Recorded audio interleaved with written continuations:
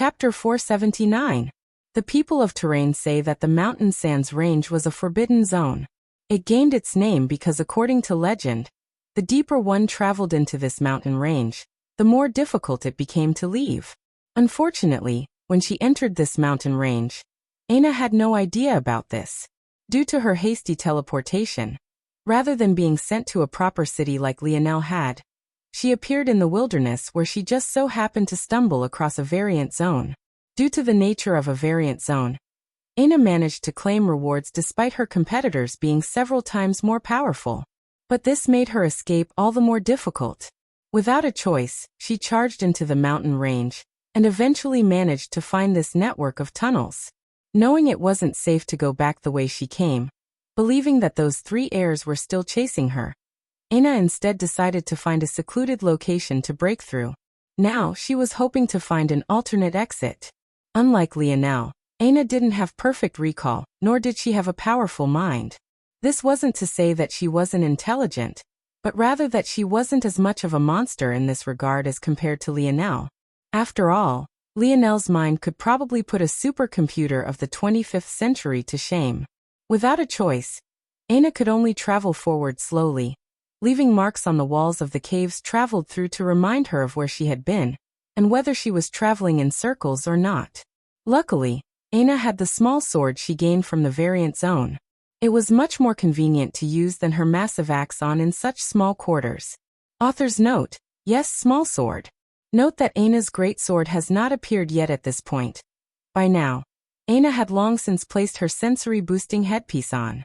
Before, she had been hesitant to do so. Compared to Lionel, she was much more informed about the situation of other worlds. So she was very much aware how much of a draw a quasi-bronze treasure could be. As such, she hid the fact she had won while within the variant zone. But now that she had become the enemy of those three anyway, even if she ran into them now, it wouldn't make much of a difference. After all, the blood of a fifth-dimensional entity could be considered about equal to a quasi-bronze treasure. In fact, to the right person, it would be even more valuable. The force is getting denser? Aina's brows raised, a faint excitement in her heart. If force was increasing in the direction she was walking, it was very likely that there could be treasures lying in wait. It wasn't rare for such ancient networks of caves to have untapped mines. Aina continued to mark the walls she came across with arrows, maintaining her caution. Usually, the most sensitive creatures to shifts in force density weren't humanoids but rather beasts and invalids. Though invalids only cared about devouring humans, beasts were different. Whether it was humans or resources, they would be interested in both. It wouldn't be a surprise if a beast called this place home. As Aina approached the location of the increased force density, she heard a faint scratching noise that caused her steps to freeze. Though Aina's senses weren't very powerful, thanks to her strong body, what she did have was great hearing and eyesight. In fact, after absorbing the abyssal panther's blood, her ability to see in the darkness was no worse than her ability to see in the light, which was very helpful in this dark environment. There's something up ahead. Aina crouched, slinking forward as though she truly was a panther. The light in her amber eyes seemed to dim toward a darker hue and gained a more feline look to them. Her black hair melded into the darkness as she quickly darted forward, making it to the small branching pathway the noise was coming from. After peeking inside, Aina was stunned by what she saw. An invalid. Aina's heartbeat quickened slightly before she forced it to enter another slow and calming rhythm. She was well aware that any invalids that managed to survive this long on a world that had long since gone through its metamorphosis wasn't an existence she could look down upon. But at the same time, such invalids would leave behind great stores of energy. Whenever an invalid was killed, they would become the purest globule of force imaginable. When this was absorbed, it would be a great boon to a body. The stronger the invalid was, the greater the benefit would be as well. The only unfortunate thing, or maybe fortunate in this case, was that Terrain was a world without much talent. Though invalids that survived this long would indeed be powerful, they still had a limit on just how powerful they could become. Invalids had an exceptionally difficult time traveling between worlds for obvious reasons. So if all they could devour were low-talent humans, they'd be equally as pitiful. Aina brandished her sword, prepared to strike at any moment. What is it scratching and claw at?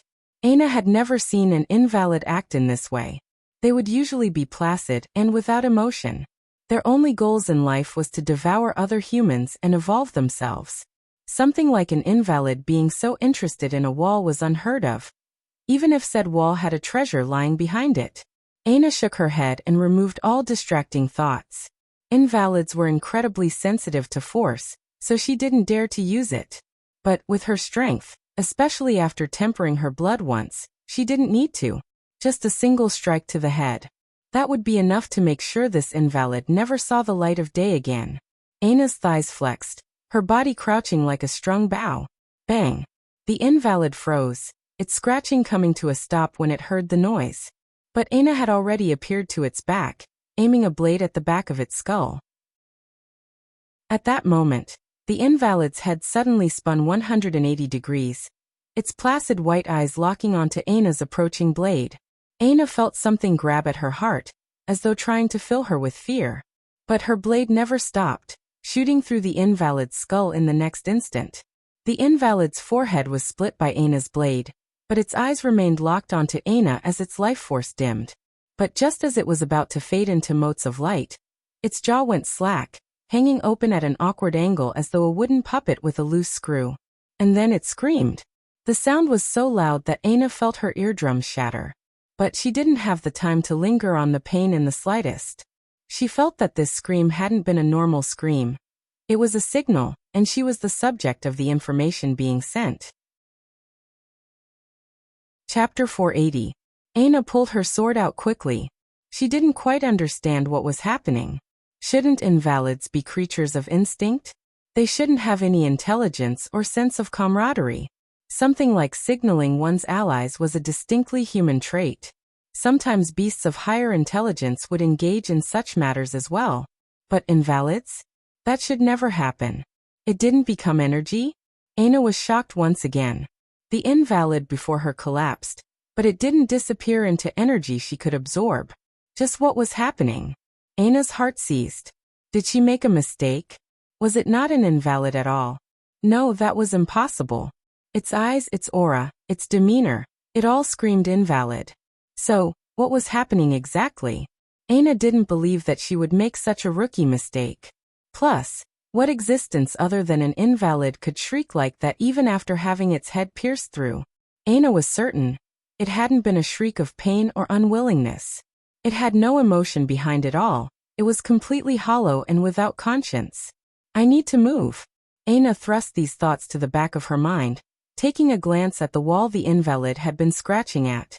If Lionel had been there, he would immediately recognize the Tier 5 black ore embedded into the wall. It wasn't very valuable, but it wasn't worthless either. At the very least, it could sell for a couple kilograms of black herb Oregon. I don't have time to dig it out, and it doesn't seem like a very high level or either. Aina nodded to herself. Run. Without hesitation, Aina turned tail and ran. She felt it was unfortunate that she had placed herself in such a difficult situation for such a worthless, or she couldn't even mine, but there was no time to cry over spilt milk. Aina shot back in the direction she came. She knew she didn't have enough time to run and create new markings on the wall. And if she got lost in these tunnels, there would be no one to come out and save her. Therefore, her best chance was to follow her arrows in reverse. If that screech was really a signal as she thought, then it likely meant that there were more invalids on their way. If she was correct, then her arrows wouldn't mean much if anything to them. With their low intelligence, she didn't need to worry about being followed. Aina rounded a corner with confidence, only to come to a grinding halt. There were 3 of them blocking her path, all of them with their backs facing her. But they all simultaneously rotated their heads in her direction as though they were nighttime owls. It was the kind of sight that sent shivers down one's spine. Aina hesitated, her jaw clenched. Should she go forward? Or run back? The former was the only way for her to continue following her arrows. But the latter would force her to forget her initial plans entirely.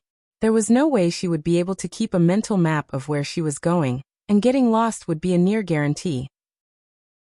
This network of tunnels simply had too many diverging paths. If it wasn't for this, there was no way that Aina would only meet these invalids on her way back, and never even sensed them during her first trip down this passage. Aina grit her teeth. Forward. She knew that this was the best choice she had. If there were invalids on her way back, that only meant that she had been very lucky not to run into them on the way here. If that was the case, there might very well be even more if she headed in deeper rather than trying to exit. Her only way out of this situation was to leave this network of tunnels entirely. Aina's blood began to boil, a faint red hue covering her blade and her body. With a thought, she shot forward, brandishing her blade. The three invalids reacted all at once, but their reactions seemed disjointed. Though they were as fast as fourth-dimensional humans, their joints would often bend at odd angles as though they were double-jointed in all areas. They moved less like humanoids and more like some alien species just learning how to walk on their own 2 feet thanks to bodies they had snatched. The sight sent a cold shiver down Aina's back, but this was a good thing for her. The less coordinated they were, the greater chance she had of leaving this place. With a sweep of her blade, one lost an arm and a leg in quick succession.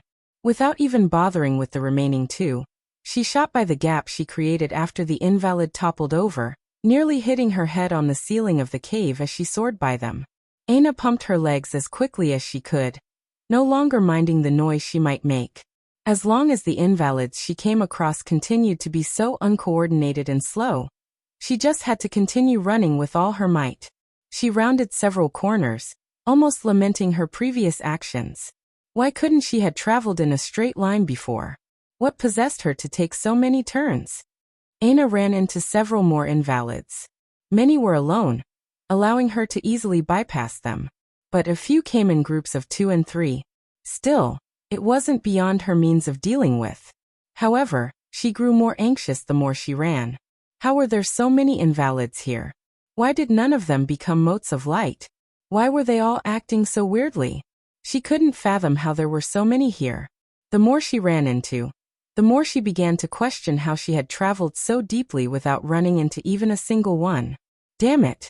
Aina rounded another corner, only to run into several more invalids. But this time, they numbered almost a dozen. Their odd interactions continued. As though they couldn't sense their comrades by their sides, they all tried to squeeze into the narrow tunnel at once. They pushed against each other, shifting to their sides as they continued to press forward. It should have been a comedic sight. Some of the invalids had their cheeks pressed flush against one another. Others even had their noses squished as though they couldn't kiss each other deeply enough. But their emotionless gazes and their indifferent expressions sent a shiver down one's spine. It was as though they would stop at nothing until they devoured Aina. Aina clenched her teeth. She was so close. She could feel it. It had only taken her half an hour to travel as deeply as she did, but she had already been sprinting with all her might for almost 5 minutes. She knew that she must be closing in on the exit. But just when she had been, 11 invalids completely blocked her path forward. Continue. Aina wanted to press forward. She just had to get past this line and she would be free. Unfortunately, reality was cruel. Just when she took a step forward, she saw another wave of invalids coming between the cracks of the 11 that had squeezed themselves together. If they combined into one, their numbers would exceed 20. Aina's eyes flickered with a hint of helplessness. Without a choice, she shot into a diverging path, knowing full well that she was now lost. Chapter 481. The situation only seemed to continuously spiral more and more out of control. Without any direction, Aina continued traveling down the path of least resistance. What point was there in battling many invalids if she was no longer on the right path anymore to begin with? All she could do was try to head in the general direction she had aimed for in the very beginning. But without a map, compass, or strong sensory abilities, Aina was practically flying blind. Though she felt like she was headed in the right direction, for all she knew, by now, she was already headed in the complete opposite. The headpiece Aina wore that almost took the shape of a loose crown on her head did have a strong boost to her abilities. But it was multiplicative, not additive. Since Aina's senses were weak to begin with, the effect of the treasure wasn't as great as it would be to someone with true sensory abilities. However, it was still very helpful in clearing Aina's mind. Despite the situation, she managed to remain calm, brandishing her sword toward her enemies, and maintaining a steady control over her heart rate and stamina. She didn't know how long she would have to run and hide. But what she did know was that since the density of invalids could so quickly increase, it could very likely decrease back to what it once had been. She just had to keep running toward where the least of them appeared. As long as she ran for long enough, she felt she could finally break out of this encirclement. From her interactions with the invalids, their lack of intelligence was clear. She didn't believe that they would know to expand their encirclement to find her. Still, the situation just seemed off. Why did that invalid scream? Why were they acting so weirdly? In fact, to now none of the invalids had even used their abilities. One of the most dangerous things about invalids should have been the unpredictable methods by which they made use of their powers. Yet, not a single one had taken advantage of this. Also, now that Aina thought about it, another hallmark of invalids, especially low-level ones, were failed mutations. They often had extra body parts or an odd assortment of a normal number of limbs. But all of these invalids looked normal? It was a silly thing to say considering their odd disjointedness. But compared to normal invalids, these ones looked almost too human. They had no odd mutations to speak of in the slightest, if one wasn't thinking about their double-jointedness. Aina had no choice but to continue running for her life. But the situation only seemed to become more odd even as the density of force continued to skyrocket. Soon, Aina even felt as though the air quality was increasing and the quantity of oxygen was rising. Immediately, she understood what this meant. Aina had entered the network of tunnels from a mountain peak she had climbed to. Obviously, so high up the oxygen density had plummeted. The only reason oxygen would be increasing was if she was headed down. It was at that moment that Aina realized she truly was lost. She thought she had been heading in the general direction of her exit all this time, hoping that she would run back into a path where she could find her drawn arrows again. But reality was cruel. She had ended up going in the complete opposite direction. Aina steeled her jaw, her gaze becoming icy. It no longer mattered. This wouldn't be the place she died. With a swing of her blade, another two invalids had their heads pierced through. She had too many things she needed to do. She had no intention of earning herself a nameless grave. With a flip in her mindset, this endless maze of tunnels and invalids became nothing more than another challenge Aina needed to cross. Every time her footsteps faltered or her arms grew tired, her resolve would be the light that burned brighter than everything else. Aina severed the arm of another invalid, her breathing ragged. She sidestepped its uncoordinated attempt to swipe at her, lopping off another head. A light? Aina rounded another corner, only to find a faint red light ahead. It spilled out from several diverging paths, making it difficult to tell just where the source of it was, or if there were multiple different sources to begin with. Aina's chest heaved as she stepped over the corpse of the invalid before her. Though she wasn't sure if this would lead to more danger or not, in these monotonous tunnels, such a change was welcome. Even if there was more danger, it wasn't necessarily a bad thing. Aina felt that unlike the invalids she had come across before, these ones in particular seemed to share a purpose outside of devouring humans. If that was the case, then something had to be controlling them. If Aina could find and kill this person or thing, she may very well have an easier time finding a path out of here. With resolute steps, she made her way toward the brightest of the red lights, hoping this pathway carried the main source. She rounded another corner, cautiously making her way forward. A new invalid hasn't appeared in a while. Aina's chest grew tighter. In the past, she hadn't been able to travel even 50 meters without coming across another invalid. But now she had traveled several hundred without even hearing a single one. Aina's steps subconsciously slowed, her grip around her sword growing tighter as the red lights around her grew stronger. The crimson hue rebounded across the dark-walled cave, making some of the moisture clinging to it look no different from dripping blood. Aina stepped through another corridor, finding herself facing an opening to an open space. But it was difficult to see clearly through the bright red light. After so long in perpetual darkness, the sudden increase in intensity blinded her for a moment. However, before Aina could even care to about her blurred vision, her hair stood on end, her instincts screaming at her to run. Without hesitation, she spun on her heel, looking to charge out. But it was at that moment that a lazy voice speaking in a language she couldn't understand drifted to her ear. At least, that should have been the case. She wouldn't have understood had it not been for the added functionality of her jeweled headpiece coming into effect. "You've come such a long way, why leave now?" A shiver crawled up Aina's back. The voice was so soothing. It felt as though a devil was lingering over her shoulder, whispering sweet temptations to her. As though something was compelling her, Aina's body slowly turned back. Against her will, her feet moved, shuffling forward. She grit her teeth so hard that blood began to leak from her gums. But no matter how hard she tried, she couldn't seem to make a difference. Aina crossed through the opening, her eyes finally adjusting to the scene before her. However, what she saw left her feeling so disgusted she almost dry-heaved. It was a dinner table that extended dozens of meters. It was completely out of place in such a location. But it was what was on this dinner table that turned Aina's stomach inside out. Everywhere she looked, bits and pieces of human flesh could be found. Some were bones, some were beating hearts and trembling organs.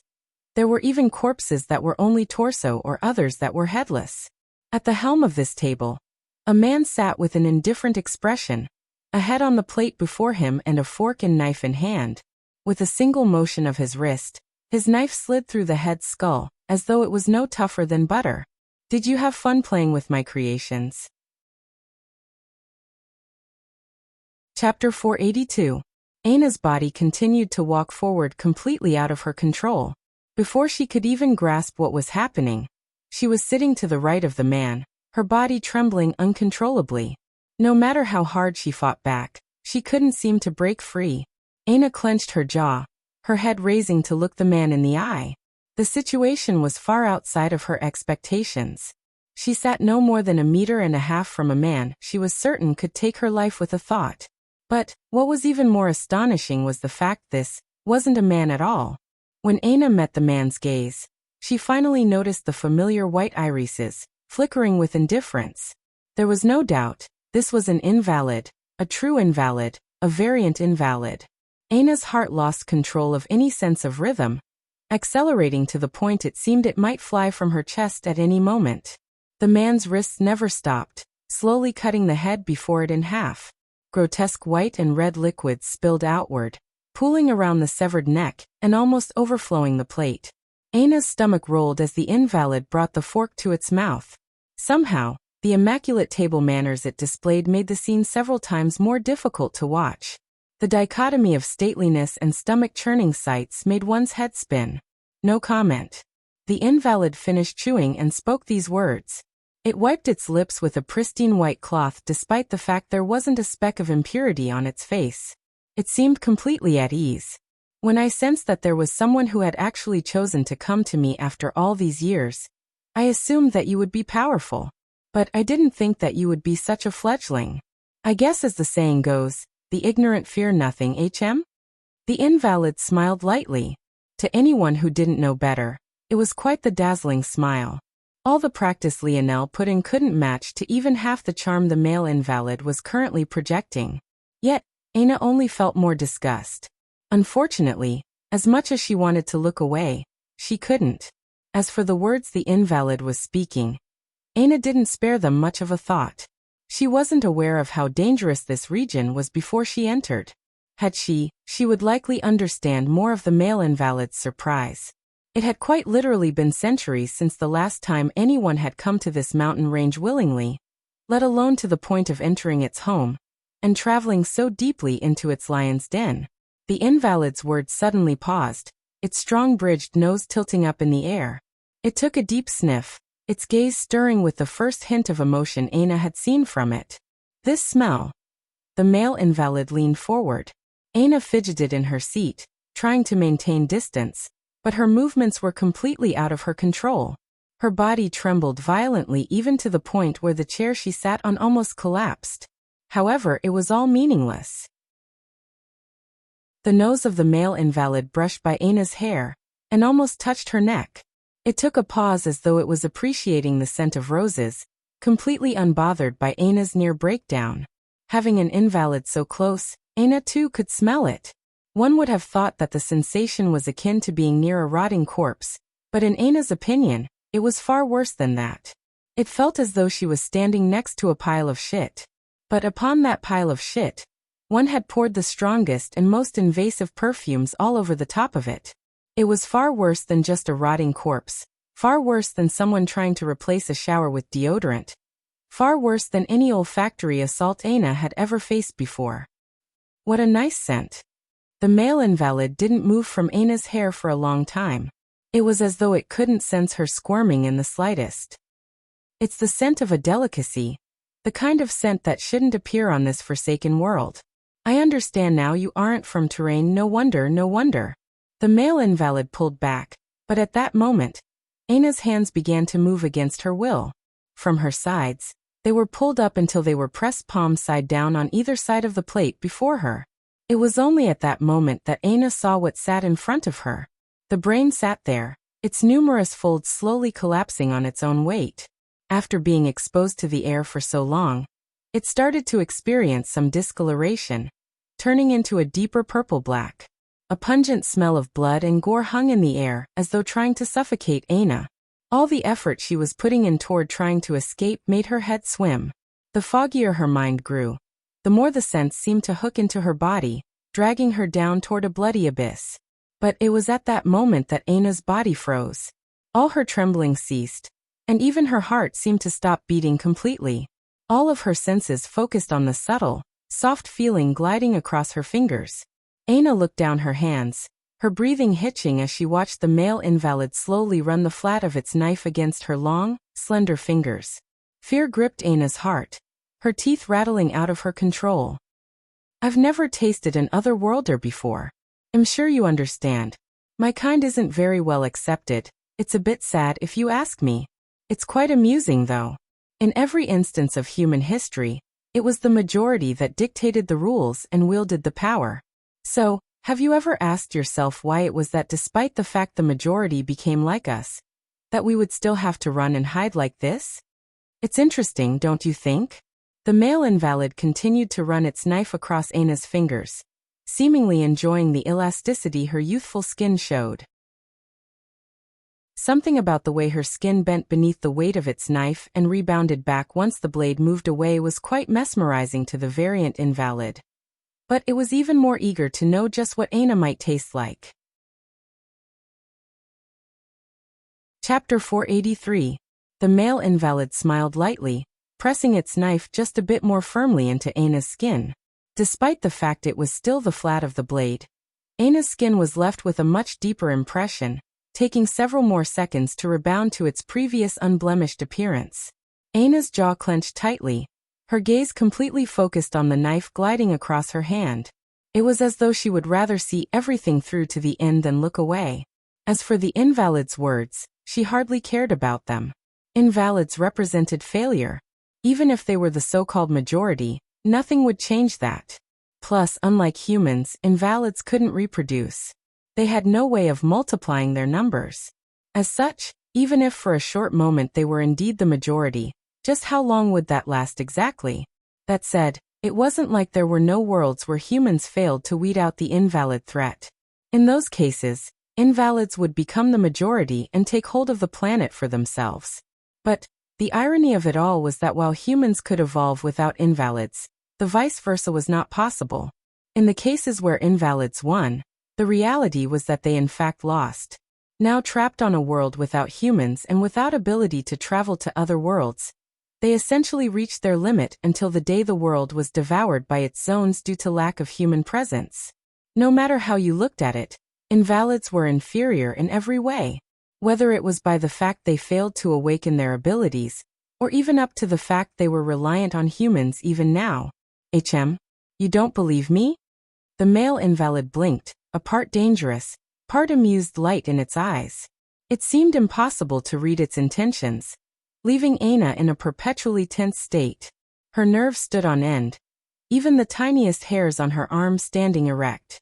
This reality quickly chipped away at Aina's mental fortitude. It made one worry if this was the true goal of the invalid all along. You humans have indeed always been like this. But then again, my people have their own issues. I try to tell them that they should control their impulses better, but they don't like to listen. The male invalid sighed, continuing to run its knife across Aina's fingers. They can't blame me for their own foolishness, right? I just turned them all into puppets so they could calm down a bit and bide their time properly. How are we ever going to show the humans who the true superior beings are if we can't do even that? The male invalid chuckled a bit. It looked up from Aina's hand only to find Aina looking toward it, her gaze carrying a fiery blaze. Maybe if looks could kill, the male invalid would have been diced into countless pieces by now.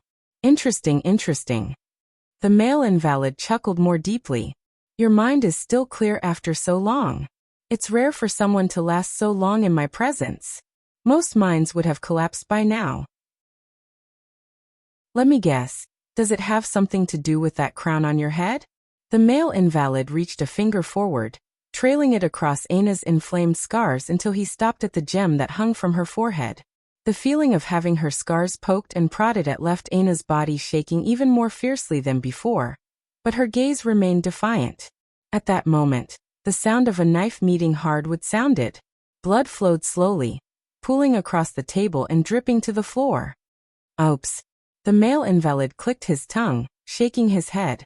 He raised his knife back up, carefully cleaning the blood off its blade. After he was finished, he raised the bloodied cloth to his nose, inhaling a deep breath. Aina's fingers rolled from her hand freely, only to be stopped by the male invalid's plate. Veins bulged out from Aina's neck, but her gaze gained a new level of intensity.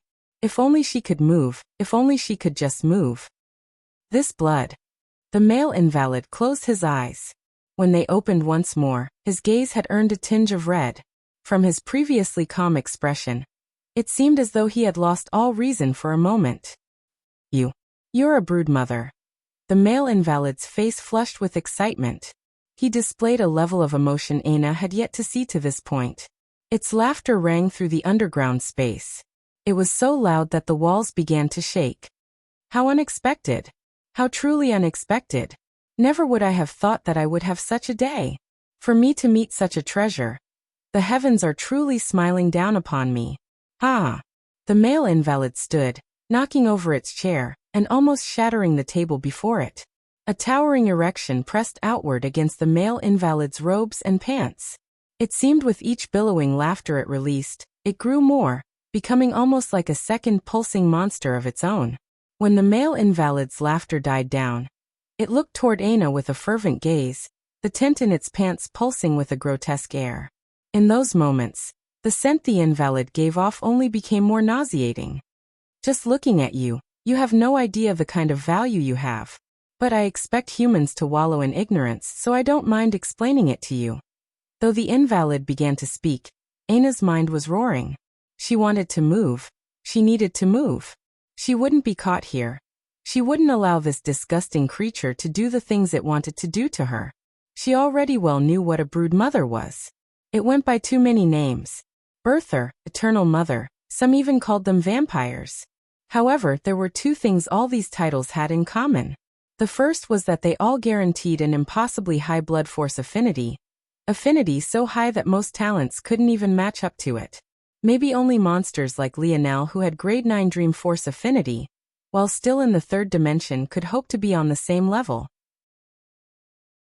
And the second was that they were among the very few existences that could allow invalids to reproduce. Chapter 484. Aina struggled with all her might. By now, she had a grasp of what the ability of this invalid was.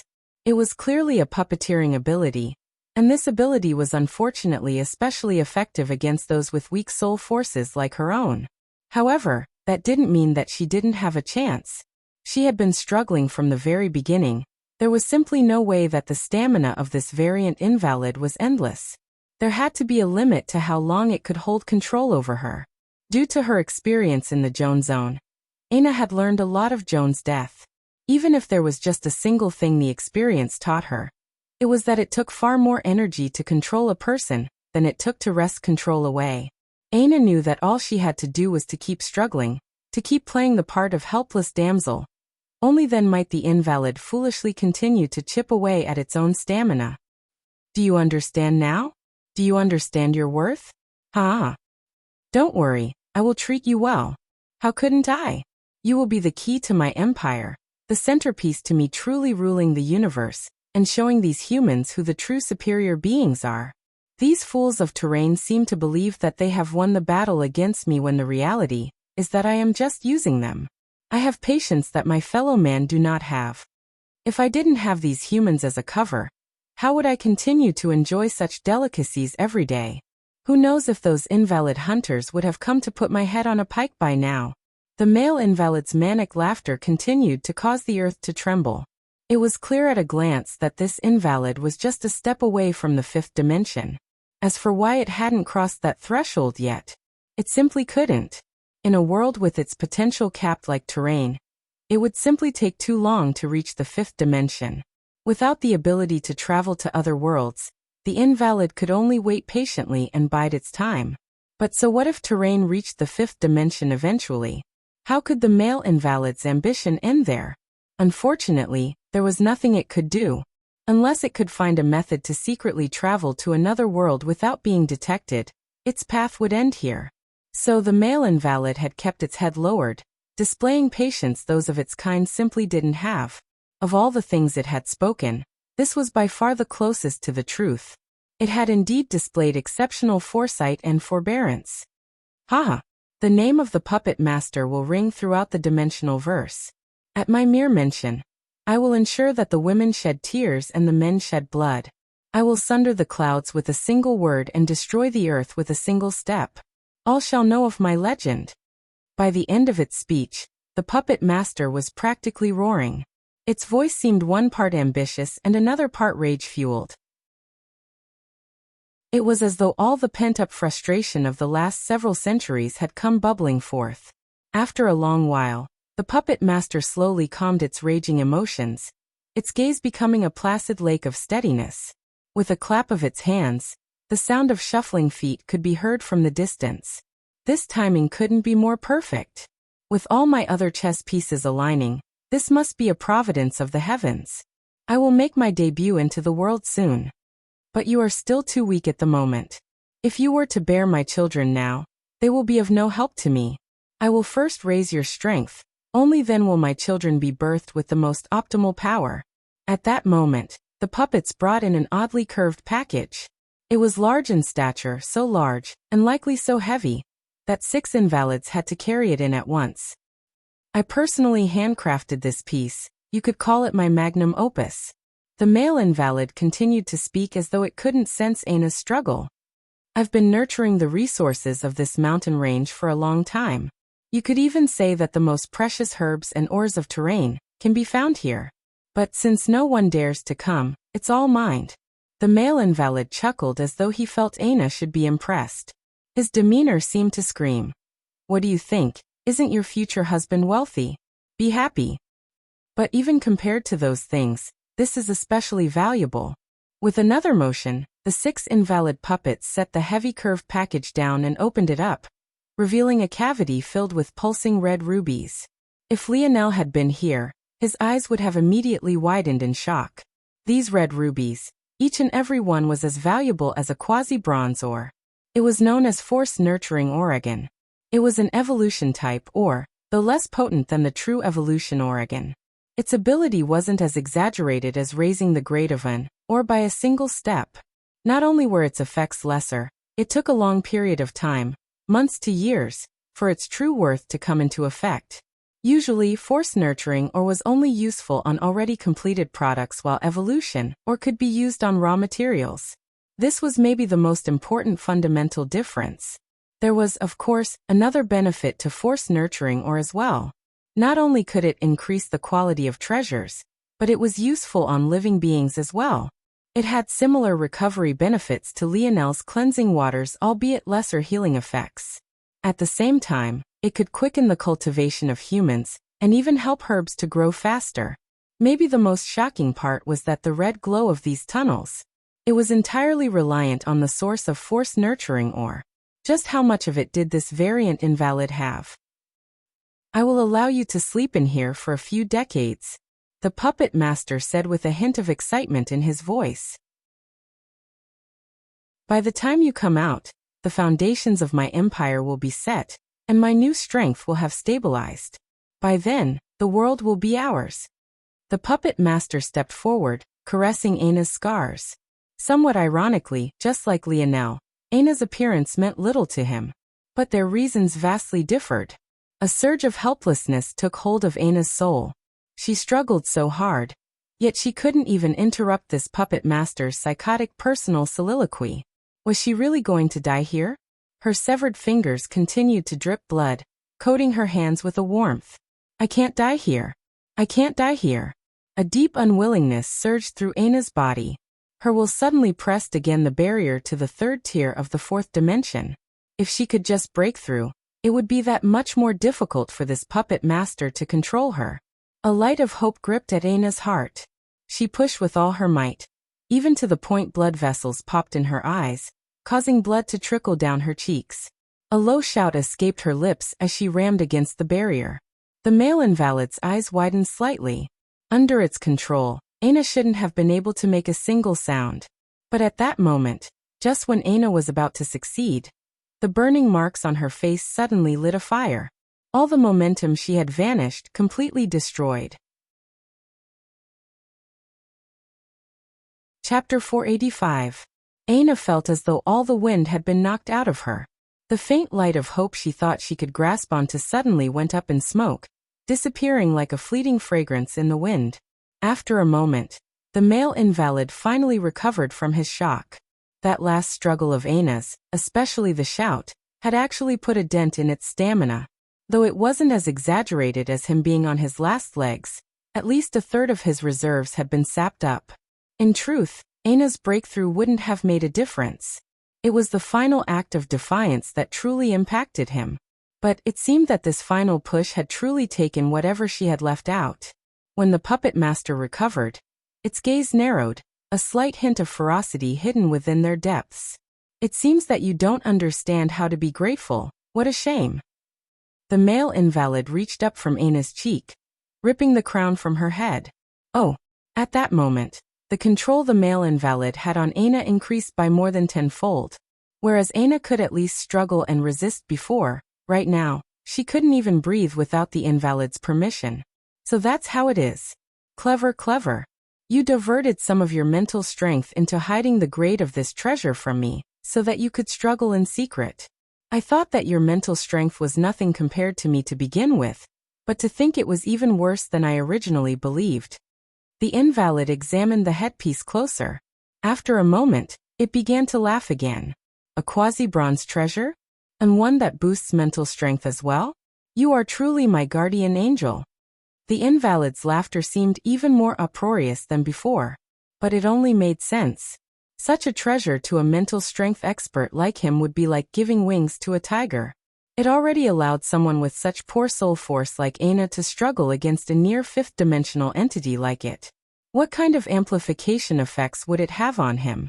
Without hesitation, the invalid slipped the headpiece onto its head. Though it was somewhat feminine, it was already clear that appearances were something it could care less about.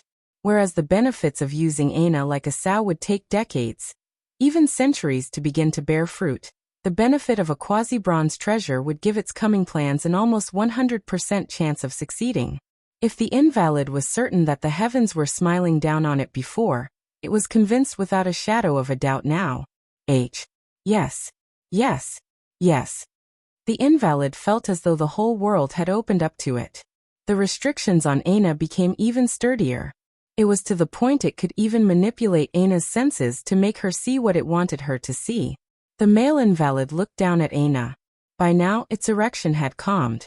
It looked toward the girl before it like a prime steak on a cutting board. It's a shame that you aren't obedient.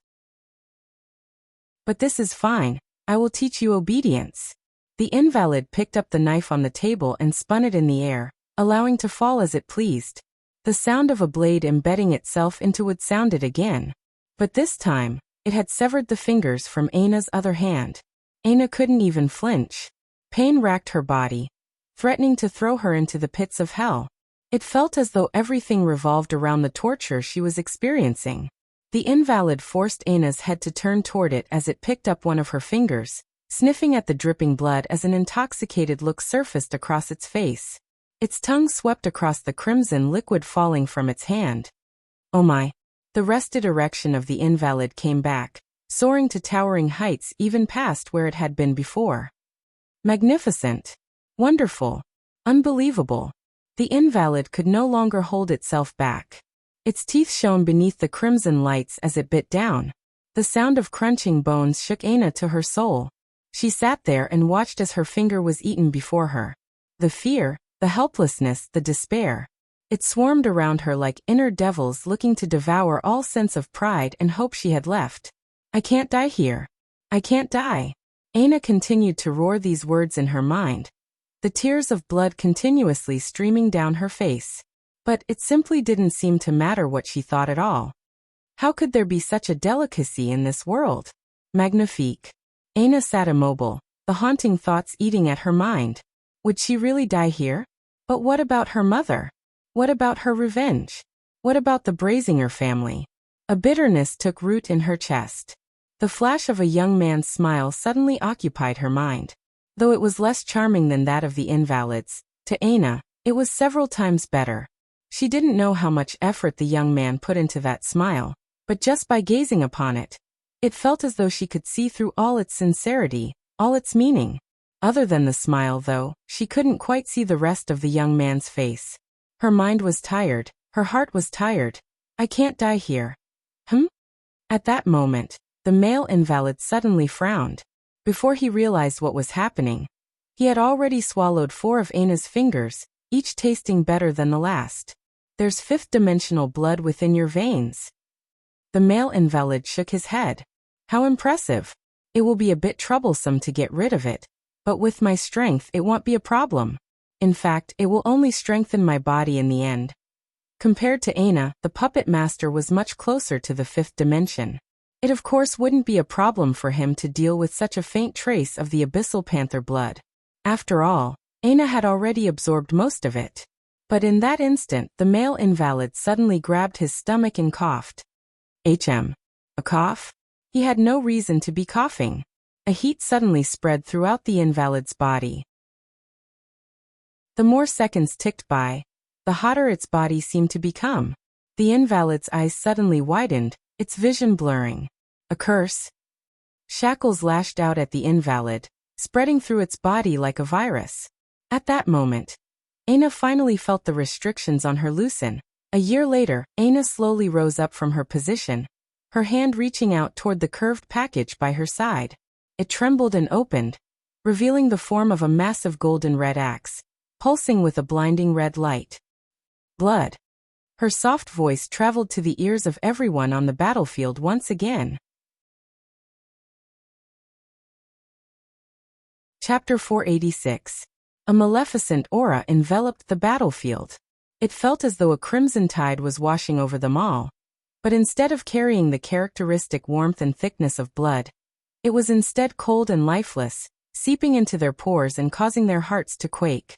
Aina slowly walked from the military tent, its flaps making way for her.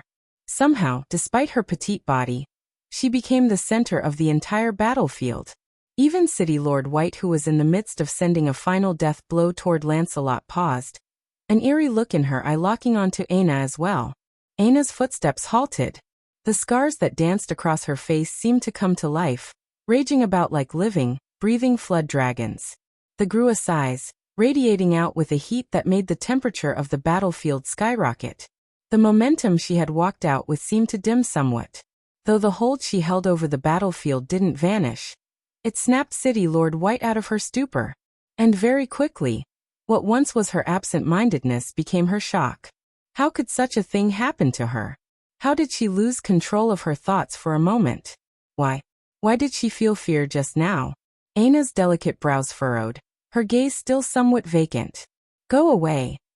The scars on Aina's face grew more fervent, as though insulted by Aina's words. They bulged out another fold in size. By now, it was almost impossible to see what should have been a young girl's face. The swelling became so bad that healthy skin became impossible to spot.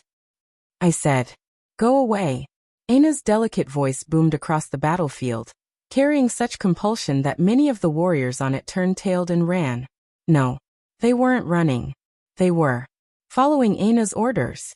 At that very instant, a mental strength that superseded worlds covered the battlefield. It was simply impossible to grasp that someone with such weak talent in this area could possibly display such might. However, any thoughts one would have spared to this instantly vanished with the next sight. The scars on Aina's face struggled and rose, finally showing their true appearance. They squirmed like grotesque leeches, wielding their circular mouths and several rows of teeth as though trying to devour Aina right then and there. But it was in that moment that Aina's overwhelming mental strength shook them to their core. As though feeling a fear they never had before, they retreated, disappearing into Aina's face like they had never been there. However, it was the sight that was left behind that silenced the battlefield. Beautiful. Too beautiful. Beautiful to the point it seemed impossible to have such a being in the possession of a human.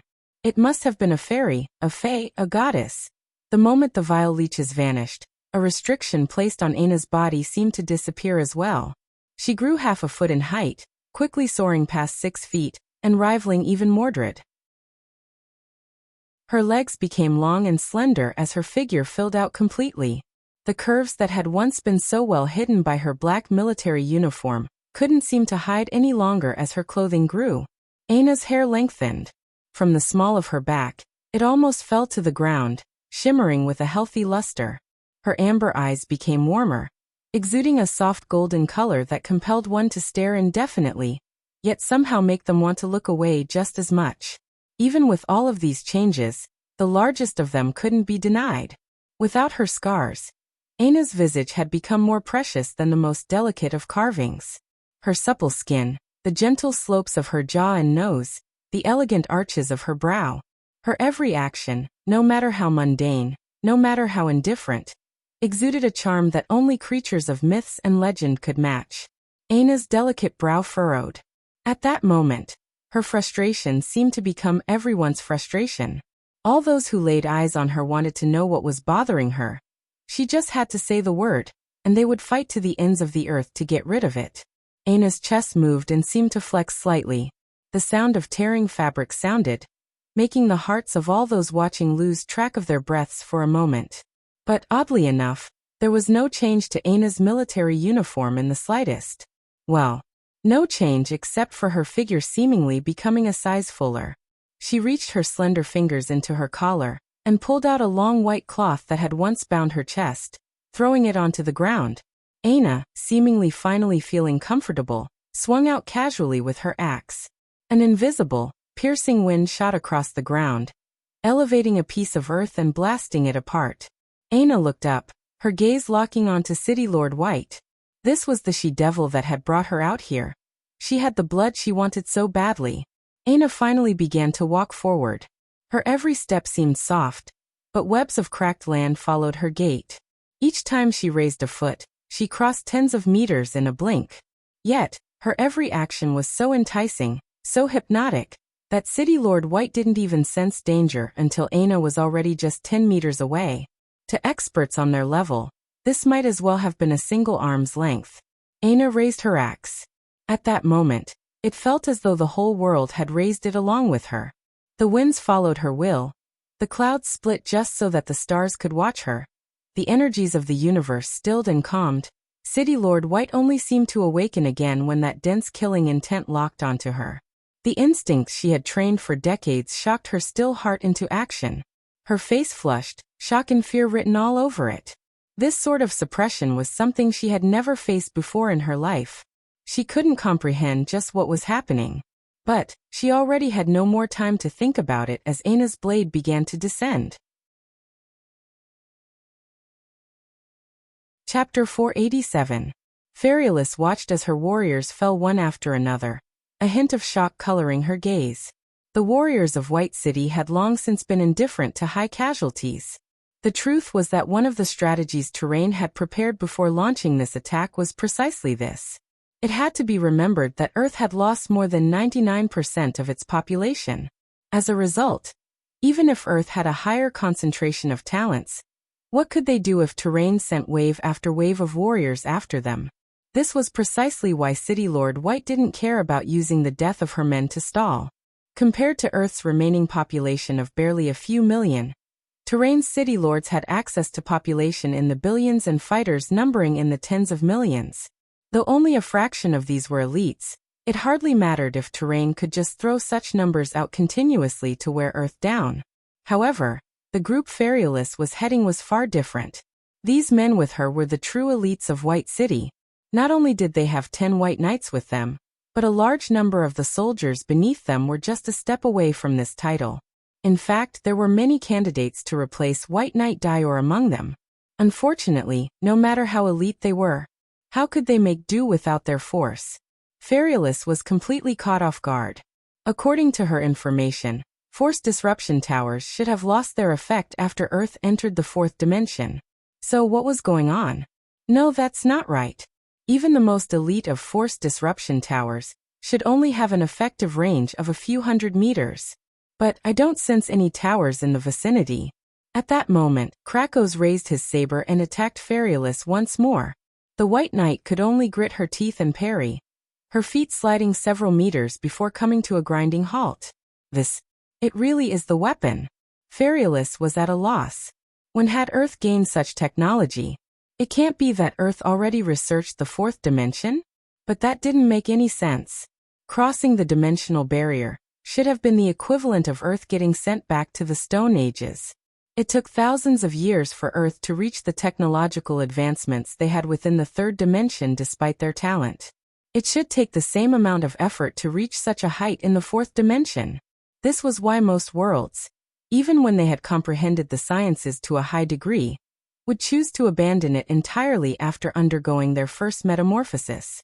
If a world took several thousand years to stabilize themselves every time they evolved to a new dimension, how could it possibly protect itself? As a result, these worlds had no choice but to rely on the well-established disciplines of the dimensional verse. Only these well-tested and well-known professions that had withstood the test of time could be trusted. Unless... Ferialis trembled. Could it be that Earth had a force crafter? The possibility shook Ferialis to her core. In fact, she found it even harder to believe than Earth managing to adapt their technology to the fourth dimension. It had to be known that Terrain had not a single force crafter. Of course, things weren't so exaggerated. There were plenty of petty force crafter apprentices who thought to flaunt themselves on weak worlds like theirs. However, even the best of these could only craft Tier 3 black treasures at best. This shouldn't be looked down upon, though. Unfortunately, due to such constraints, most of their warriors were outfitted with such weapons. But to put things into perspective, wielding a Tier 3 black treasure at their current strength was like a soldier of Earth's 21st century choosing a butter knife as his preferred weapon. Force crafters, as in ones that could actually sway a war of this level, were existences even City Lord White would have to be respectful to. Such existences wouldn't be caught dead on a world like Terrain, and wouldn't have a reason to come to Earth just yet because such a fledgling world, despite its talent, simply couldn't afford to compensate them. Someone like Lionel who didn't quite understand the full scope of the dimensional verse would still be in the dark about these matters, but Ferialis who had seen much of the world most definitely wouldn't have been. Those who had talents to become force crafters were 1 in a billion, and that was only if one took the aggregate of all worlds, both talented and untalented. If one were to look at a world like Terrain, despite their population of tens of billions, it would be impossible to find even one such talent. The threshold one needed to reach an internal sight was too high. One only needed a smidgen of internal sight talent to cultivate force. But in order to become a crafter, one would need to, at the very least, be capable of forming 1 star of Lionel's 3-star constitution. As though this wasn't enough to prove the rarity, just having the talent wasn't even the minimum threshold one needed to meet. Why would a force crafter easily divulge the secrets of his or her crafts? Why would they disseminate their techniques and the product of their years of research without a price? One with talent might have the capability to become a crafter, but whether one would truly be able to succeed would be dependent on whether you had the connections to learn what it is one would need to. The more Ferialis thought about it, the stronger her clashes with Krakos became. The more blood leaked from her lips, the more confused she seemed to become. It was impossible. It shouldn't be possible. How could Earth have such a thing? They must have traded for these weapons with their zone rewards. Yes, that must be it. That had to be it. Though Fairyliss thought this far, she knew her attempts at calming her heart were just foolish. How could Camelot, who just became a part of Earth, have had time to clear enough zones to gather so many weapons? A sharp pain shot through Fairyliss's chest. She looked down, stunned before looking up toward Krakos with a defiant glare. Unfortunately, unlike the rest of her counterparts, the facade of White City cracked just a margin with her. Behind that gaze, the roots of despair had already sunk their claws in. Chapter 488. Lionel watched all of this coldly from the distance. Even until their deaths, those white knights would have no idea that they had dug their own graves. The weapons Lionel had outfitted the demons with were very special. Each of them had a beast crystal at the core of the center of their design. When Lionel came across the predator ravens, he knew that he had gained a massive chance to turn the tide of this war. The force disruption abilities of the predator ravens was actually quite weak. As a result, they could only interrupt force-based techniques that relied heavily on order and organization. And even then, if they ran into someone like Lionel whose internal sight was exceptionally strong, it would be an issue to interrupt him at all unless they had a large numbers advantage. This only made sense. Terrain was a world of weak talent, so how could the beasts that called it home be too powerful? They were very limited in the impact they could have, and this was only right. However, this was where Lionel could step in. Using the force disruption of the predator ravens as the base, he amplified it to the greatest degree he could. The ability of the predator ravens was ultimately a soul-type ability. Using this knowledge, Lionel combined it with a familiar ore, the Tier 8 Black Grade or Howling Tiger. Lionel had come across this, or during his time in the Hive. In fact, he had even thought of making it a part of his divine armor at one point. At least, that was until he ran into a stronger domain-type Oregon Howling Tiger, was a domain soul-type Oregon. It could assault one's mind wild fluctuation of soul force that manifested like a roaring tiger. This was an exceptionally valuable ore, as made obvious by its Tier 8 status. But Lionel didn't need the effects to be so powerful. In addition, even if Lionel wanted the maximum effect, he would need enough or to infuse the full essence into every weapon. If one did the calculations for just how much such a thing would cost, even the greatest tycoons of fourth-dimensional worlds would begin to feel the squeeze. Instead of doing this, Lionel just needed to incorporate a small sliver of Howling Tiger ore into each weapon, thus using its howling effect to amplify the force disruption ability of the weapons the demons wielded. When these weapons were used, a warrior would essentially have a small domain of about 2 meters around themselves where force within the standard of the fourth dimension became absolutely useless. That said, there was one glaring weakness of these treasures.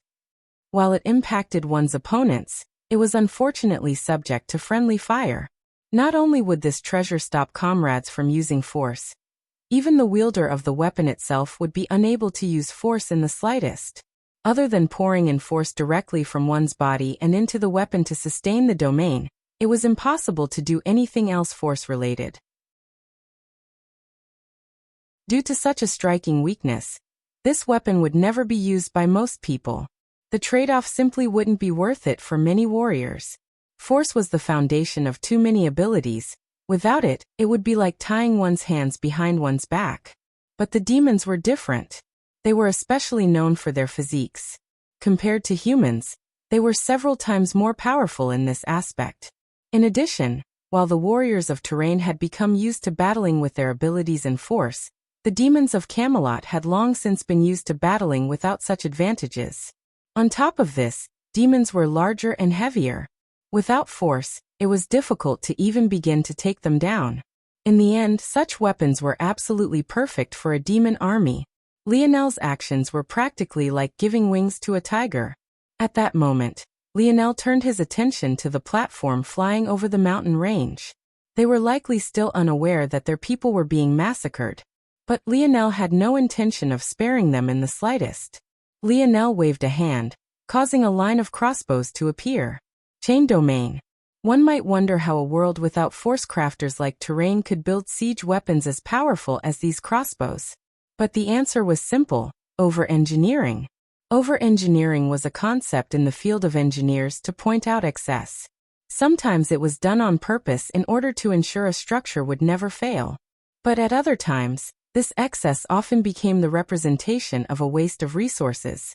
In the second case, over-engineering was usually the folly of those without experience or understanding. It would be like building a bridge of diamond just because diamond was a very strong stone rather than the much less expensive steel. Only a fool would do such a thing. In order to make up for their lack of skill, Terrain overcompensated with the materials they used.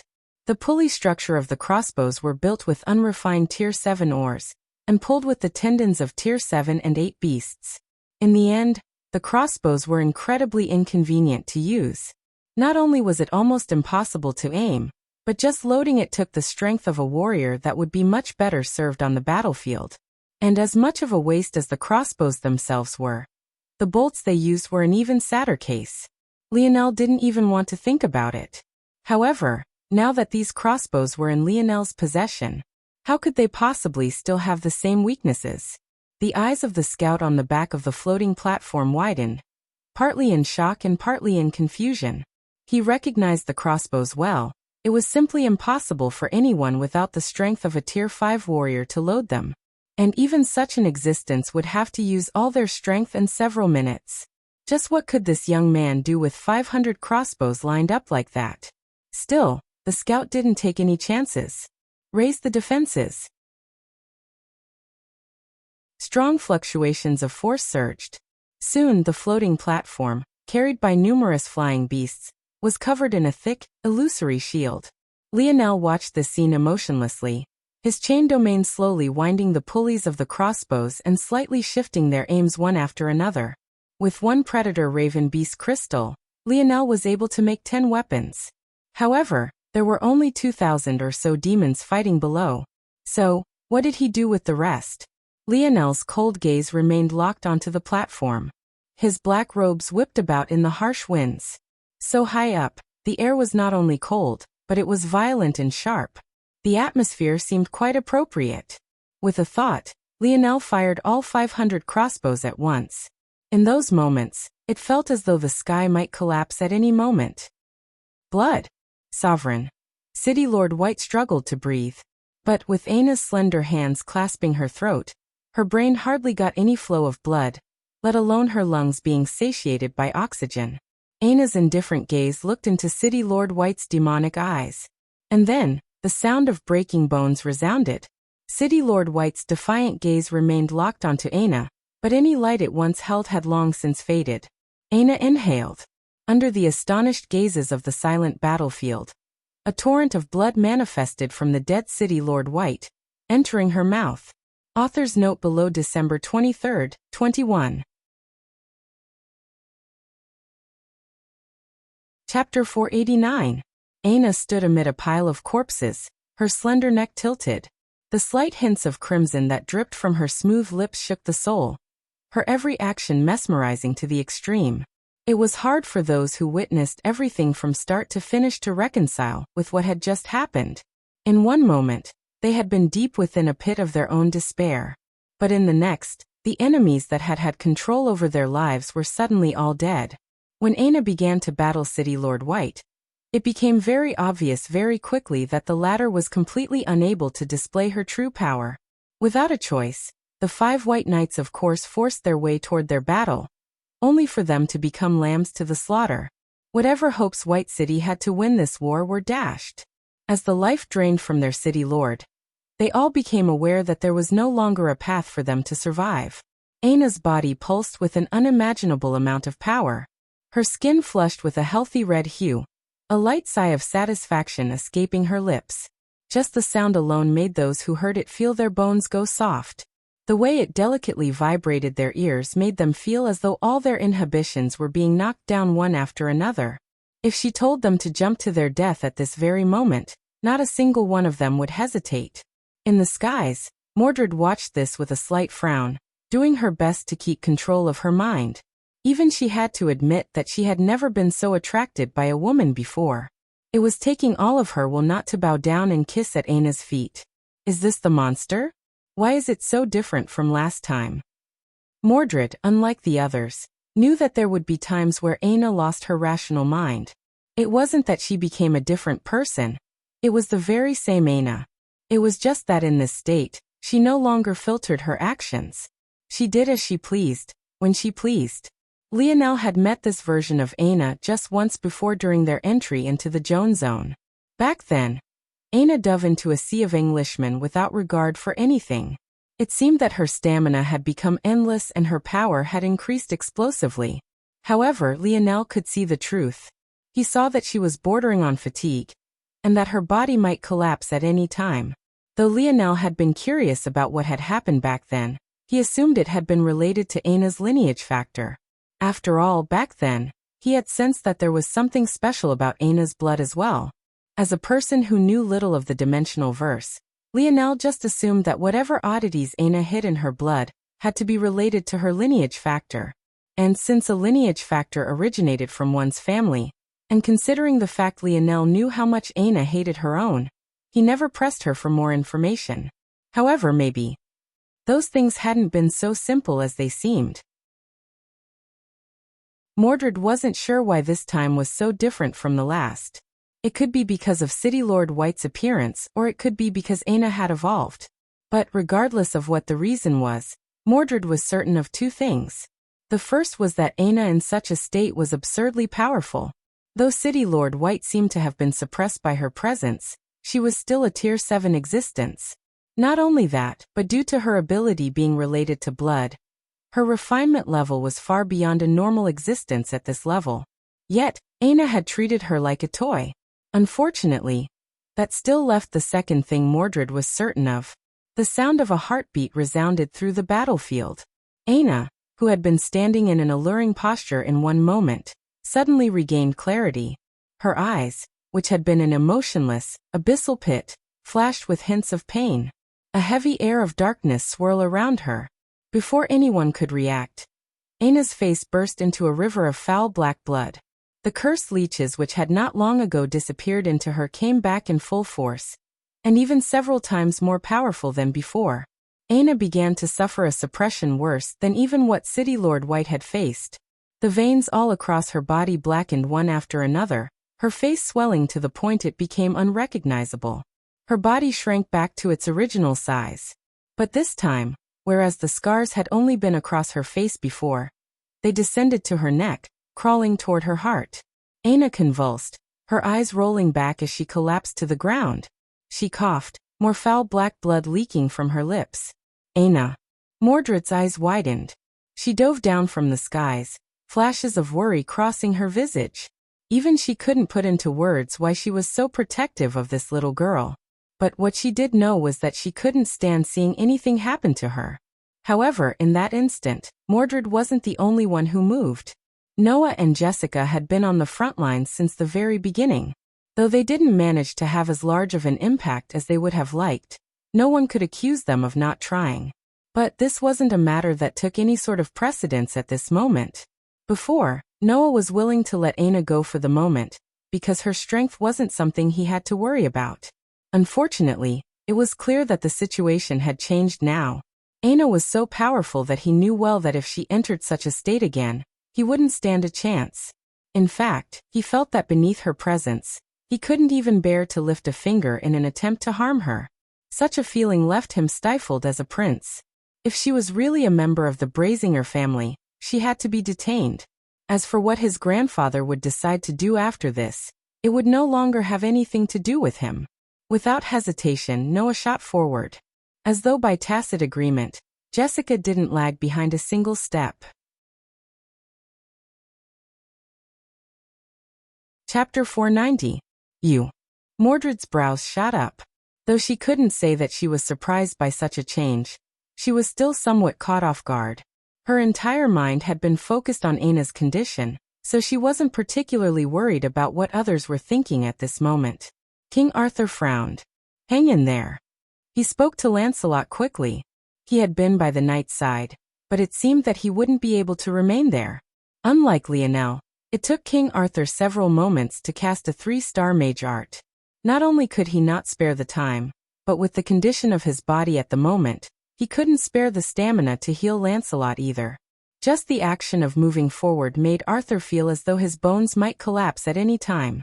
In order to protect his men and his wife, he had become the main frontline fighter against City Lord White, and it seemed that it was coming back to bite him now.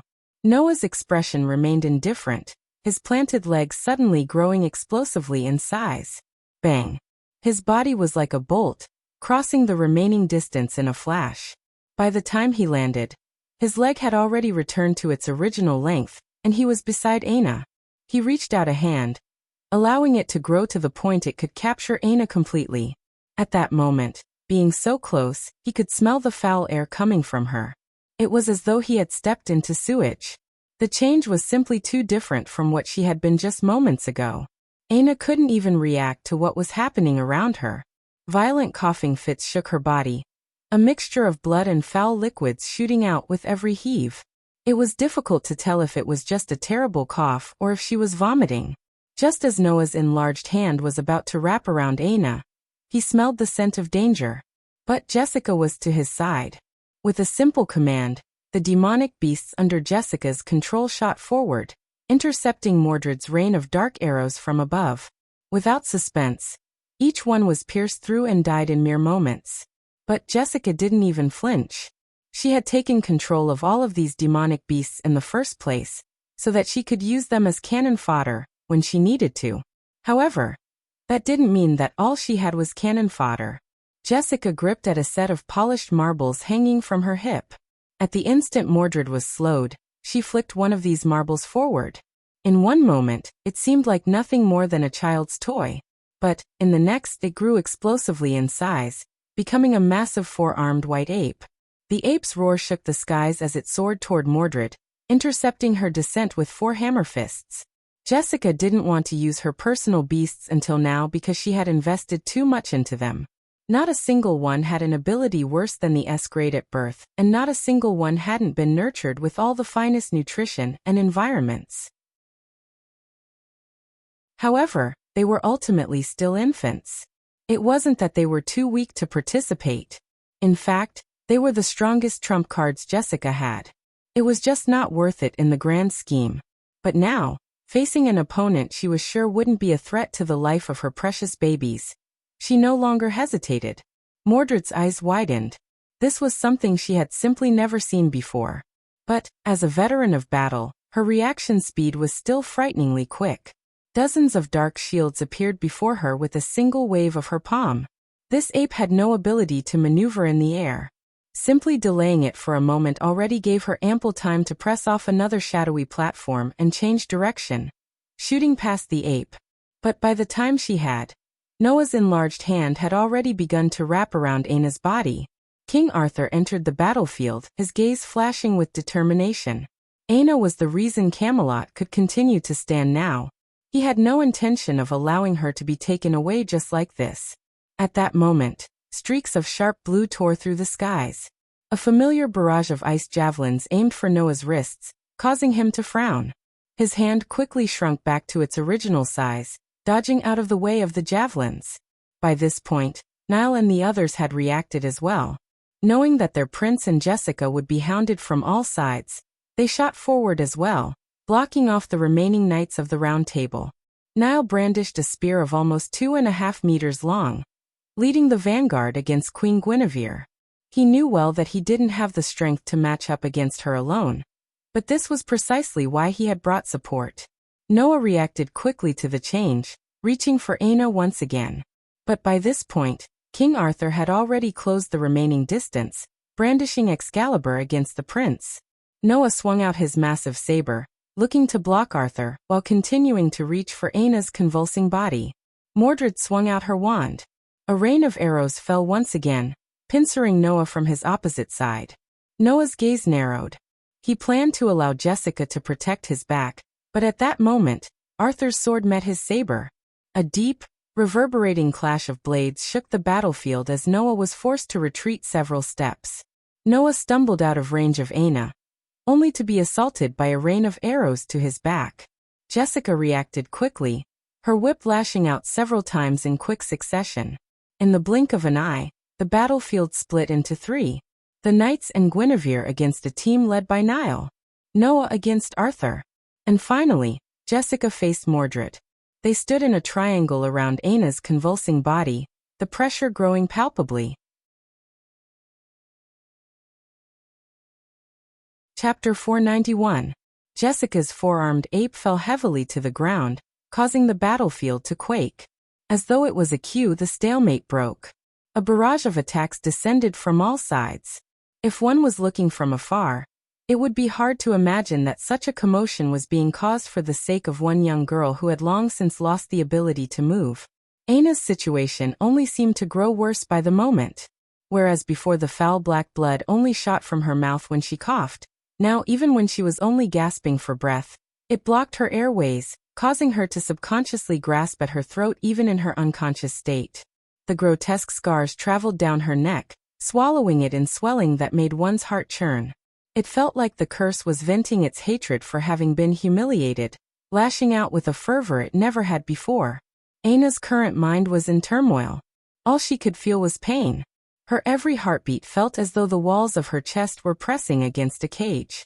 It took so much effort just to circulate her blood once around her body, and with every passing moment, it only seemed to become more difficult. As though this wasn't bad enough, the blood she was circulating seemed contaminated. It ate away at her flesh, devouring her bones, and dug into her soul. It seemed that it wouldn't be satisfied until it took away everything she had left. Aina was completely unaware of her surroundings, completely unaware that so many were fighting for and against her sake. All she knew was pain and darkness. It was the kind of pain that made one rather end it all than suffer for another second. Noah and King Arthur clashed once again, their blades bending and whining beneath their strength. Despite Noah's increased size, Arthur didn't back down for even a moment. It had been too long since the king had met an opponent he could go all out against. He had reached the limits of Camelot a long time ago, so long ago, in fact, that many had already forgotten that he was a genius of battle.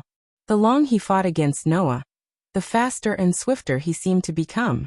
However, Noah responded in kind. Every improvement Arthur made, Noah seemed to match, whether it be in talent or him having held back from the very beginning. The truth was that Noah knew that Arthur was the key to taking Camelot under their wing with ease. If he died, then everything would become far more difficult. It would be much easier if they could subdue this king without killing him. That would be for the best. But at the same time, compared to the threat Aina posed, Camelot was worth far less. At least, that was what Noah thought until he began to fight Arthur in earnest. It looks like I have to get serious, Noah thought. In that moment, Noah's body shrunk down explosively, dodging out of the way of Arthur's last strike. The density of Noah's skin and bone shot up. It began to reflect like diamond beneath the high sun rays. With a hard step forward, Noah's steps shook the earth with more force than even Jessica's ape. Arthur's eyes sharpened. With his experience in battle, he didn't need to guess to know that he couldn't take this strike head-on. It was simply too heavy. It wouldn't be a surprise if he ended up just as injured as Lancelot if he tried to. They held back all this time. Arthur was pissed, but there was nothing he could do about it. If he was being real with himself, he too held back. How could he not? How could they possibly fight wholeheartedly by the side of an army they thought was another potential enemy? The issue was that it was clear that Noah and Jessica had held back far more than Arthur and his men had. Jessica flicked out several more marbles in Mordred's direction, each morphing into a large predator beast. A large king of serpents, a snow-white falcon, a silver lion, and finally a butterfly with a wingspan of over a meter. The pressure that was suddenly applied to both Arthur and his daughter multiplied several times over. At the same time, the number of enemies Guinevere needed to face rose. There was simply no one of Camelot outside a few knights and mages that were worthy of fighting in a battle of this quality. Though Earth had poor foundations, Camelot had even weaker foundations. It had to be remembered that they were born of tales passed down by humans of Earth. In those tales, the main focus were just a few characters. As a result, the majority of Camelot's strength was likewise concentrated into these characters. Now, Camelot was beginning to break free of the constraints of those stories. But that left them in a state similar to when Earth's metamorphosis first descended. In fact, even to now, Arthur didn't dare to use his ability in battle because he didn't quite trust it. After decades of battle and honing his skill, how could Arthur suddenly change his battle tactics and instincts on a dime? In fact, the same went for the other knights and mages as well. This mental handicap left them subconsciously hampering themselves.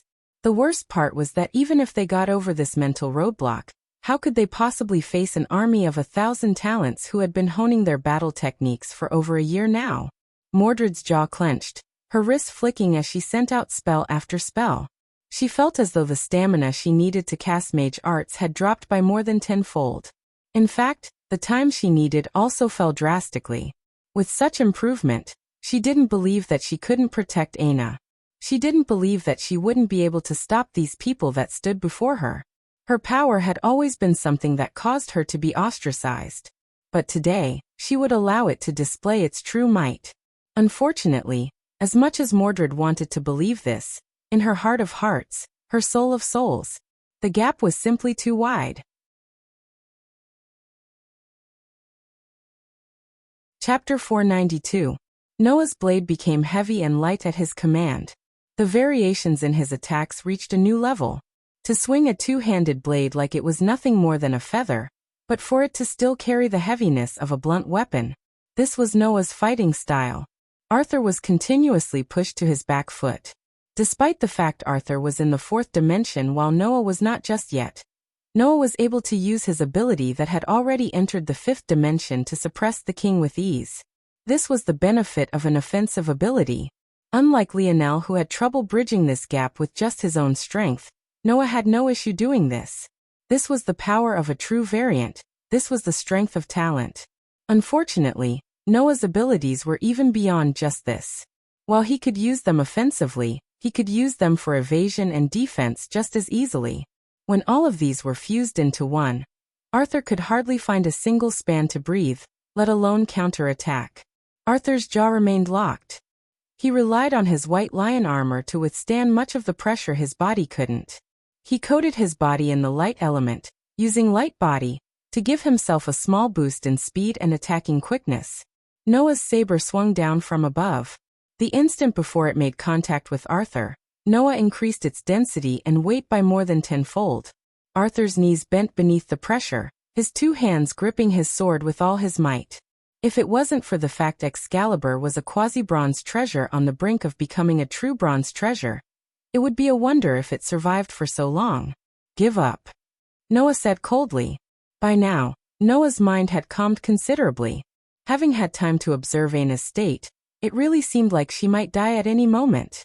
Though he didn't know what was wrong with her, it at the very least seemed that she wouldn't be able to use such strength in the meanwhile. Noah was content to watch Aina slowly die in this fashion. As such, his battle had become less about quickly capturing her, and more about displaying the might of the Empire, all while not allowing anyone to help Aina. If she could die, that would be the best. If not, he would settle for her being crippled. Regardless of what truly happened, there would be a greater chance of his ideal outcome occurring as long as he continued to stall. Across the battlefield, Mordred and Guinevere were dealing with the same issue. Since even they, as the weaker party, had been able to stop Noah and Jessica from capturing Aina, how much easier was it for them to do the same? Mordred grew anxious as Aina's breath grew fainter. Her senses had been locked onto the young girl from the very beginning, but there was nothing she could do. Not to mention the fact she didn't have any healing spells in her arsenal. Even if she did, how would she have the time to cast it? Damn it. Jessica's expression remained cold and indifferent. She controlled her beast partners to maintain a safe distance while continuously harassing Mordred. You all have no idea what you're doing. Mordred spoke through gritted teeth. If that boy finds out what's happening here, he'll lose his mind. Mordred didn't know if Lionel's name held any weight in the Empire.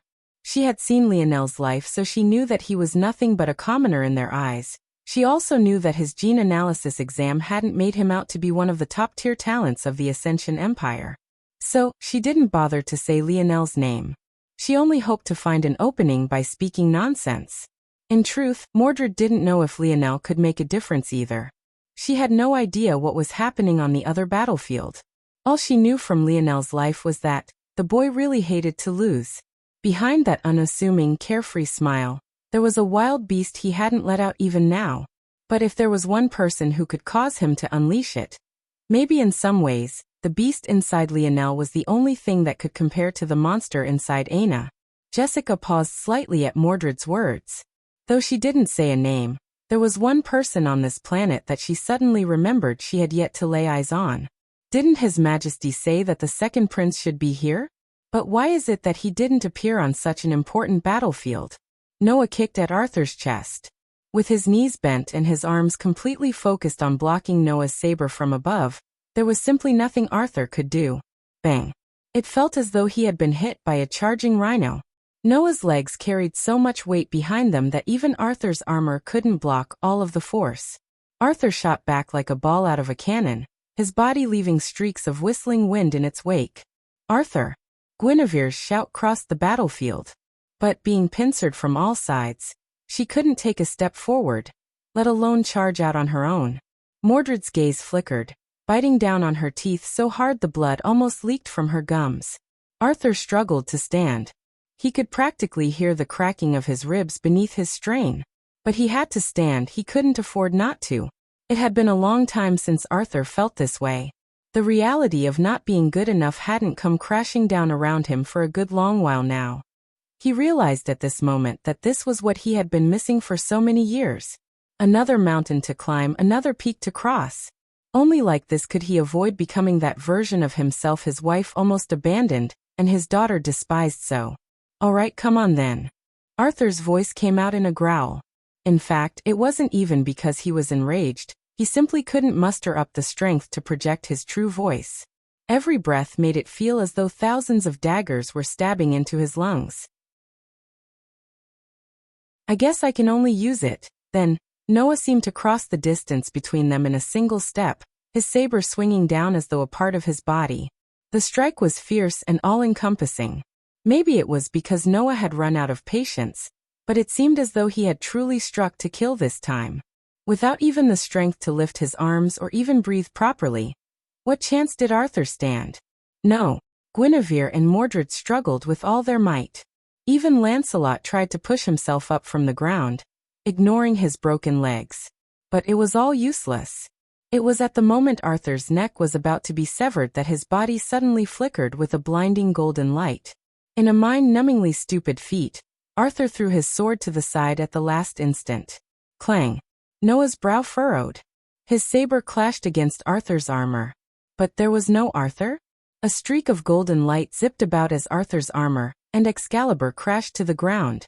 It shot around in a circle, as though it could hardly control itself before landing just before Arthur's thrown sword. In one instant, there was a streak of gold, and in the next a naked man appeared, wielding a sword. Damn it! Arthur grit his teeth. He was king, but now his bare bottom was exposed for all to see. How was he going to live this one down?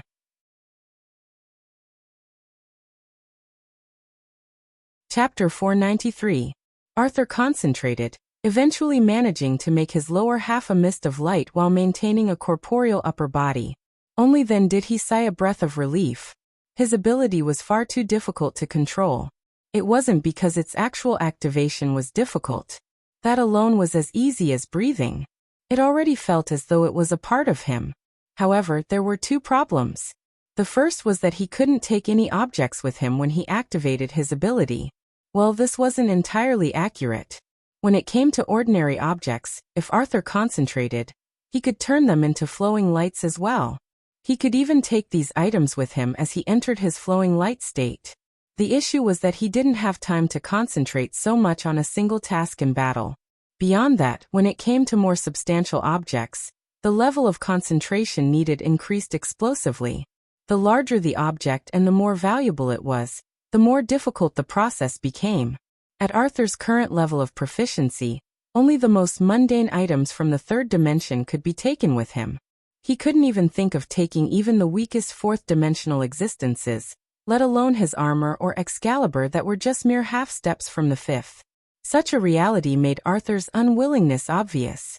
If he wanted to use his ability, he would need to be stark naked. And even if he was willing to do this, he would have to abandon his weapon most of the time. However, aside from this, Arthur knew how truly frightening his ability could be if used properly. He was practically invulnerable. His affinity with the light element skyrocketed to the point that maybe only Lionel was above him in regards to citizens of Earth. And even that wasn't guaranteed. Also in his flow-like state, he could practically ignore the previous injuries to his body. This last part was maybe the most useful at this moment. Since Arthur's body was practically entirely formed of light particles, its individual parts were far less reliant on each other.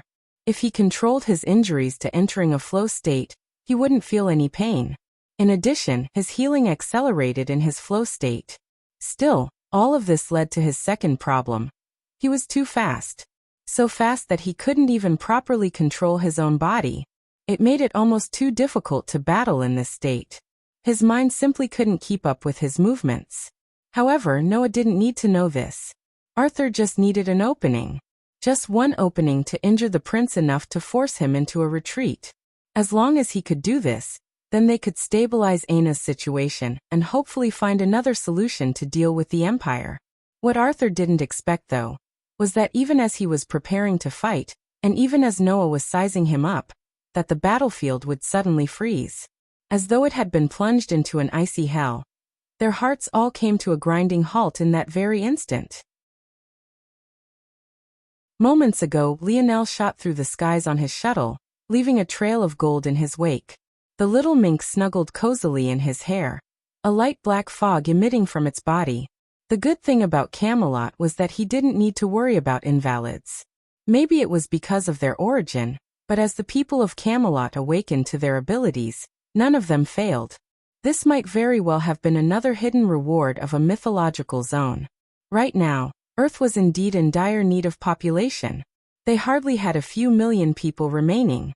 Of course, Camelot's appearance might not even double their current populace, but such an influx of talents couldn't be underestimated. As things stood at the moment, these people of Camelot wouldn't be useful in a short time.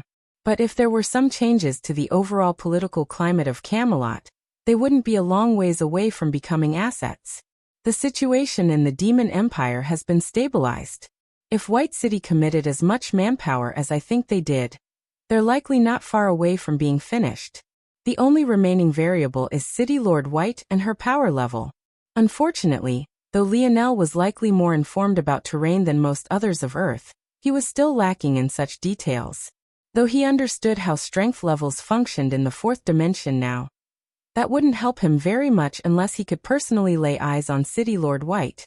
I should have enough trump cards to deal with the situation. But it's odd, the Empire's army. Why haven't I run into them yet? Lionel shook his head, a light smile suddenly coating his face as he thought of something. Aina's birthday should be tomorrow. Just a couple hours, actually. I wonder if she'll like her present. Lionel's eyes glowed.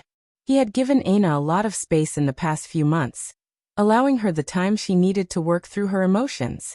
Though he considered himself to have high emotional intelligence, he was still new to romantic relationships. His entire mind was filled with idealized versions of love he had seen in those vintage movies his dad always made him watch. But those movies always ended when the guy got the girl. Why did none of them ever explain what to do after that? Oh, that should be the HM? Lionel's mind went blank. He saw a massive battlefield, filled with corpses, many of which didn't seem to have a single ounce of blood remaining within them. However, this wasn't what shocked Lionel. There were all sorts of people with all sorts of abilities. It wasn't too hard to believe that someone might have a blood-leeching ability. What shocked him was the fact that he could see what remained of White City's armies still retreating into the distance, turning tail from the battlefield as fast as they could. Lionel could easily pick them out even without having participated in the battle. The black robes accented by white soft armor was too easy for him to pick out with his senses. But if White City was retreating, why was there still a massive battle going on down below? Lionel's gaze swept through, his mind working in overdrive as he tried to piece together what he was seeing. He first laid eyes on Guinevere, who had become the core of a group rebuffing what looked like a bunch of youths with astonishing strength. Then there was King Arthur, who had shed his armor. Where were his feet and legs?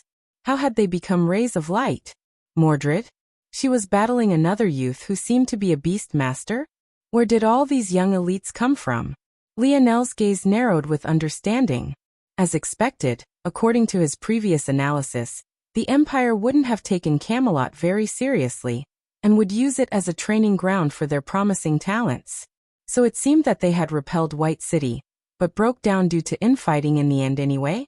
But even if they wanted to fight, would they really choose to do so right here and right now? Something must have sparked it. What could have? Lionel froze. In that moment, the whole world seemed to vanish. In his vision, only a petite young woman madly convulsing remained. Lionel's heart stopped beating, his breath becoming as shallow as a dead man's. He watched as Jessica tried to direct her beasts around Mordred, forcing the demon empress to block them. He watched as Noah blocked Arthur's path toward healing the young woman. He watched as Niall and the others tried to press past Guinevere's troop. And then he saw red.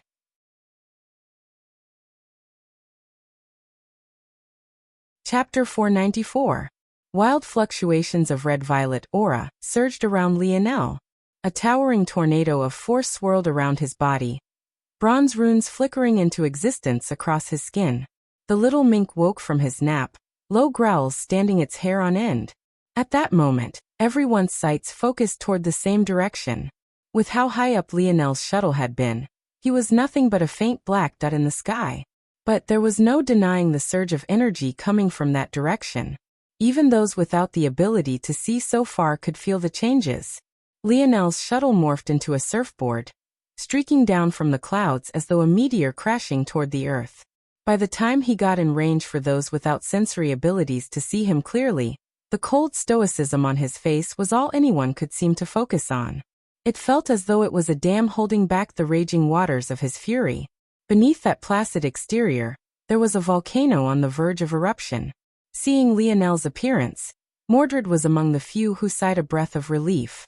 She knew that if Lionel was here, then that must mean that the situation on the other battlefield had already been dealt with.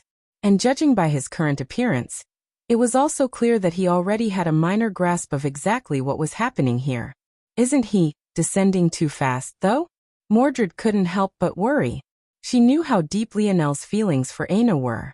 In such a situation, she couldn't even be certain that he would care much about his own safety. Just as Mordred was about to try to warn Lionel, his surfboard came to a grinding halt, causing her heart to stutter. The shearing forces of such abrupt changes in speed would be no different to crashing into the ground. Was Lionel trying to kill himself? However, what was even more shocking than this was the fact that Lionel seemed completely unaffected. In fact, before anyone could wonder why he was still 20 meters above the ground, his surfboard vanished, leaving him to plummet to the ground on his own. At that moment, Niall finally awoke from his stupor. He didn't know who this person was, but judging by the way his gaze had been locked onto Aina from start to finish, Niall could already guess what this unknown entity's goal was. Stop him. Long-ranged units fire. Niall had already been directing a small troop against Guinevere and the remaining 5 knights of the Round Table. So hearing his new orders now, the transition was seamless. However, it was as though Lionel couldn't even see the arrows streaking toward him. He hardly said a word, yet a strong current of earth elemental energies formed a bronze bell around him. Pung, pung, pung. The barrage didn't even stand a chance. Let alone cracking Lionel's defenses, they rebounded away without suspense. Bang! Lionel crashed heavily into the ground. However, the sight of him breaking several bones or becoming a pile of mush never occurred. A small crater splintered out beneath his weight. But Lionel had hardly felt his 2 feet touch earth before he shot forward. For a moment, he looked no different from King Arthur.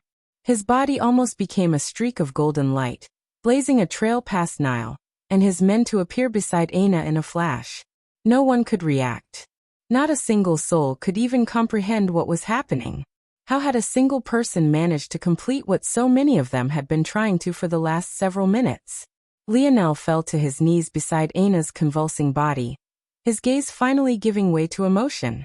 Watching her in this state, he almost felt as though her pain was his own. The pain of opening his lineage factor, the torture he had put his hands through over the past months, even those savage beatings he had taken at the hands of Lamorak. None of those things could match the pain he was feeling now. He didn't care about the foul odor coming from Aina's body, nor did he care that her face was completely unrecognizable beneath the inflamed scars that had begun to travel down her neck. He slid a hand beneath her head, hoping that the tilt would help her expel more of the black blood without her choking on it. What do I do? What's wrong with her?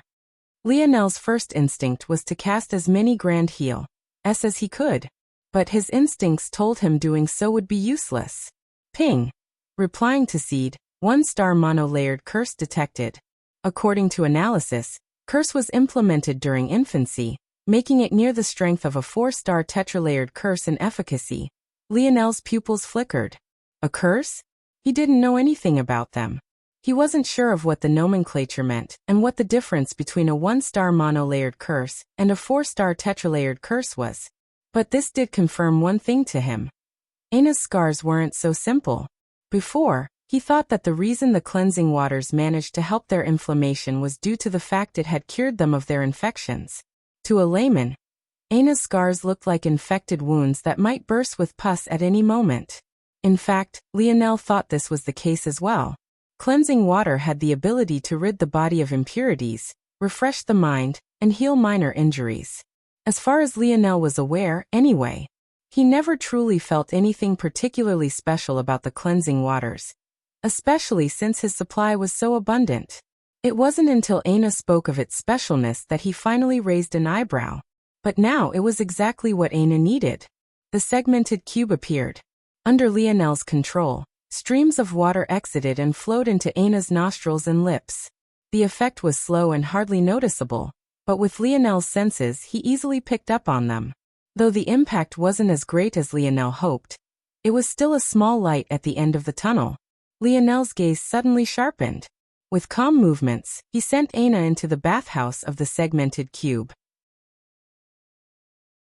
If she was immersed in water, the process would be much easier. Take care of her, Black Star. Lionel sent the little mink in after her and slowly rose, his cold demeanor returning. He looked over his shoulder, his eyes locking onto Niall's Legion. Which one of you is responsible for what happened? The voice was emotionless and soft, but those who heard it felt as though they had been thrust into the pits of hell.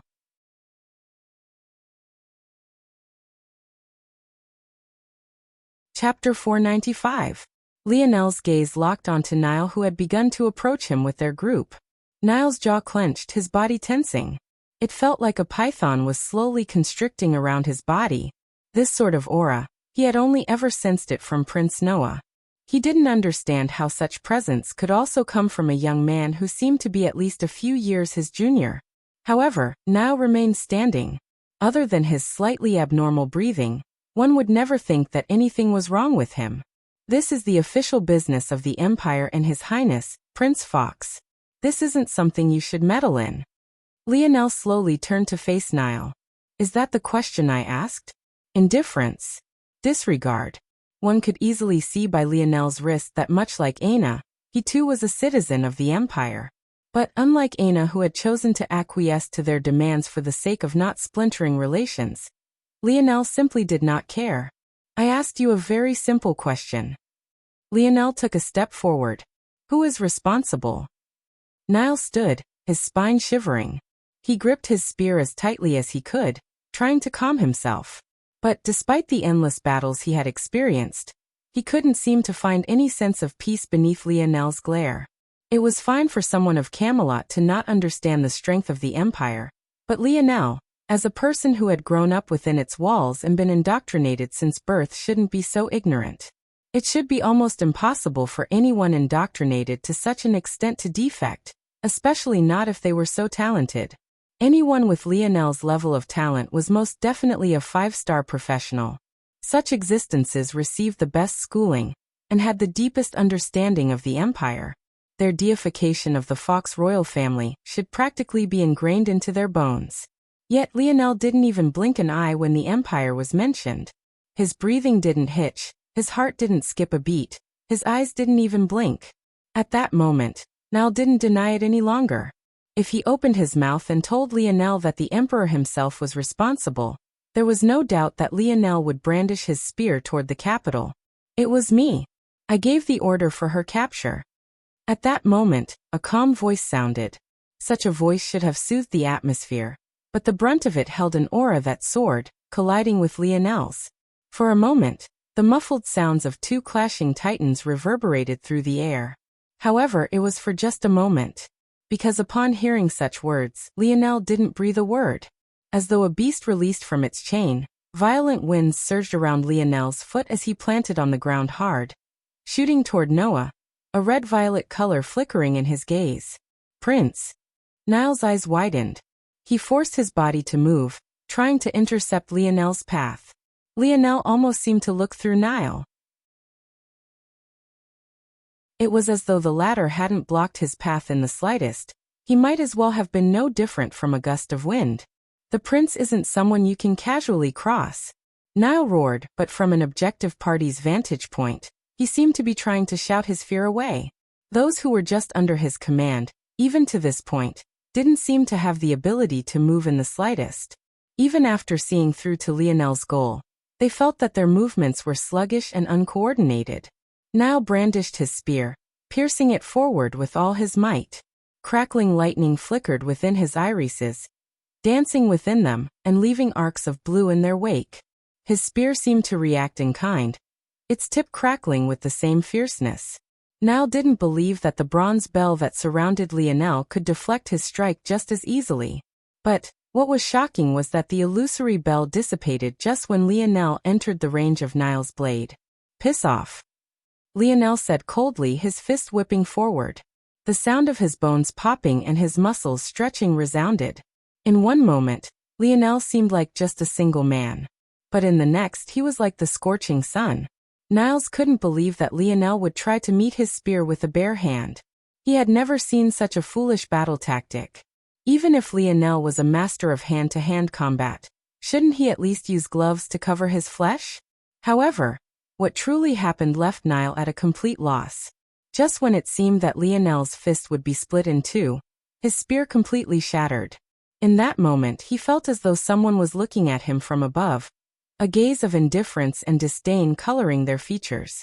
To use a spear before a god. What was he thinking?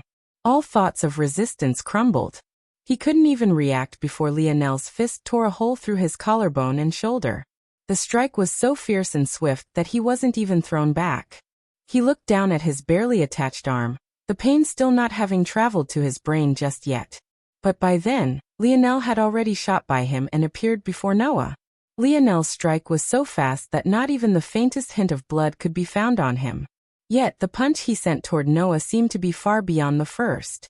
The world seemed to revolve around Lionel.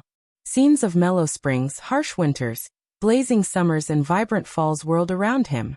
Universal force fell down from above, illuminating Lionel in a golden halo that seemed to fuse perfectly with his violet bronze aura. Noah reacted quickly, sending a fist forward with his free hand. Lionel was simply too fast. He didn't have the time to swing his saber or lower its weight. However, his body had already been refined to the point of rivaling Diamond during his battle with Arthur. He didn't believe that Lionel's body could be stronger than his own.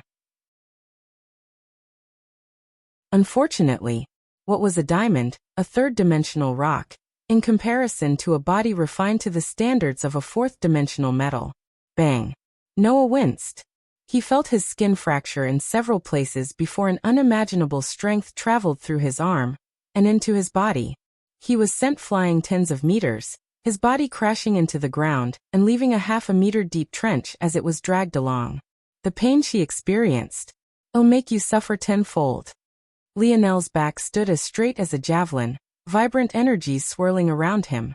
His bronze hair sounded like snapped whips in the wind, a radiant halo shimmering above his head. His violet-red eyes locked onto the prince, a deep, murderous aura exuding from him. Prince of an empire? He didn't care. He would make him pay.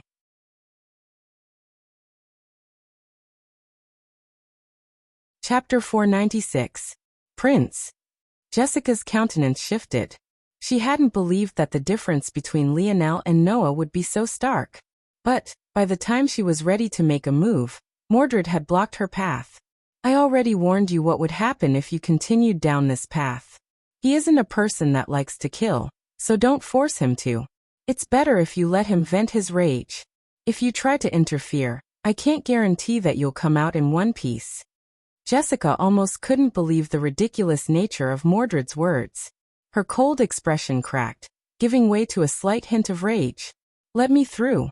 Mordred waved her wand, causing several black tendrils of darkness to shoot up from the ground, obstructing the path of Jessica's beasts.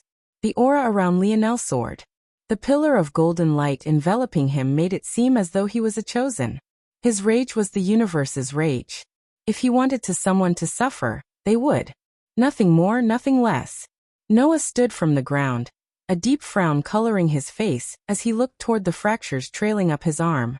Normal skin wouldn't fracture like this, but he had changed the chemical structure of his own. Though it made it far harder, it also gained an added brittleness it didn't have before. Usually, it would be impossible to reach the threshold necessary to crack his skin. Yet, Lionel had done it with a single casual punch.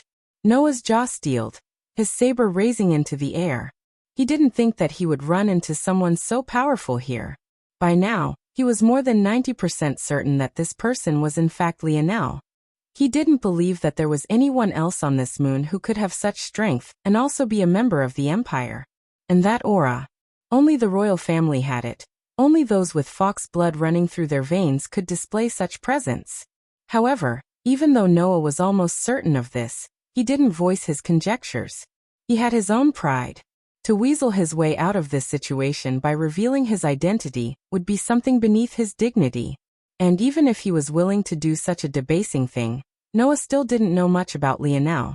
For all he knew, Lionel was already aware of his identity and didn't even care about the fact they were of the same blood. The only person Noah would lower his head to was his grandfather. As for anyone else, they could taste his saber. Noah grew explosively in size, soon reaching to just over 3 meters. Though he wasn't as the 5-meter height he reached when battling City Lord White, the density of his bones, blood and muscle couldn't even be compared. This was his true strongest state. The sound of slashing winds circled around him, his blue blade radiating with a glow. You've stepped into the peak of the Four Seasons realm, Noah said coldly. By his demeanor, he was clearly not asking a question. Rather, he was simply stating a fact. But just by his mere actions, Jessica and the others were stunned. Noah wasn't a person who spoke in battle. He was a person who hardly spoke at all. Yet he was actually doing exactly that now. Though your fist force is powerful, it's only the product of someone else's understanding. I'll show you the true Four Seasons realm. Noah's indifferent voice faded beneath the sound of howling winds. At that moment, the temperature plummeted, an icy chill seeping into all of their bodies. In the beginning, Noah thought that Lionel's fist force had been comprehended by himself. This reality left him feeling somewhat stifled.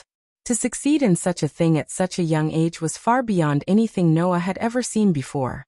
But it was after Noah's fist came into contact with Lionel's that he knew that this wasn't quite right. Somehow, Lionel's Four Seasons realm seemed above the second-tier comprehension, but below the self-comprehended third tier. This gave the illusion that it was more powerful than it really was. That said, even though Noah hadn't reached completion of the Four Seasons realm, and could only embody winter, he had relied on himself. Noah shot forward, his icy blue blade carrying with it the heart of winter's past. Lionel stood amidst the harsh winds. He could even feel his own universe force weakening beneath Noah's. Images of a harsh winter landscape enveloped the battlefield. The sun in the sky seemed to dim, and the land beneath their feet seemed to quickly become covered in ice. Lionel sank into a boxer's stance. He didn't keep his spear hidden as a trump card. He didn't ignore his bow for the sake of making a point. He used his fists simply because he wanted to feel Noah's flesh deform beneath his knuckles. He wanted to savor the cracking of his bones, the bleeding of his flesh. They say that every dragon has a reverse scale. It was just unfortunate that Noah had yet to realize that he had touched Lionel's. Lionel's right hand hung up by his chin, his left leaning forward. Just when Noah's icy domain seemed to envelop him completely, he moved again, the violet red of his gaze flickering. Lionel's left jabbed. It was a movement without the slightest wasted effort. Images of a winged swordsman perfectly matching his footwork to his attacks played in Lionel's mind, allowing his body to slide into the style seamlessly. A halo of universe force coated Lionel's fist as he met Noah's blade. All the air of the battlefield seemed to surge toward the two. Barely a foot of space separated Noah's blade from the flesh of Lionel's fist, but neither could seem to move forward even another inch. Shoo! Bang! The air concentrated into a single point before exploding outward with a raging ferocity. The accumulating snow was blasted away, leaving a crater of brown soil around them. Noah's emerald eyes looked down at Lionel, his white gold hair whipping beneath the aftermath of their clash. Lionel looked up to meet his gaze, a fury hidden deep within their indifference. Noah coughed suddenly, blood leaking from his lips as his arm trembled.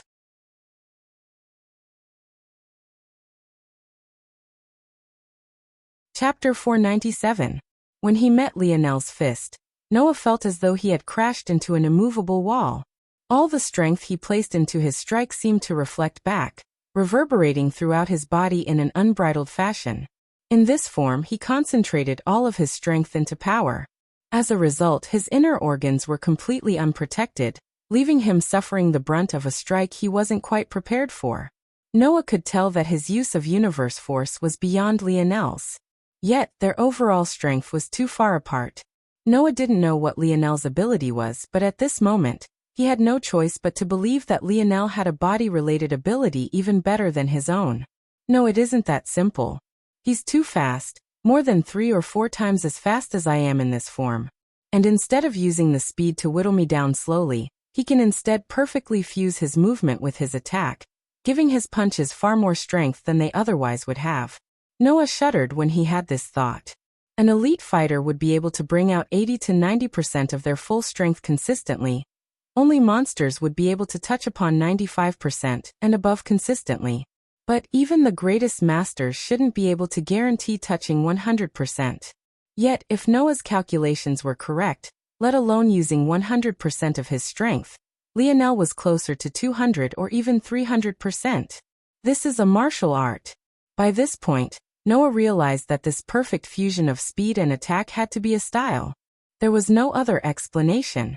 But Noah had never run across a style so perfect for a person. Such a boost to strength. It was unimaginable. Unfortunately for Noah, Lionel seemed to have no intention of stopping.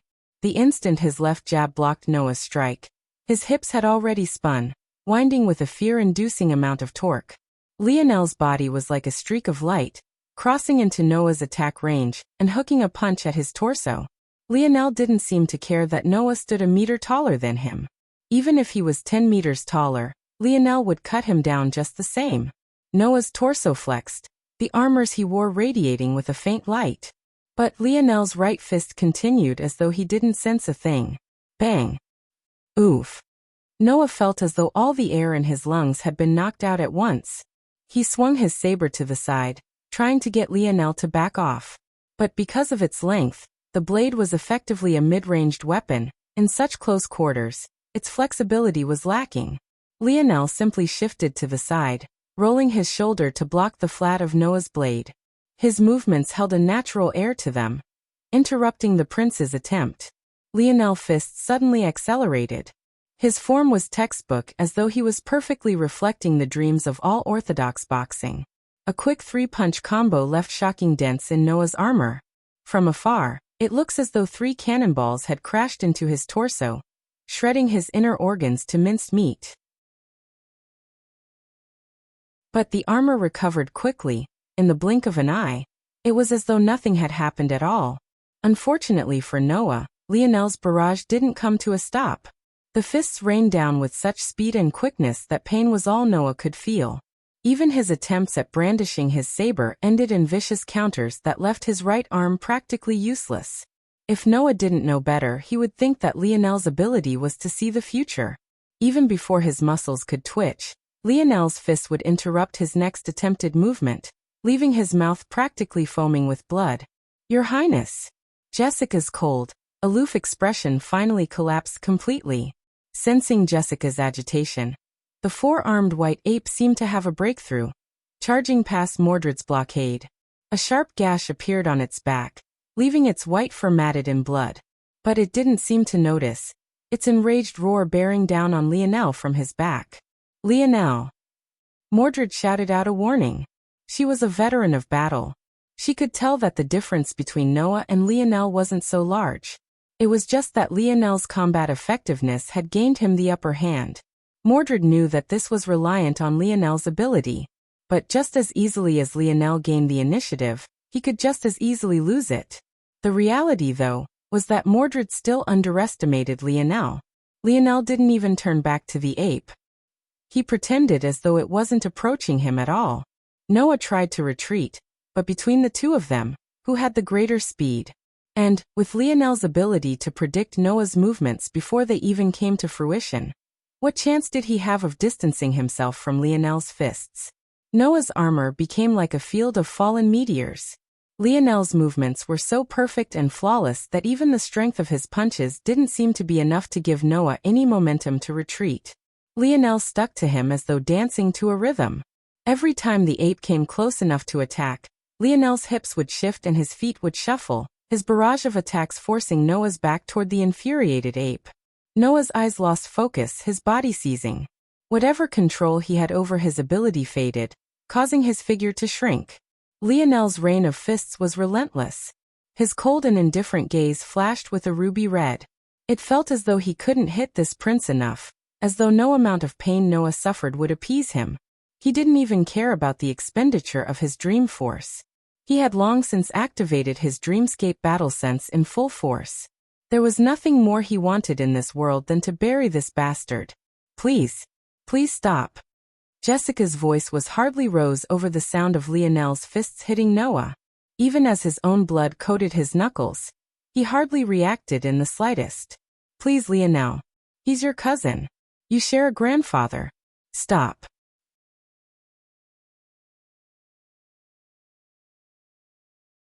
Chapter 498. Lionel's endless barrage of fists suddenly came to a grinding halt, his indifferent gaze flickering. Unconscious, Noah finally fell heavily to the ground, his breathing short and hurried. Maybe he could consider himself lucky to be in such a state, or it would be impossible to measure the amount of pain he would be in. At that moment, the roaring white ape finally got an opening to attack, but it seemed to lose its will when Lionel swept a gaze over it. It felt a heavy gravity field envelop it, making its knees tremble. Lionel frowned, shifting his senses toward Jessica, who was still in a state of agitation. Ignoring everything else, Lionel's palm flipped over to reveal the flat disc-like dictionary. "Who is my grandfather?" Ping! The dictionary flickered, causing Lionel's eyes to narrow. It had been a long time since one of his questions caused a recording to appear. Usually, if Lionel didn't want to watch a mechanical version of his father, he had to go back and watch the lessons his old man left on force crafting. But it seemed he wouldn't have to this time. I never expected you to ask this question." Lionel's father appeared with his usual carefree demeanor, scratching the back of his head. Eventually, he pushed his glasses up and looked forward. "I know you wouldn't care enough to ask on your own, so it must have been some busybody flapping their gums a bit too much. Ai, what a headache." Lionel didn't seem to realize that the entire battlefield had focused on him. In fact, the others felt their knees go weak. Any surprise they felt for Lionel being a member of the royal family being washed away by the sight of the man in the projection. It wasn't because they recognized who this man was, but because just his projection made them feel as though they were standing in the presence of a wild beast. But what was maybe more shocking was the fact that Lionel seemed completely unaffected. Lionel had lived with his father all his life, so how could he possibly notice the kind of effect he had on others? Just his mere projection was like a stranglehold on all those who saw it. It felt like his words were accusing them of wrongdoing, as though it was their fault Lionel was asking this question, and that he now had to answer it. Noah coughed violently at Lionel's feet, but simply had no strength to stand. Even knowing that Lionel was looming over him, there was nothing he could do. His eyes locked onto the projection. He didn't know who this man was. But considering his resemblance to Lionel, was this the uncle his grandfather had said was far beyond what his mother could compare to? Forget it.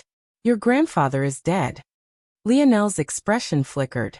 He suddenly realized that this recording must be about his other grandfather, unless Jessica had really been lying, that is. As far as he was aware, Emperor Fox wasn't dead, so this could only mean that his father wasn't talking about him. Still, Lionel didn't react much to this. His grandparents had never been in his life, so one way or another, he had always assumed they were dead. Like his mother before he had memories of her, he didn't care much. Well, he didn't care much until he saw a flicker of rage in his father's expression. In all his life, Lionel had never seen his father become angry. Much of his own personality came from his father. The same cheery, charming smile they shared obviously originated from him. There was only one time Lionel could even remember his father displaying any emotion other than carefreeness. And that was when he spoke about treating familiars like friends. Back then, Lionel's father had been adamant that he must treat his metal spirit well. But even then, though his father had formed a murderous aura, it wasn't rage. It wasn't this kind of visceral gut punch this projection was reflecting now. The temperature of the surroundings seemed to plummet. This part of the recording will only trigger if you've mentioned Scarlet Star Force and your grandfather, while also reaching a certain standard of strength. It seems that you haven't just yet, so this is all I will say. The recording flickered and disappeared, leaving Lionel staring coldly at the silver disc in his hand. His father's words were short and brisk, but they already made his already foul mood worse. Jessica panicked. When she sensed the shift in Lionel's mood, she thought that he would think she had been lying. Though she didn't know what that treasure of Lionel's was, she could tell that Lionel trusted it. But it was also impossible for Emperor Fox to be dead. Just saying such a thing was tantamount to questioning the royal family's sovereignty. Not that Jessica dared to bring up such a thing now. It must be his paternal grandfather that recording is speaking about. That's right, I just need him to ask about his mater. Before Jessica could finish her thought, Lionel had already spoken again, his voice carrying a chill several times more potent than the last. Is Emperor Fox my grandfather? Ping! To Lionel's surprise, another recording formed soon after the first. This time, his father's presence was much more casual. Even still, Jessica and others felt as though their bodies were being constricted to the point where even breathing became difficult. Oh, you finally found out about that old fart, huh? Those members of the Empire choked on their own spit. This was the Emperor they were talking about. Who dared to call him an old fart? Gervais is indeed your grandfather. Only after meeting him did I learn where your mother gets her hard-headedness. Now that I think about it, you're stubborn like that too. I am my precious gene pool. I should consider getting myself a concubine or something. Lionel's father unwittingly shivered and looked over his shoulder as though checking for something. Only then did he sigh a breath of relief, feeling pleased with himself as though he had gotten away with something. Still, be careful of that old fart. His ambitions reach far and family isn't his main priority. Whatever, he's still your grandfather. Do as you please, I guess.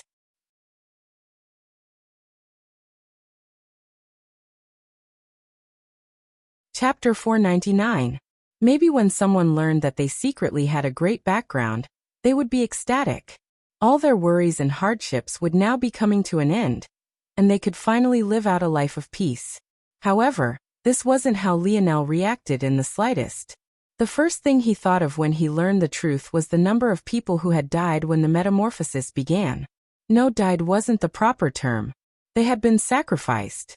For the sake of having an easier path of development and having less invalids to deal with, these people had been discarded like trash by this emperor that also happened to be his grandfather.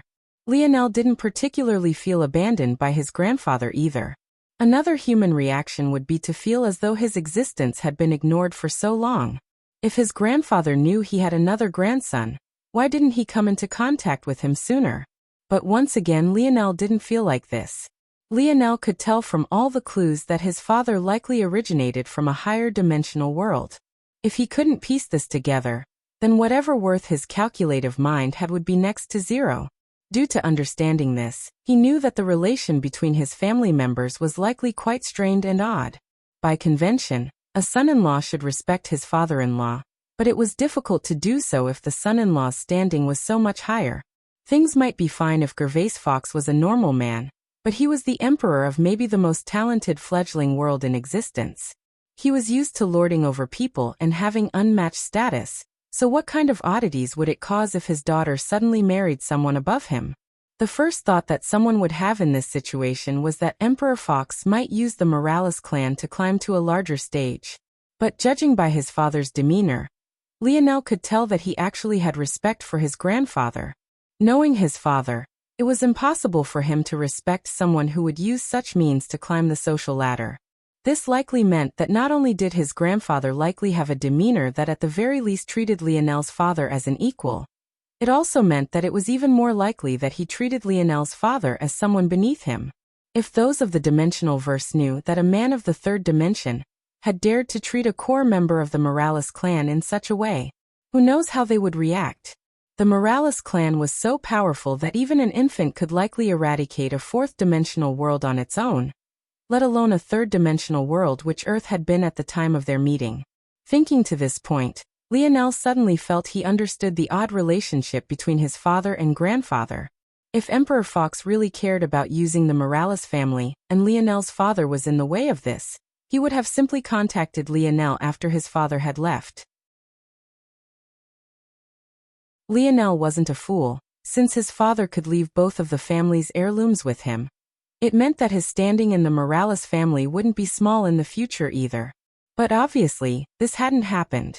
However, this didn't make Lionel suddenly warm up to this man he had been indoctrinated to worship since his youth, nor did his emotions toward the Empire change because of it.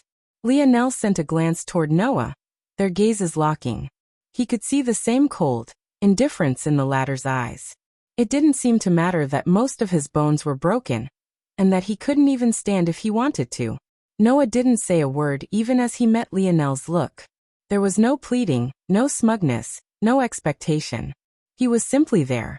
It seemed that whether Lionel chose to cripple him or kill him right then and there, he wouldn't flinch in the slightest. Jessica panicked again, seeing that Lionel hadn't retreated. We didn't know that she was related to you." Jessica felt helpless. This was the only thing she could say. They truly hadn't known about Aina. The Emperor never said anything about her to them. They were only aware of Lionel's appearance here due to Emperor Fox in the first place. Since he hadn't said anything about Aina, how could they know? But the argument was feeble and Jessica knew it. A Brazinger was a Brazinger in the end. Even if they knew Aina was related to Lionel, there was no guarantee that they wouldn't have made a move anyway. And beyond that, this was more than just a matter of attacking a perceived enemy. It was also about attacking someone who was very likely the reason you won this battle to begin with. Even if Noah had stopped holding back and unleashed his full power like he had against Lionel, it was unlikely that City Lord White would have been defeated if not for Aina. So, what was their excuse for this, exactly? Lionel didn't respond to Jessica's words. In truth, he still wasn't aware of everything that had happened in this place. So he obviously wasn't aware that Aina was the reason they had won the battle. That said, the fact that she had risked herself fighting for the Empire only to be treated like this in the end. This thought alone was enough to fuel his rage. Lionel turned and walked away, breaking free of Noah's gaze without a word. He crossed the battlefield and entered the segmented cube that remained waiting for him. He didn't want to bear the burden of killing a family member. But more importantly than that, he wouldn't be able to bear doing such a thing until he understood how his mother would feel about such a thing. For now, he would let Noah go. With Lionel's disappearance, a heavy fog that hung over the battlefield seemed to dissipate. Arthur coughed lightly, sliding back into his armor to hide away his naked body. TCH, that boy sure is a demon when he gets pissed off. Arthur shook his head, his lips curling. And here I thought I finally met one of those beauty is more than skin-deep unicorns. To think that the girl he fawns over so much is actually such a beauty. What a sly fox. Arthur looked around at the mess the battlefield had become and shook his head. It seemed he would have to deal with all the heavy lifting. At this very moment, News of City Lord White's death had already traveled to the ears of the Kiefer family.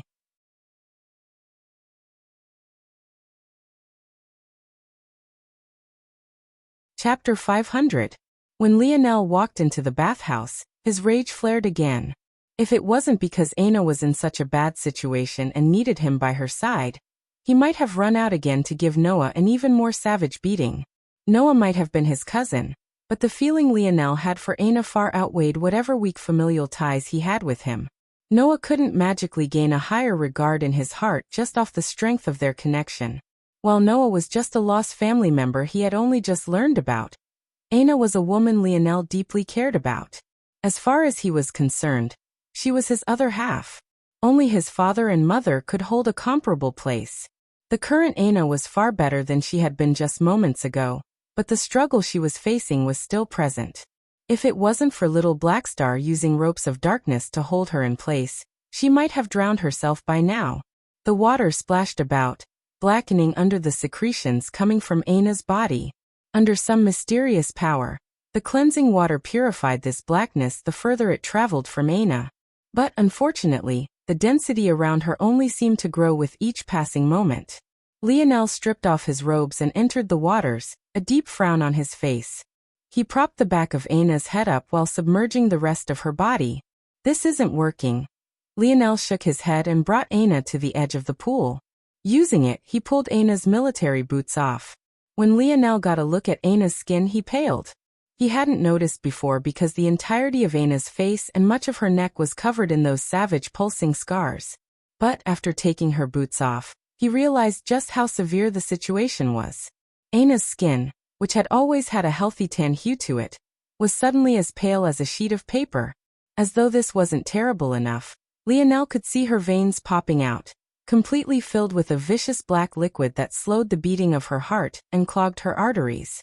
Lionel moved quickly, propping up Aina's other foot to take her other boot off. But at that moment, something surprising happened. When Aina's bare foot entered the waters once again, there was a burst as a torrent of foul blood was suddenly pulled out by the cleansing water. Beneath the surface, Lionel's senses could make out how Aina's pores had opened. In fact, her skin even broke, revealing the veins beneath before healing once again. But despite the injuries to her feet, Lionel immediately sensed a slight sigh of relief come from her lips.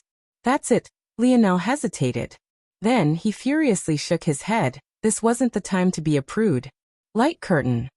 Lionel mumbled beneath his breath, causing a surge of light to cover Aina's body. The benefit of light curtain was that it obstructed one's vision by causing a large gathering of light. But it didn't have a physical form, so it didn't impede Lionel's actions in the slightest. Lionel realized at that point that Aina's military uniform and boots weren't normal. They protected her in battle, and also had a series of spatial pockets hidden within. In that case, they were very likely impeding whatever help the cleansing waters were supposed to provide. Under normal circumstances, they would be a protection. But at the moment, they were nothing more than a hindrance. Lionel hadn't noticed it before, but the uniform itself wasn't even wet. Stealing his resolve, Lionel began to unbutton Aina's clothing. Focus. Focus. If those who had just been scared witless by Lionel saw him now, who knows how they'd react. A young man who seemed to have the strength to overturn a world in his hands was panicking at the prospect of undressing a girl. It was a sad sight to behold indeed. Above Lionel, the little mink skipped about, making a noise that sounded like snickering. His long whiskers bounced about, a lively light in his beady little eyes. Lionel ignored the little guy, his normally nimble fingers fumbling about. Focus. Lionel shouted to himself, splitting his mind several ways. If others knew he was using such a profound ability just to dull his first ambiguous situation with a woman, Lionel's legend would surely become one big joke. Lionel's hands reached the end of Aina's buttons. Grabbing hold of her waist, he gently pulled the fabric out from their tucked position. His gaze focused on Aina's face, trying to make sure that he wasn't harming her in any way. When the waters flooded past the opening in Aina's clothing, the flood of black blood became more exaggerated. More of Aina's pores opened up, the foul liquid being pulled out by some odd osmosis. Lionel's hands slipped. After untucking Aina's military garb, he realized that there was nothing beneath but her soft skin, causing his breathing to hitch. Lionel had no idea that just moments before, Aina had snapped the bandages she used to cover her chest, leaving nothing between the fabric and her skin. With a deep gulp, Lionel carefully shifted Aina in his arms, the blinding lights of light curtain blocking his view. Carefully, he slipped her arms out of their sleeves and tossed the military uniform to the side. Lionel laid her to rest in the waters. As expected, the speed of her recovery accelerated. Lionel could even see the grotesque scars that had begun crawling toward her heart retreating at a speed a normal human would be able to spot. This left him breathing a sigh of relief. All right, one more layer. Taking a deep breath, Lionel rested Aina's back against his bare chest and undid her pants, slowly sliding them off with a forearm wrapped around her waist. Soft. Lionel shook his head, trying to push such thoughts out of his mind. But just the skin of Aina's back felt so supple against his chest. He felt as though he was on cloud 9. But at the same time he felt guilty. Aina might have been quickly recovering, but she wasn't quite out of the woods yet. He didn't want to think about such things. Aina's military pants finally slid off her slender legs, allowing Lionel to toss them to the side as well.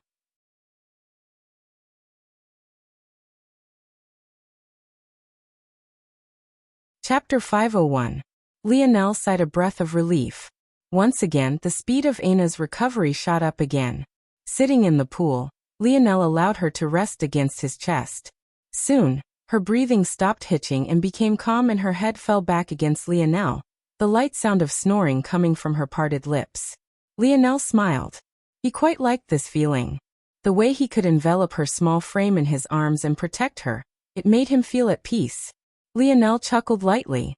As expected of Aina, rather than wearing delicate female underwear, from what Lionel could tell, she actually wore male boxers. Her reasoning was probably that it was more comfortable, at least for battle. Of course, Lionel was too much of a pansy to actually look with his eyes. He could just tell by how the fabric felt on his thighs. Had Mordred been there, she would have most definitely rolled her eyes.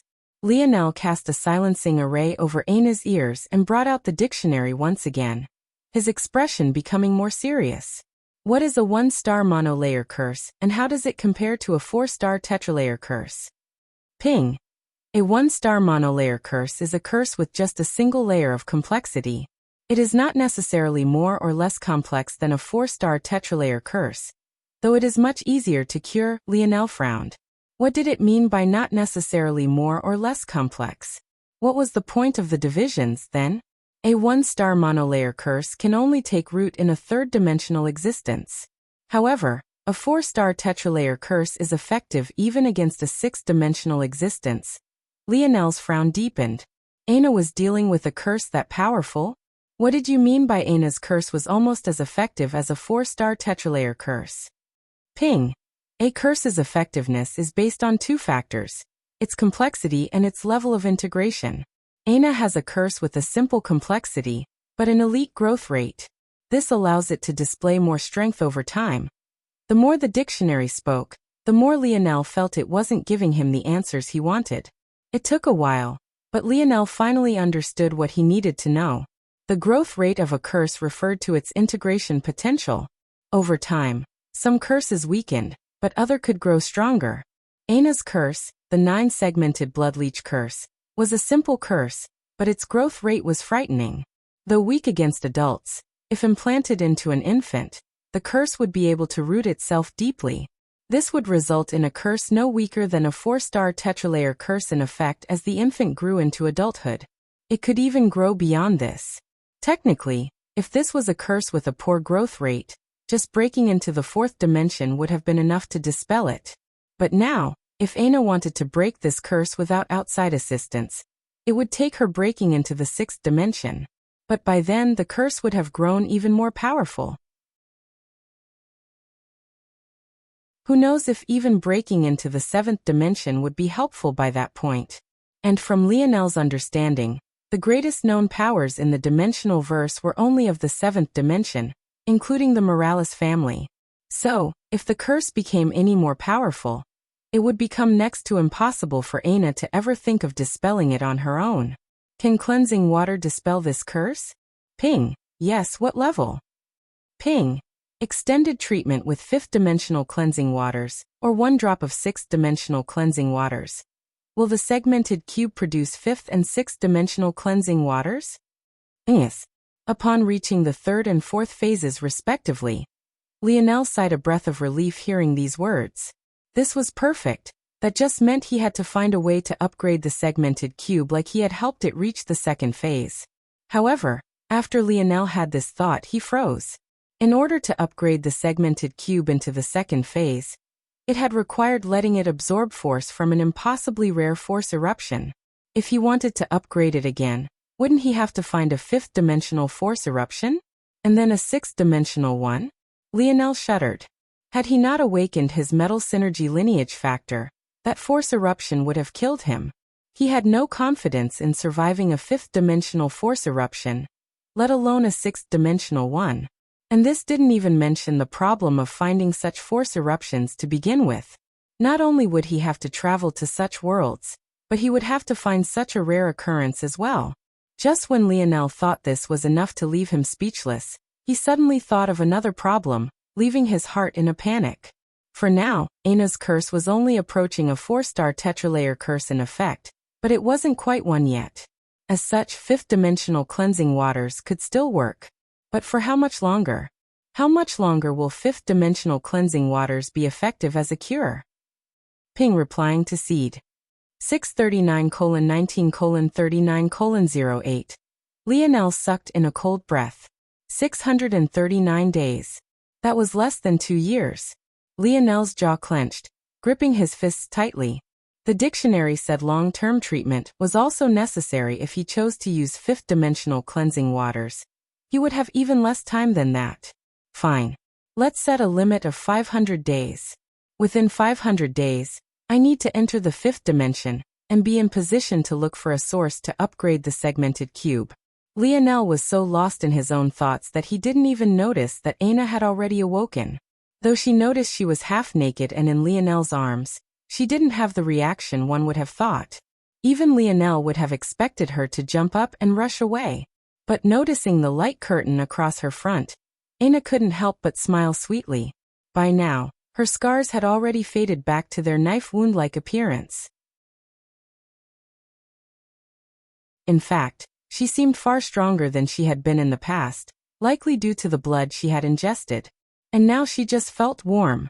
She couldn't help but adjust herself slightly, her back pressing more squarely onto Lionel.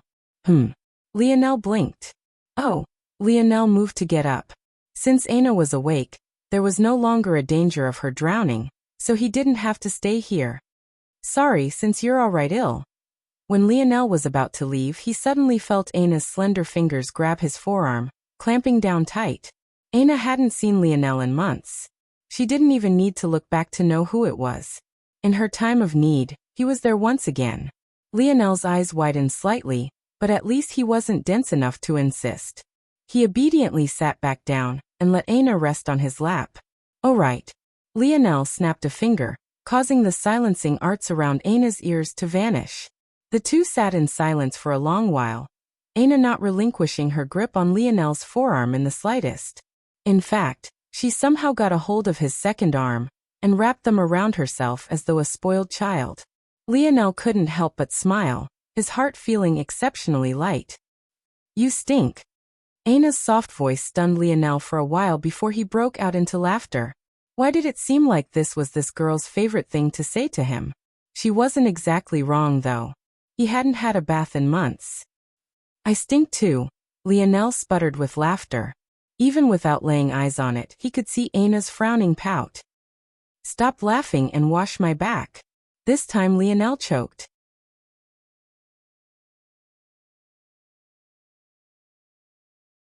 Chapter 502. Lionel was shocked to the point of speechlessness. Did he really just hear what he thought he did? "You don't want to?" Aina's soft voice shook Lionel to his core. She had never sounded so fragile to him before, and a part of him thought that the only reason she managed to drum up the courage to say such a thing was because she was facing away from him. Yes, I'll do it. Lionel hurriedly replied.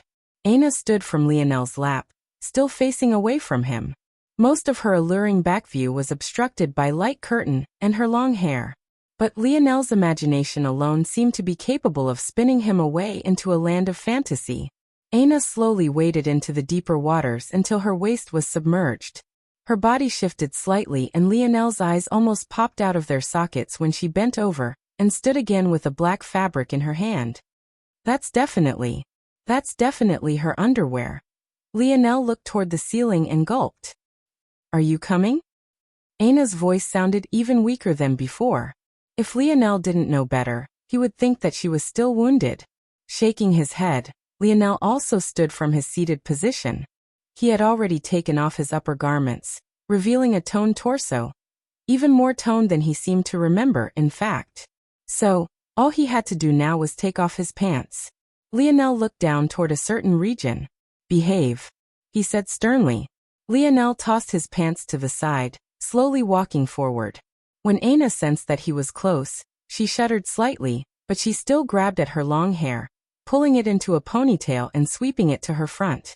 The action should have completely exposed her back to Lionel, but light curtain obstructed everything. Lionel activated Magic Touch and grabbed a small towel at the edge of the pool. With the ability of the cleansing waters, soap was completely unnecessary. But Lionel still brought out a few herbs he had found in the underground garden of the hive. He rarely had uses for these herbs, however that didn't mean that they didn't have special abilities of their own. Lionel smiled. Which scent do you like more? This one? Or this one? Aina froze when she realized how close Lionel was. She could feel his warm breath on her neck. It was the sort of feeling that sent goosebumps racing across her body. After a while, she finally paid attention to Lionel's words. Lionel's arms stretched around her and raised two different budding flowers to her nose.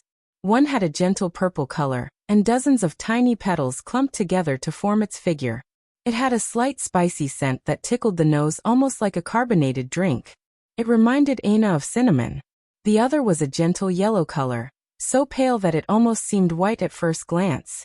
It only had 3 petals, but each was as large as Aina's palm and flopped about like drooping dog ears. Though Aina's hands weren't particularly big to begin with, such a size on a flower was quite surprising.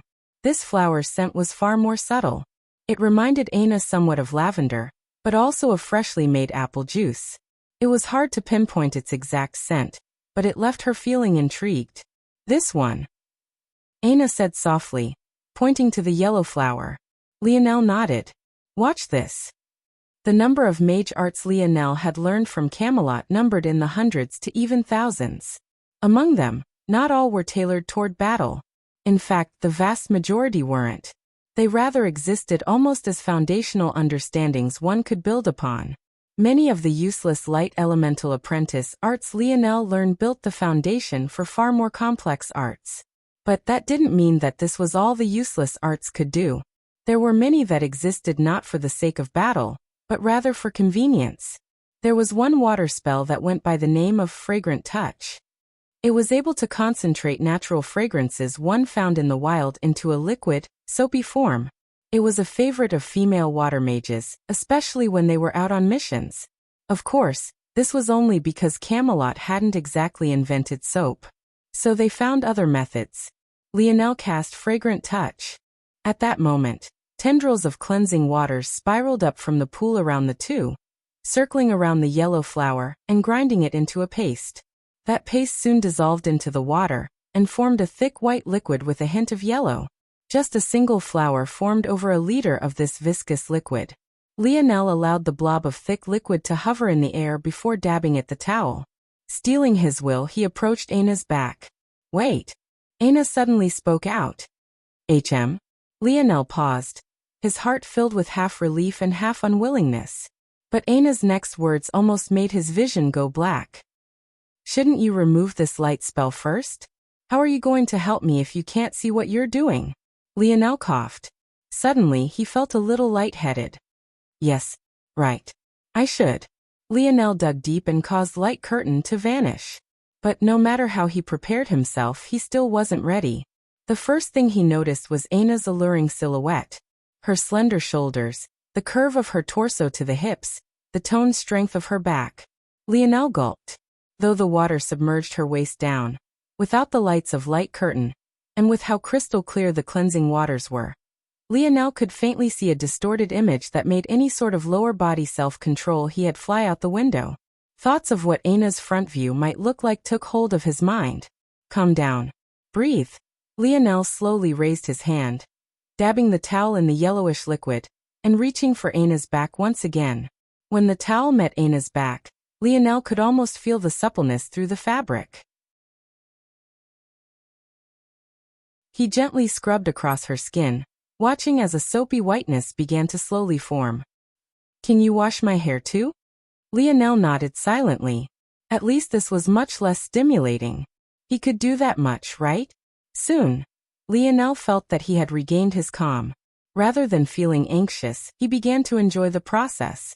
The silky smoothness of Aina's skin and hair gliding across his fingers was therapeutic.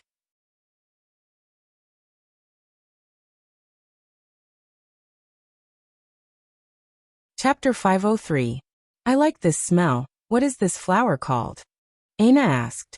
Aina closed her eyes, a calm smile on her face as Lionel shampooed her hair. The gentle smell of apple and lavender made her feel at peace. It's called an infant sun lily. Infant? Lionel nodded. If I hadn't harvested it so soon, it would have produced a fruit at maturity that had the effect of clearing the mind and amplifying fire affinity. Though, the rise in affinity is only large for the first few minutes. After that it begins to dwindle. If you wanted lasting effects, you have to consume the fruits over a long period of time. Lionel scratched the back of his head a bit awkwardly. He didn't know much about herbs, so he hadn't known at the time that he interrupted the sun lily's growth process. In fact, much of the reason its yellow color was so pale was precisely because it was still an infant. Oh, I see. I like the smell, she said softly. In that case, I can start planting them in the garden so we can have more.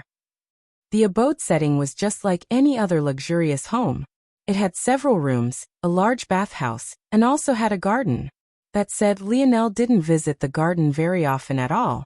He thought of using it as a training space as there was ample room. But his training was much more efficient if it took place in his dream world. So there truly wasn't much of a point. Okay. Lionel's heart warmed when he heard the slight tinge of happiness in Aina's voice. Even though he couldn't see her smile, he knew it was there, and that was all that mattered. Lionel covered the length of Aina's hair in the fragrant liquid, then began to slowly wash it out, a tinge of seriousness on his face. If others saw him now, they would definitely feel that he was taking this task much too seriously. Your hair's gotten longer, Lionel commented offhandedly. Aina's hair was much longer than what he remembered. Considering the growth rate of hair, it shouldn't have been possible for such an exaggerated change to occur in just a few months. Somehow, Aina's hair had gone from barely reaching the small of her back to reach past her ankles. If she walked around like this, her hair would definitely drag across the ground. What Lionel didn't know, of course, was that this had been caused by Aina's transformation. Though the rest of her body had gone back to how it once had been, her hair didn't shorten, unfortunately. Now that Lionel thought about it, long hair was quite uncharacteristic for a woman like Aina. With her level of practicality, even down to her military uniform and boxer briefs, Lionel wouldn't have been surprised if she appeared before him completely bald one day. But interestingly enough, she never did. In fact, back when Lionel first met Aina, her hair had been exceptionally short, no longer than Jessica's. But after their freshman year, during their sophomore year if he recalled correctly, she began to let it grow out. Not that he minded. He quite preferred long hair. He thought it made her look particularly fairy-like. Aina blinked at Lionel's words. You don't like it? Lionel was stunned before hurriedly shaking his head. No. I like your long hair. It just might be slightly inconvenient for you. Aina smiled. It was a shame that Lionel couldn't see it. The slight blushing of her cheeks, the hint of pride in her eye, the gentle slope of her pink lips. I know you do. Aina spoke in words that were barely audible over the moving water. Nothing. Lionel raised his brow in confusion. He didn't understand what Aina meant by that. At that moment, Lionel washed the last of the soapy bubbles from Aina's hair. The light fragrance of apple coming from her made him feel at ease. He even forgot about his previous confusion. All done, he said proudly. Okay, turn around, Aina said with her usual soft tone. Oh. Lionel nodded like an obedient child, and did as he was told. It wasn't long after he did, so that Lionel felt a pair of small hands on his back. The feeling was so novel that he didn't know how to react. Aina's actions were just as slow and meticulous as Lionel's, but her face was flushed red with embarrassment from start to finish. It wasn't just because she felt that following the outlines of Lionel's muscular back left her feeling warmth in ways she never had before, but it was also because Lionel was much taller than she was. So while the water covered her waist quite easily, it couldn't do the same for him.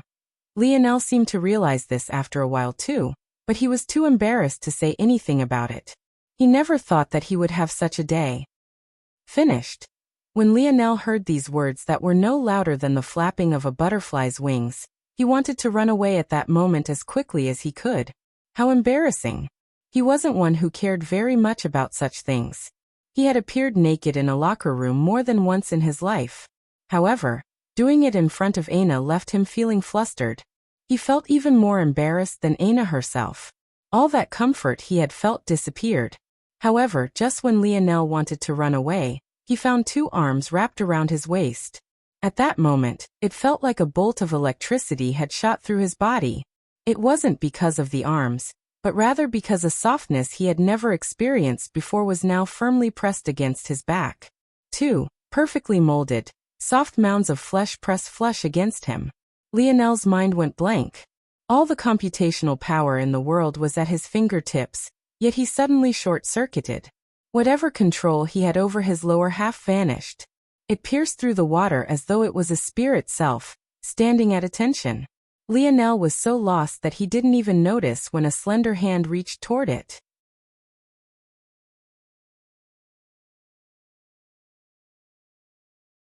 Chapter 504.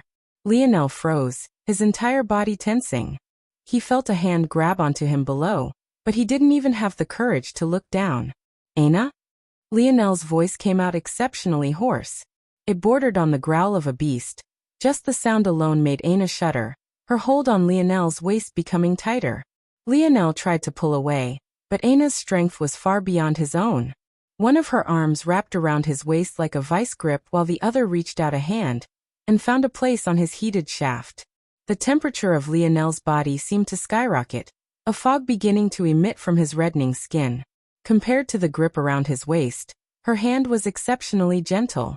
Though she hardly moved, it made Lionel's knees weak. He didn't think that there could be such a marvelous feeling in the world. But something was eating at the back of his mind. Unfortunately, he didn't get the chance to think about it. Lionel felt his body being pushed forward. Before he could realize what was happening, he found himself at the edge of the pool and being spun around. At this point, he truly wanted to shed tears. Why did he feel more like a rag doll than a man? How was she so much stronger than him? Lionel's metal body had entered the perfection realm, now thanks to the herb essence he found within Camelot's vaults. Soon afterward, his body naturally progressed to the fourth dimension. Yet he was still so much weaker than Aina. Of course, this was likely because metal body focused more on defense rather than strength, and it could only exhibit a portion of its ability without Lionel activating his runes. But it was still a shocking feat nonetheless. Lionel's back was pressed against the side of the pool before being pressed down into a seated position. He hardly caught a glimpse of Aina before she straddled him. With Aina grasping a hold of such a sensitive part of him, Lionel couldn't resist even if he wanted to. But he panicked when he realized what Aina was doing. Lionel felt the tip of his rod suddenly press against soft flesh that separated out into folds. He felt like such a fool. It hadn't even entered yet. But he realized that calling just a hand the best feeling was nothing more than pure ignorance. If there was anything that could possibly feel better than this, it must only exist in a world of gods. However, it was this very intoxicating feeling that made Lionel's panic reach a fever pitch. Judging by Aina's position straddling over him like this, he didn't need to guess what this feeling was. Even as a virgin, he would be too much of a fool to not understand. From Lionel's vantage point, all he could see was a wall of wet hair blocking Aina's face, as she looked down as though fiddling with something. Her movements were awkward and erratic, her every action carrying a clearly discernible trembling. She had gone from a highly coordinated athlete to what looked like a person who couldn't even tie her own shoes. Lionel could hear a slight whimpering coming from Aina, as though she was trying to hold back and ignore pain she was suffering through. But a barrier seemed to stop her from going any further. So she tried harder, trying to force her body down. As she did so, the sharp pain she was feeling seemingly only became worse. At that moment, Lionel finally regained his strength, the haziness in his gaze vanishing. That uncomfortable feeling at the back of his head, that very thing he had ignored until now, came bubbling forth. All of this felt wrong. No, it was wrong. Aina. The roar caused the abode setting to tremble. Even the waters parted beneath Lionel's shout. Violent ripples spread, sending a wave of cleansing water surging out. The hair that covered Aina's face parted beneath the forcefulness of Lionel's shout. For the first time since they entered this pool together, Lionel's gaze landed on Aina's face. But what he saw left him heartbroken. Tears streamed down her cheeks, her eyes swollen with redness. Lionel felt like such a fool. Aina's boldness, her asking him to wash her back, to remove the light curtain, even down to trying to wash his back as well. Were those really things she wanted to do? He was an idiot. Blinded by his own lust, he just nodded like a pecking chicken, following along as though he could no longer think with his head. Because he wanted it so much for it to be her words, her feelings, he ignored everything else and went with the flow, disregarding how ridiculous it all was. Aina. Lionel gently grasped Aina's face, his heart trembling with guilt. Aina hiccuped, wiping her tears away as fast as she could. I'm sorry. Aina sobbed. She felt so stupid. She was almost there, but she just had to start crying. Just one more push and she would have broken through. Don't leave me again. I'll do it, I can do it. Lionel's gaze reddened.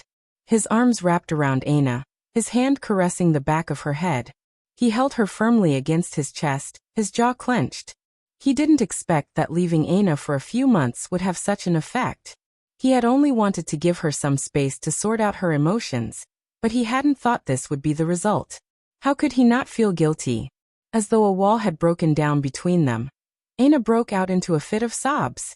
Her hands balled into fists that rested on Lionel's chest. She tried to bury her head in the same place, her emotions spilling over. She never said it, but she had felt afraid. She was afraid that Lionel wouldn't come back, afraid that he really would abandon her. And the worst part was that it would all be her fault. All because she couldn't open her mouth to speak, all because she couldn't communicate how she felt. All she could think of during these past few months were Lionel's words. How he could grow apart from her if she pushed him away. It was her fault. She had done exactly that. She felt she had to do something to make him stay. She had to. But she never understood why Lionel liked her to begin with. She didn't feel like she was special. She didn't think she had anything else to give. This was the only thing she could think of. I won't leave you again. Lionel's voice rumbled, the vibrations flowing through his chest. Aina could feel every word, every syllable, every ounce of will backing them.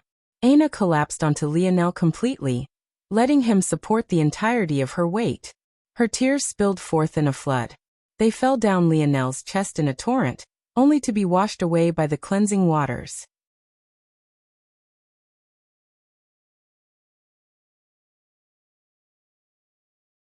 Chapter 505. Lionel held on to Aina for a long while. He lost track of time, but if he was truly paying attention, it was easily over an hour before Aina's tears slowed to a crawl. However, from start to finish, he didn't say a word. He only held her in his arms, a protective aura manifesting around him. At that moment, he didn't care who it was who stood before him. He wouldn't allow a single hair on her to be harmed. When Aina's tears stopped, she fell into a deep sleep, without a care in the world. Her cheek rested against Lionel's beating heart, its steady rhythm lulling her into a world of dreams. City Lord Kiefer sat at his desk, a blank look on his face as he gazed at the dim fire lamp before him. There were countless methods of keeping tabs on one's life and death in the dimensional verse. Since City Lord White was such an important piece of Terrain's invasion, it was no surprise that the cities would invest in monitoring her situation.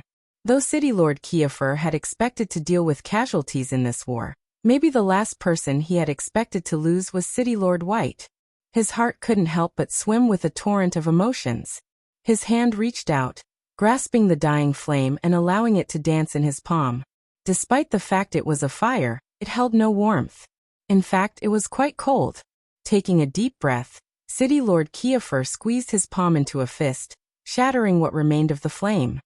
He closed his eyes, images of what happened during City Lord White's final moments playing in his mind. He had originally paid the ridiculous expense needed for this feature, so that he could be aware of any powerful enemies their scouting reports might have missed out on. But now this had little to do with strategy and reconnaissance.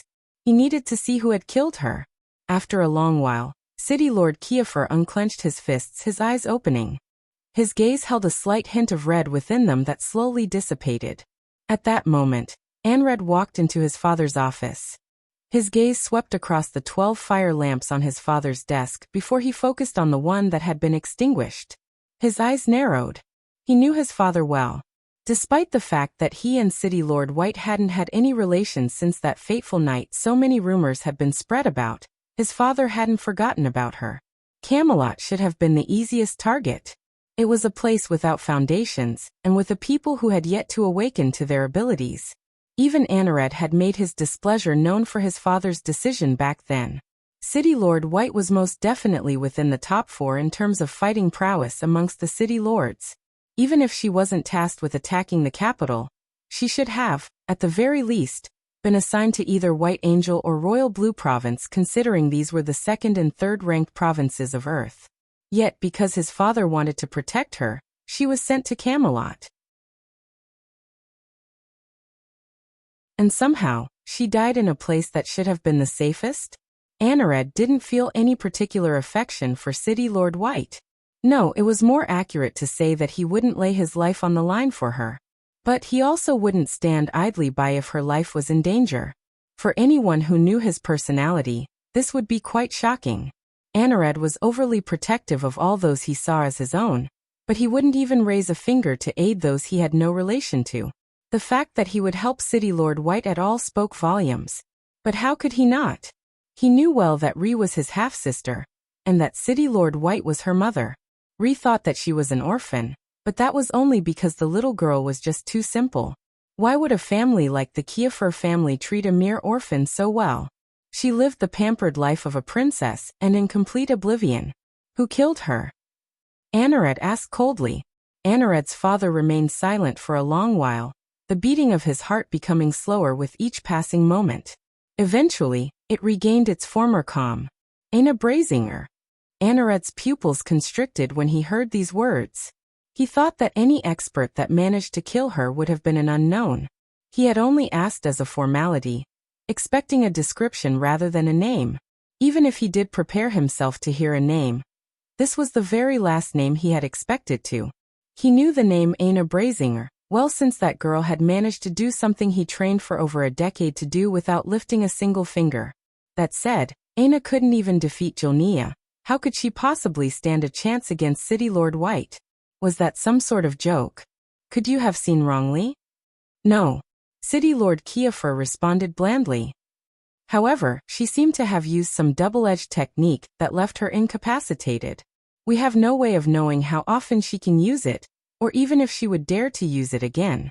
Hearing this, Anred finally understood somewhat. So it was a berserk-type ability. Berserk abilities weren't too rare. Those who had strength-based abilities like Aina's would often awaken them as they continued to evolve. It was a natural progression. Often, added strength was related to tapping into more of the Boda's potential, so berserk skills were the next natural step. Of course, Anred only thought this because he had no idea that Aina's ability wasn't a strength-based ability, but rather a healing-based one. Should I lead a troop to Camelot, then? Such a skill wouldn't be able to be activated twice in quick succession. This is a good opportunity. City Lord Kiefer stood, his visage expressionless. No. City Lord Hargrove is already in position, and everything is prepared. We need to be swift and strike fast, giving them no opportunity to counter. Go support him. Anared nodded and left, a killing intent hidden deep within his eyes. Ree might not know that City Lord White was her mother, but there was only so long the little girl could remain so naive. Since they actually dared to harm his little sister like this, Anared would make them repay this debt in blood. He wondered what Earth would do when tens of thousands of criminals from its own dark cloud prison were suddenly released.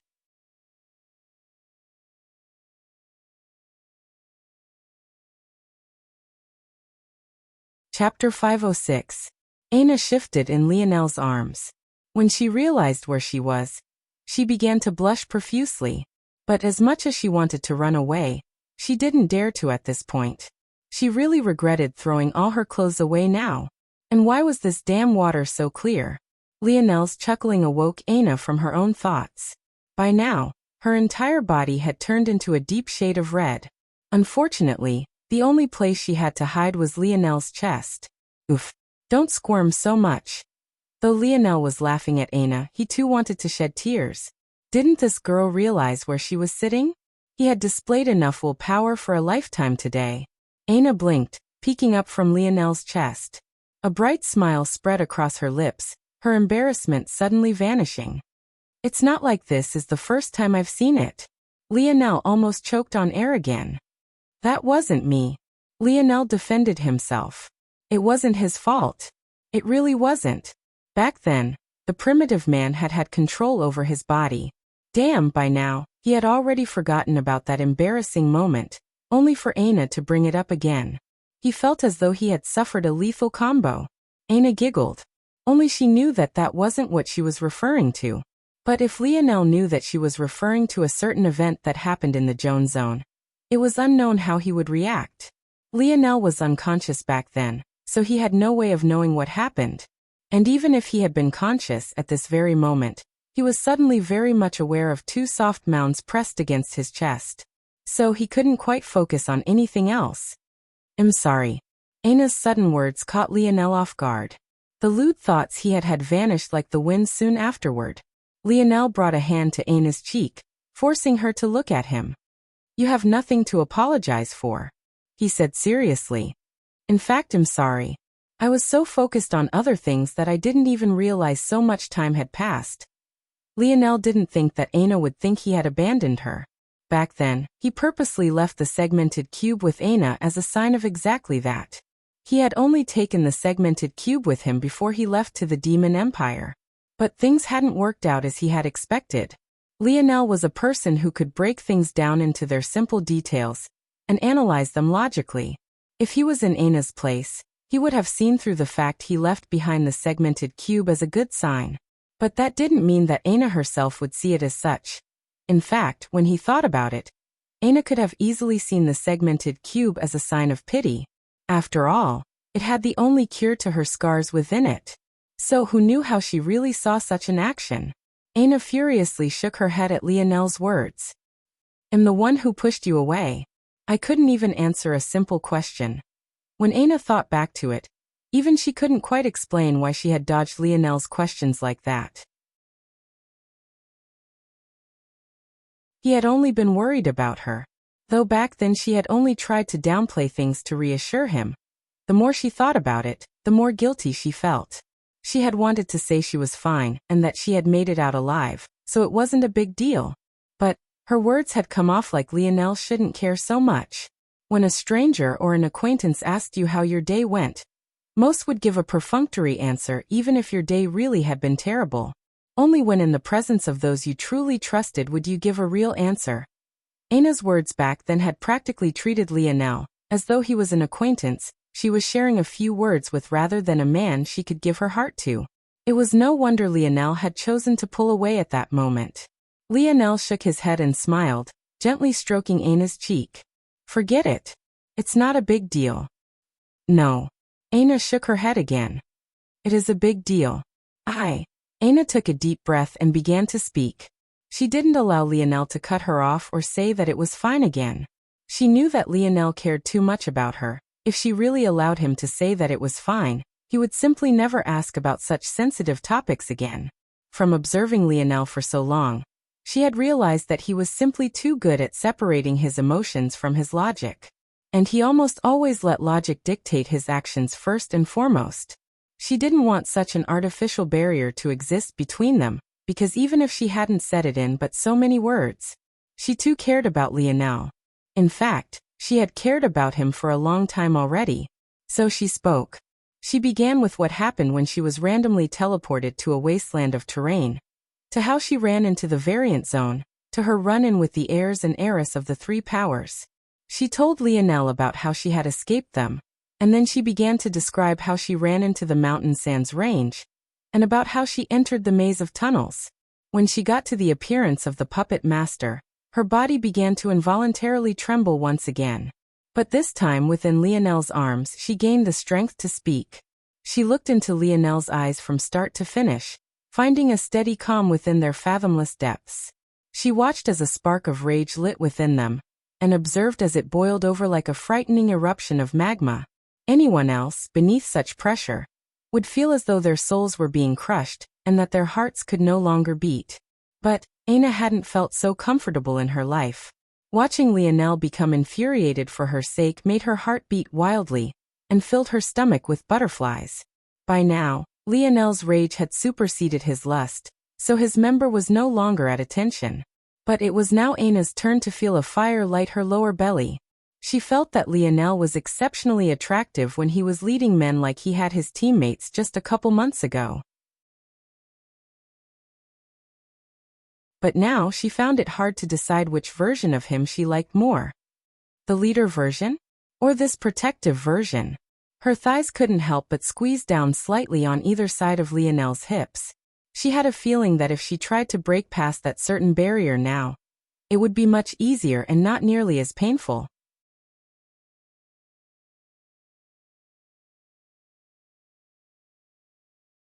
Chapter 507. Lionel had no idea that Aina had been lit afire. If it wasn't because he wanted to listen to the story to the end and didn't want to leave Aina at this moment, he might have charged off to earn another talisman to terrain, to dare have designs on his Aina. If he ever ran into this so-called puppet master, Lionel would be certain to rip him to shreds. Aina paused, her amber eyes scanning Lionel's face as though she wanted to memorize every line and slope. She always knew that Lionel was quite handsome. His tanned skin, his pale green eyes, his strong jaw. She had to admit that she missed his messy, dirty blonde hair. But this long bronze hair made him look particularly masculine, almost like a Roman god, especially when it was paired with his broad shoulders and chest. It was only at this moment that she realized that she had never observed Lionel so closely before. She had always been too shy to do so in the past. But now she felt many times more comfortable doing so, especially since Lionel's mind was hardly focused on her actions at the moment. He hung on her every word instead, as though trying to visualize the day he would kill this puppet master. How did you escape? Lionel's sudden question shook Aina out of her fantasy land. She blushed slightly, but noticing that Lionel hadn't found anything odd about her actions, she continued. I never expected for my curse to help me in such a way. Aina started again. I usually use its suppressive effects to help with my training, but I didn't expect for my blood to carry the same effect. After it consumed my blood, it became severely weakened, and the restrictions on me lessened. I wanted to kill it right then and there, but it began to summon more of its guards. Back then I entered a weird state. I'm not sure how to describe it, but I've never felt so powerful before.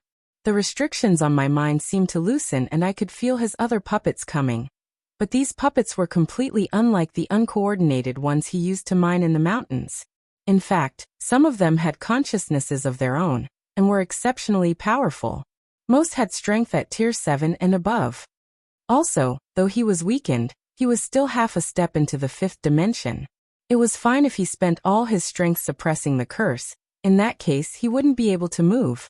But if I forced him to attack, I was sure that he could still kill me. So taking advantage of my strengthened state, I stole the capsule he wanted to imprison me in and ran away. It's hard for me to remember much about what happened after that. It's all so hazy. Aina frowned, her delicate brow wrinkling. Though she seemed to have knife wounds across her face, Lionel found her current appearance quite adorable. Or rather, he would have had he not been so pissed. Wait, your strengthened state? Is that part of your ability?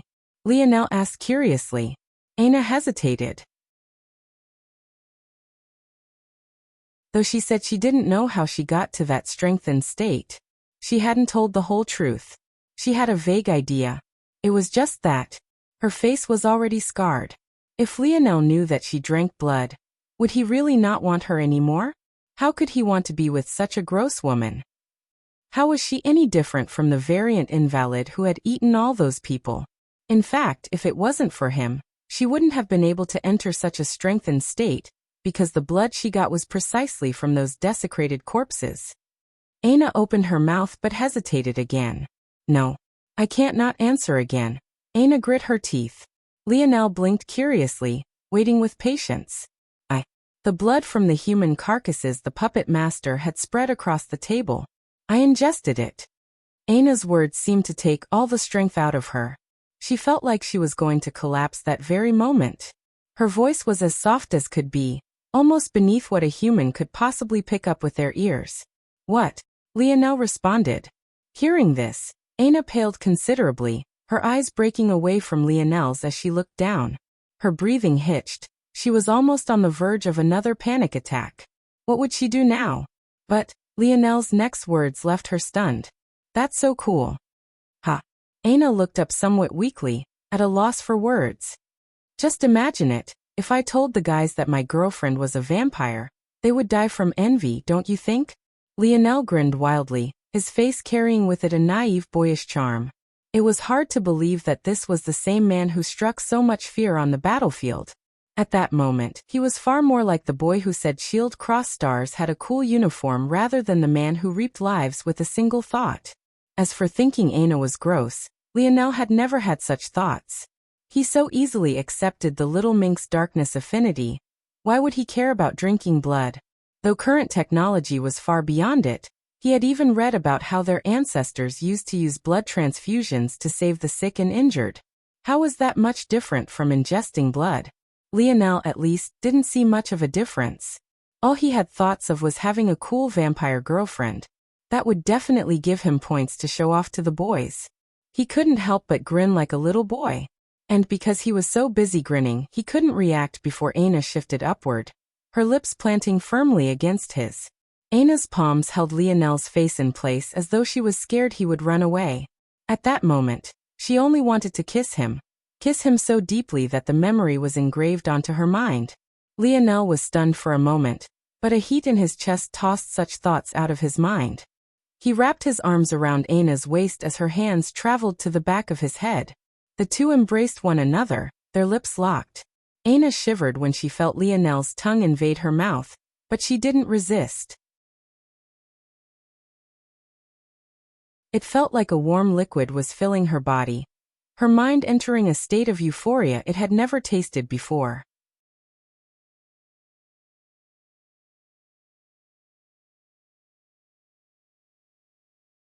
Chapter 508. Aina sunk her fingers into the heavy threads of Lionel's hair. She had never experienced such an intoxicating feeling before. When Lionel shamelessly stole her first kiss, her heart had fluttered and her mind had grown foggy. But that moment had been filled with innocence and purity. It was the kind of memory that filled one with sweetness. But at this moment, Aina didn't feel sweetness. She felt heat, as though her entire body was burning up from the inside out. However, rather than wanting to separate from Lionel, she only wanted to get closer. Lionel could feel the same heat. And maybe in some way it was even more potent for him. Aina might have been petite, but her chest had volume that left him at a loss for words. Her face might have been scarred, but he couldn't find a single other flaw on her body.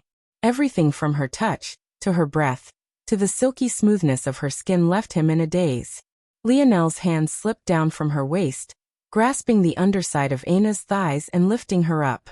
Aina gasped slightly from the sudden change, subconsciously causing her arms and legs to wrap around Lionel tighter.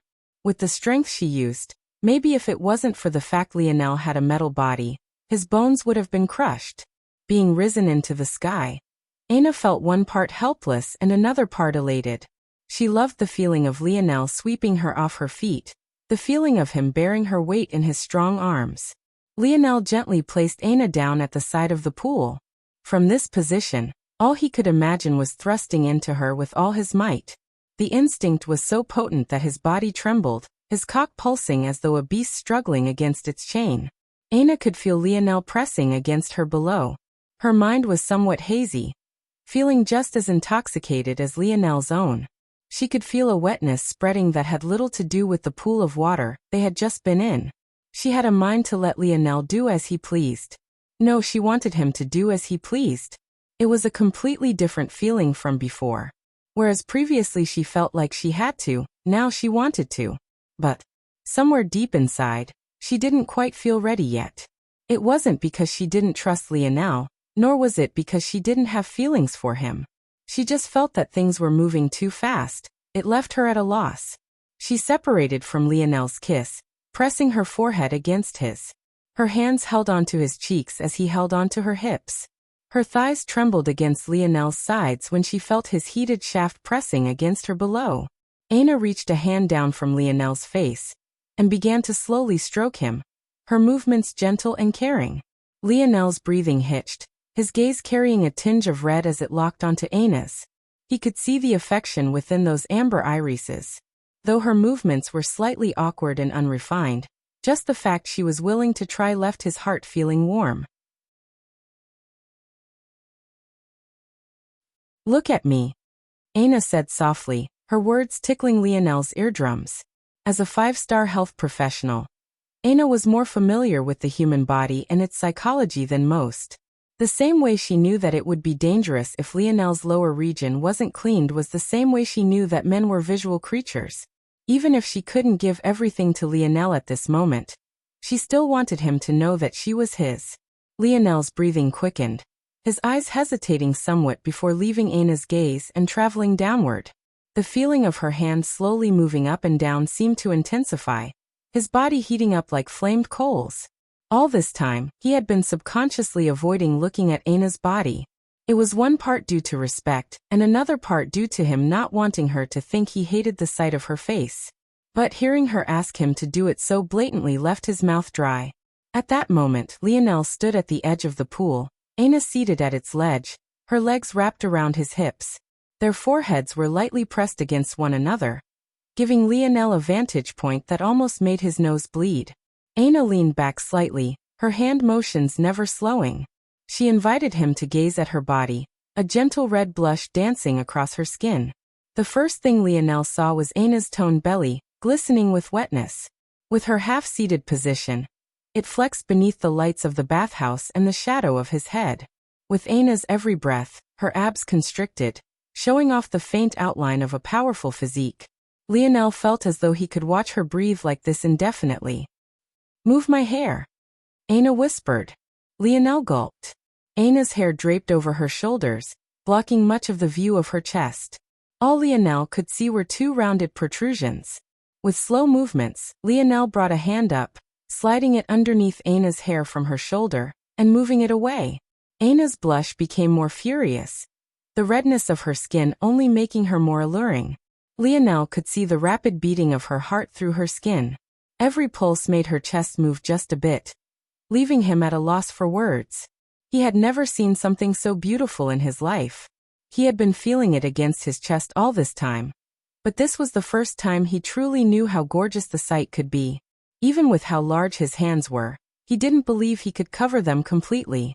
The healthy drop, the alluring pink dots, the perkiness of youth. It left him not knowing how to breathe. It was perfect. "Touch me." As though too embarrassed to look Lionel in the eye when she said this, Aina dove into another kiss, her hand movements increasing just the slightest bit. Her movement caused Lionel's hand, which had been hovering after moving her hair, to land directly onto her chest. The supple silkiness of her skin sent Lionel into cloud 9. He couldn't hold back anymore.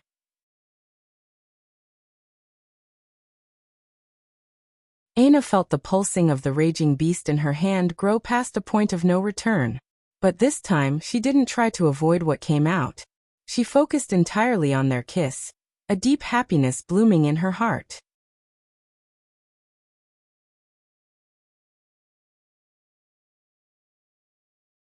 Chapter 509. Lionel's sharp intake of breath slowly calmed, his emotions sitting on a cloud high above. He didn't believe that there could be a greater happiness in the world. It wasn't just about the feeling itself, but rather about the fact the woman he liked so much had been by his side during it. You didn't have to do that. Lionel's voice carried an edgy gruff to it. Maybe it would still take him a while longer to recover completely. No, I didn't have to, Aina said with a sweet smile. I wanted to. Lionel smiled beside himself. Looks like we need another bath, Lionel said playfully before hoisting Aina up again. She giggled lightly, letting Lionel do as he pleased. While the couple were in their own little world, they had no idea about the goings-on outside. Though the segmented cube had been left right in the middle of a battlefield, no one dared to disturb it. Was that a joke? With how wrathful Lionel had been despite the fact no one had actually laid a finger on Aina, how would he react if they tried to interfere in his matters now? By now, though, the battlefield had been cleared and the dead had been dumped in a pile to be burned. Or rather, Arthur had tried to do this, only to realize there was no chance of burning the corpses of fourth-dimensional entities with normal flames. Without a choice, he had to call upon one of Camelot's 3-star magi to do the job. The last thing they could afford now was some sort of diseased outbreak. Arthur didn't know if the fourth dimension still had plagues, but what he did know was that if they did, they would be far beyond what a disease of the third dimension could compare to. There was no need to take such a risk. It was during these moments that the others finally learned of what happened at the Demon Empire. He did what? King Arthur stood in a daze, looking toward Krakos as though he was examining a mentally ill patient. He wasn't very fond of demons to begin with, so he was hesitant to believe their words in any situation, let alone this one. Krakos looked down toward Arthur, his gaze indifferent and his demeanor carrying the very same scholarly air. He didn't understand the rhetorical question culture of humans. In fact, he didn't understand their sarcasm either. He knew well that Arthur had already heard what he said, so there was absolutely no need for him to repeat himself. Stop! Mordred put out a hand, stopping the situation from reaching a point of escalation. Is what you said true, Krakos? Krakos nodded seriously. Yes, Your Majesty. He helped us to eradicate the entire army. The ones we tried to capture killed themselves, so now there's no one left. There should only be the normal citizens of White City left. Before he left, Lionel suggested that we mobilize an army to capture it. Capture White City? Mordred fell into her thoughts. It was indeed not a good idea to leave a city filled with citizens of another world unconquered. Also, there was always the chance of others coming to take it over. If that happened, then Camelot would be thrust right back into the same situation. Mordred looked toward her father, and they both nodded. They were both aware that Lionel's suggestion was the smartest. It was really inadvisable to leave a city unchecked in their territory like this. All right, we will. Arthur's words paused, his gaze narrowing. At the moment, the three of them, Arthur, Mordred and Krakos, were within a military tent on the very same battlefield City Lord White had fallen on. It had been about 2 days since Noah and his troop left. Of course, Arthur didn't blame them for leaving.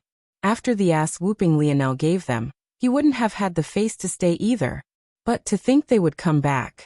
From the looks of it, it seemed that Noah had semi-recovered while Niall was nowhere to be seen. In truth, Lionel was quite lenient with Niall at the time. He could have blasted a hole through his heart, but he gave the junior governor Duke a chance at life. Whether he seized it or not seemed to remain to be seen. Noah led the troop, his face pale. It was clear that he was still heavily injured. Yet if it wasn't for the natural reaction of his skin tone, it would be impossible to tell from his facial expressions. Noah swept a glance over the battlefield. Seeing that the segmented cube was still in the same place it had been before, his gaze flashed with an imperceptible light, but he didn't say anything until he made his way to Arthur's tent riding upon the back of another black wolf. With a leap, Noah descended from the back of the wolf as Arthur, Mordred and Krakos exited the tent.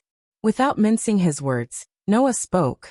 White City has been captured and I've stationed half of my army to keep the order. I will need to return to Earth to report this to my imperial grandfather. Before I do, we have yet to begin our negotiations. Mordred and Arthur's expressions became serious. Even if most of White City's main forces had already died, capturing a city was no laughing matter, especially not in such a heavily injured state.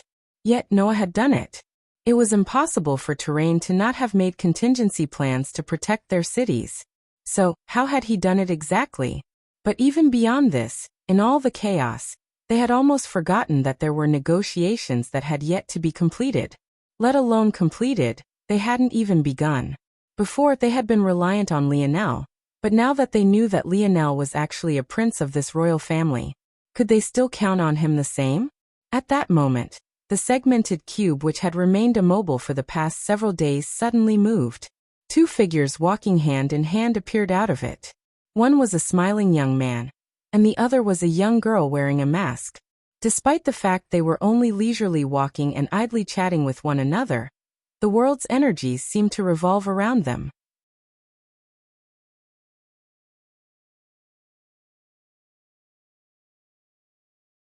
Chapter 510. Lionel pocketed the segmented cube, and seemed to finally realize that the atmosphere was a bit off. He swept a gaze forward and noticed Noah. After a brief pause, he turned back to Aina. "Are you sure that it's comfortable?" Aina giggled. This was the fourth or fifth time Lionel had asked this question. "Yes, really it is." She lightly touched the mask on her face, a light smile blooming beneath. She normally wouldn't wear a mask, but the purpose of this one wasn't to hide her appearance. After learning about Aina's curse and the time limit, Lionel found out that there was a way to delay the progress of the curse. It was obvious that it was greatly suppressed by cleansing waters, so Lionel chose to craft a mask for Aina that could help her. What he hadn't expected, though, was for Aina to like the mask so much. Though she never said anything, the curse placed her in a perpetual state of discomfort. Even in its least inflamed form where her scars appeared no different from knife wounds, there was an uncomfortable tightness and itchiness she always had to deal with. But for the first time, she felt completely at ease. If she didn't know better, she would have thought that Lionel had cured her completely. The mask itself was something that Lionel put his heart and soul into. It was actually the reason they had taken an extra 2 days to exit the segmented cube, other than celebrating Aina's birthday, of course. The mask used the pearl of the purifying fog clam as a base. It gave the mask itself a premium white glow that seemed somewhat like marble, but carried the off-whiteness and milky texture of pearls. The inner workings of the mask were forged with the ice vein type or misty dream Oregon. The purifying fog clam was known for its ability to turn large amounts of water into a gentle mist that almost appeared like fog. As for the mist dream ice vein ore, it was known for its ability to keep its ice-like state even in the hottest of climates, almost as though it was in its own dream world regardless of the environment. Lionel crafted veins patterns throughout the mask with the misty dream ore and filled its innards with cleansing waters. The combination of the two allowed Aina to have a fine mist of cleansing water perpetually hovering around her face. Any unease she had completely vanished. In the end, the mask gained the appearance of a beautiful piece of art. The contrast of the milky whiteness to the sharp blue lines of the misty dream ore made it look particularly dazzling. In fact, even Aina hadn't expected to like it so much. What she was more shocked about, though, was the fact that Lionel actually managed to give it defensive strength rivaling a Tier 8 black treasure despite the fact it wasn't designed with such a thing in mind. Others might not know how valuable force crafters were, but how could Aina not be aware? The realization that Lionel hadn't been joking before left her quite stunned. Of course, she hadn't thought that Lionel had been lying. He wasn't that type of person. Rather, she was more shocked by Lionel's level of skill. From what she understood, he was almost at the standard of a fifth-dimensional force crafter. At his age, at least in worlds as weak as theirs, that was completely unheard of. Mordred smiled bitterly when she saw how the two were still somehow in their own world. Didn't they see the gravity of the situation? Mordred cleared her throat. "All right. Lionel looked up toward Mordred and grinned. Sorry, I heard that there were negotiations happening now? I've already promised them to take the helm in these matters, so if you want to negotiate, you'll be doing so with me. Hearing these words, Mordred couldn't help but smile. It seemed that she had thought too much before. That was right. If he was willing to beat this cousin of his so savagely, there shouldn't have been anything to worry about to begin with. Jessica, who had descended to Noah's side, frowned when she heard these words. As the prince of the empire, something like Lionel negotiating on behalf of outsiders was highly inappropriate. She wanted to open her mouth to say something, but Noah stretched out a hand that stopped her. As you wish. Lionel nodded. Soon, the group had entered the military tent. Lionel sat on one side of the table with Aina to his left and Mordred to his right. As for King Arthur, he sat to the right of his daughter. On the other side of the table, Noah faced Lionel with Jessica to his side. On the other side of Noah, there was another young man. The young man had his long hair done up in an elaborate bun that seemed to come straight out of an ancient world. He had sharp features and an even sharper gaze, all hidden behind his glasses. However, while the glasses Lionel's father wore were more of gimmick because he simply liked their appearance, Lionel could tell that the glasses of this young man were actually a treasure that helped boost his ocular ability. The young man swept a gaze toward Lionel before observing Mordred, and then finally turning toward Aina. But before he could, Lionel snorted lightly. An audible crack resounded in the quiet room. The glasses of the young man snapped, their lenses breaking into tiny fragments. If it wasn't because the young man was quick to close his eyes as soon as he realized that something was wrong, he may very well have been blinded in that moment. Lionel's gaze didn't shift away from the young man as the latter slowly took his glasses off. His visage indifferent, but the aura he was exuding reaching a tangible level. Watch where you're looking, please, or else I'll have to ask you to leave.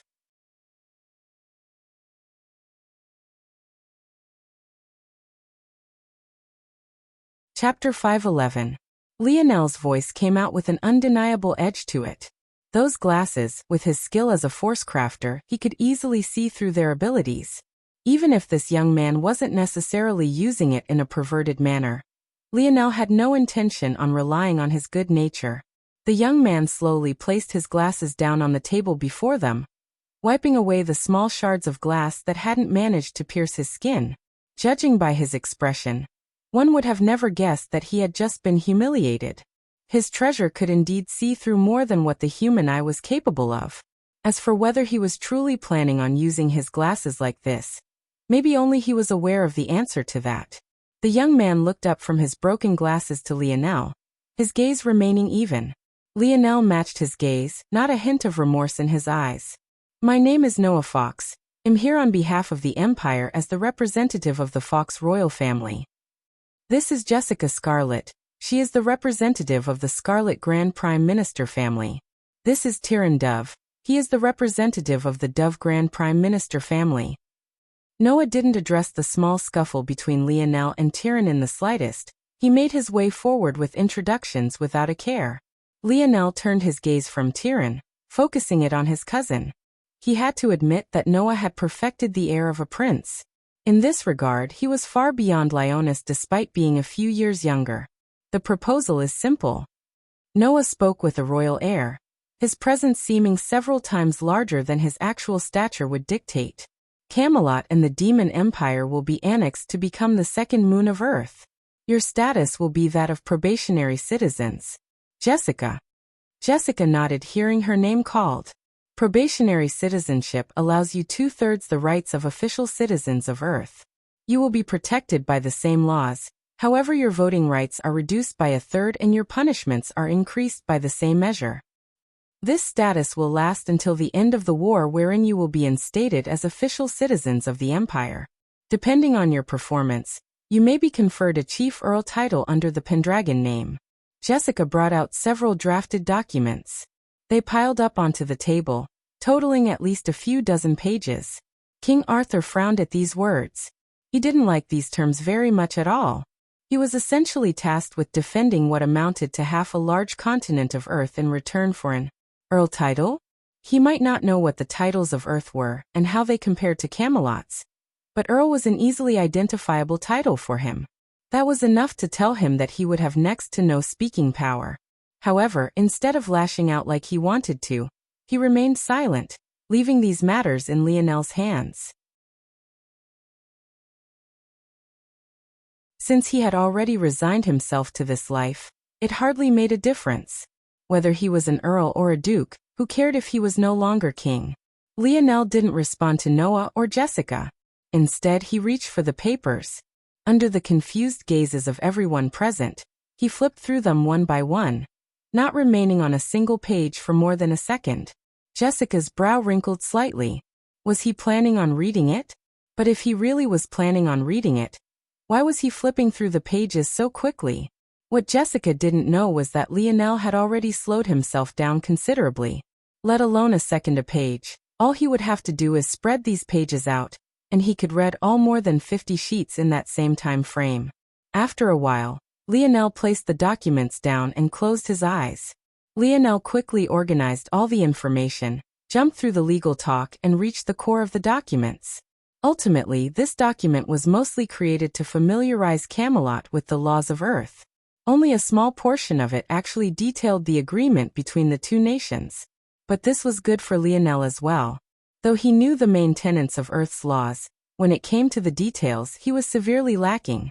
The document was unlikely to list all of Earth's laws. After all, it was only a few dozen sheets while Earth had long since moved past the usage of paper.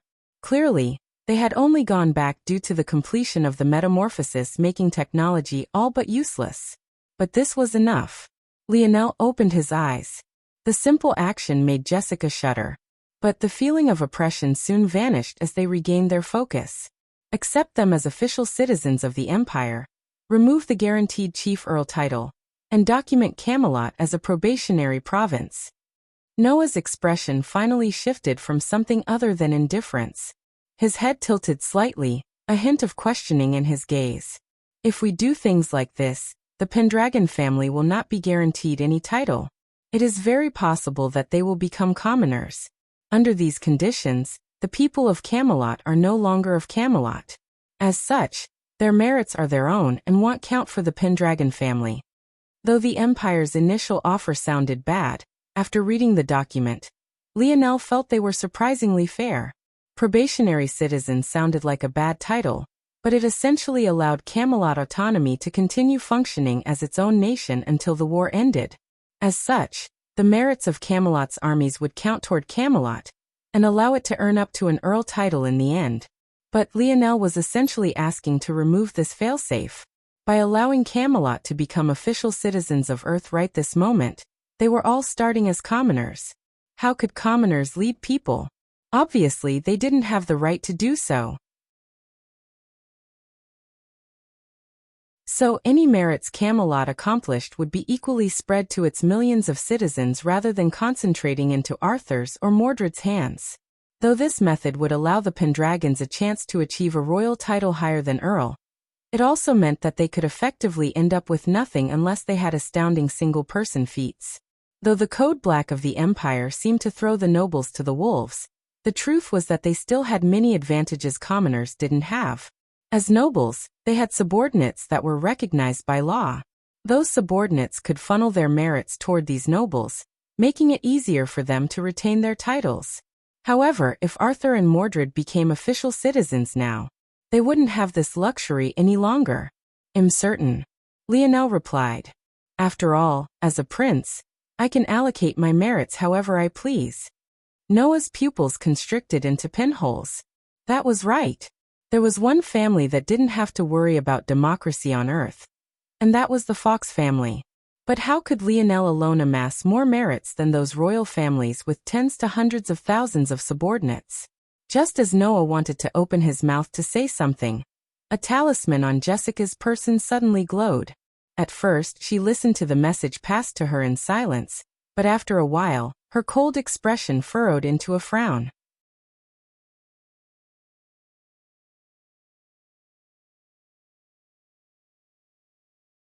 Chapter 5:12. Jessica's expression only seemed to become worse with each passing moment. When the message finally came to a close, she began to whisper into Noah's ear. Clearly, The matter was too urgent for her to even consider leaving this place first. But it was precisely because of this that Lionel learned exactly what happened. With his senses, how could he not make out a whisper? In fact, even Aina was capable of doing the same thing. Though her mind wasn't on the same level as Lionel's, her 5 senses were greatly heightened. Dream Cloud Prison? Lionel's gaze narrowed. Dream Cloud Prison, compared to prisons from ancient times, could be considered a paradise. The Empire put a lot of effort into rehabilitation, more than what could be said for most nations of the past. However, even with this being the case, there were many who would never step foot outside of the prison. And many of those who never would, had never even committed crimes before. This sounded like a shocking matter, but considering the history of the Empire, maybe it wasn't so. After a moment of thought, the gene analysis exam wasn't just a prerequisite for finding future talents. It was also a test for finding future criminals. Those that had a high potential to commit petty crimes in the future were mostly ignored. These individuals were allowed to live out their lives, and would only be escorted to Dark Cloud Prison upon committing the crimes in question. However, there were those who were born with more sinister tastes, those who had a high potential for violence and murder. Those people were classified as grade prisoners, and were introduced into Dark Cloud Prison in their infancy. They received visitation from their family. But other than this, they would spend their lives within the walls of the Dark Cloud Prison. But this was only the beginning. While there were those with potential for horrid acts of violence and murder, there were others who not only had such desires, but also had tools to commit them that far surpassed the normal person. These people were geniuses who were born to be 5-star professionals, prodigies that had impossible levels of intelligence to match their twisted nature. They were known as dark prisoners and received the highest level of security Dark Cloud Prison had to offer. As for whether it was ethical to punish people before they committed the crimes they were supposedly destined to, Lionel wasn't sure. If he was honest with himself, he never really thought about it before. Dark Cloud Prison was so far and away out of his mind in his day-to-day life that, like most privileged people, he just never thought about it. But now, it seemed that Dark Cloud Prison had no intention of staying away from his life any longer. That said, judging by Jessica's words, this seemed like a good opportunity. When Jessica finished whispering to Noah, his expression, too, became serious. Lionel smiled and looked toward Aina. Want to go to Dark Cloud Province? Jessica's lip twitched when she heard these words. He didn't even bother asking them first how they felt about it. And couldn't he have at least pretended as though he hadn't heard anything? After all, this was technically top-secret information. But when Jessica remembered that Lionel was also technically a prince, she realized that he really could do whatever he wanted. Unless her father or Tyrion's father was here, there would be no way to command him to do anything. And even in that case, Jessica somehow believed it wouldn't matter. After all, it really didn't seem like Lionel was relying on the prince title at all. He would have done whatever he wanted to do from the very beginning. Aina nodded at Lionel's suggestion. At this point, both of their goals were in sync. Aina wanted to grow stronger, and so did Lionel. If he didn't grow stronger, how could he possibly upgrade the segmented cube to cure Aina? It's settled then. Lionel smiled and looked back toward Noah, Jessica and Tyrion. I think my proposal was in line with the Empire's bottom line, correct? Noah gazed at Lionel for a moment before nodding. Good. Not long later, Noah, Jessica and Tyrion got up to leave. Tyrion left behind a slight smile, but didn't say anything from the start of the meeting to the end. It was difficult to tell if this was just his personality, or if there was something else. So what hole did you throw me into, kid? Finally, Arthur couldn't hold back any longer. He had heard the negotiations, but without understanding Earth's laws, it was tough for him to follow everything that was said. In the end, he could only trust in Lionel, something that left him feeling somewhat uncomfortable. Lionel chuckled. It's a good thing, I promise. After Lionel finished his explanation, Mordred and Arthur fell into their own thoughts. So we have to rely on you? Arthur sighed. Well, not necessarily, Lionel said with a grin. What do you mean by that? Well, what do you think I was doing before I came to this battlefield? Wait, but according to your reasoning, anything we did before becoming official citizens is void. And even if our fight against White City was counted, it would be split even across every soldier that participated in the war. That wouldn't be enough merits to even trade for a Tier 4 official title, let alone a noble title. Arthur pressed his brows together. Yes, you weren't official citizens. But what about me? Lionel's grin widened. Arthur and Mordred suddenly came to a realization. That was right. While their merits would be mitigated, Lionel wasn't in the same boat. And hadn't he just wiped out 10 White Knights and over half of White City's elite forces practically on his own? Not only did a prince take out half of the army, but this prince's girlfriend also killed their city lord. Aina blushed slightly beneath her mask and looked away. But she didn't make any attempts to refute. Seeing such a scene, Mordred grinned and winked at Lionel only for him to put 2 big thumbs up. Aina can be considered a person under my wing, so you can say effectively, all the merits for clearing out White City falls to us. Giving those merits over to the Pendragon family is well within my rights. Though I'm not sure how many merits the other nobles have, I read over the method of calculation. If my simulations are correct, there should already be no problem to trade for a Secretary Marquis title. Lionel smiled lightly, his cheeriness being seen in a new light by the father-daughter pair.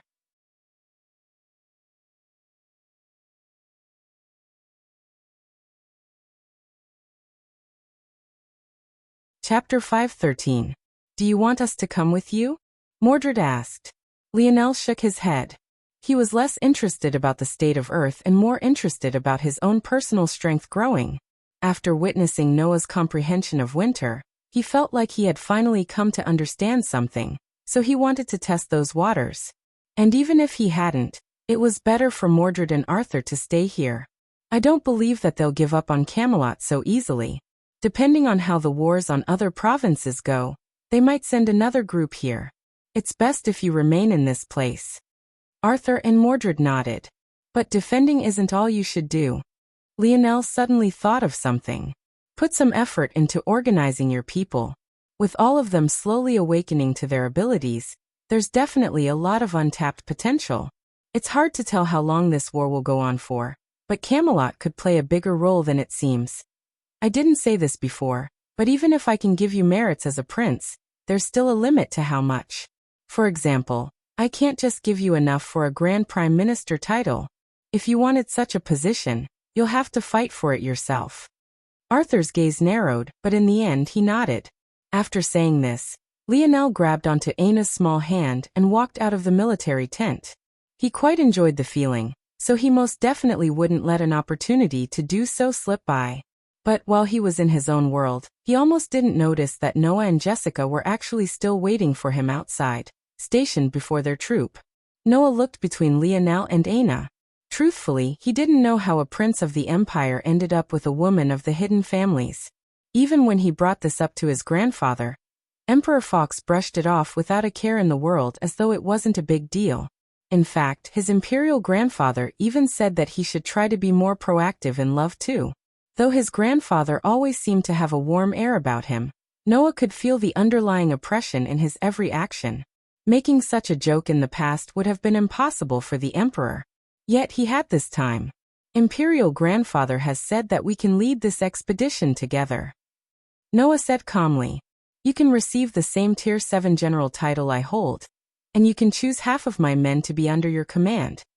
Normally, when such a thing happened, the person suffering the most would be infuriated.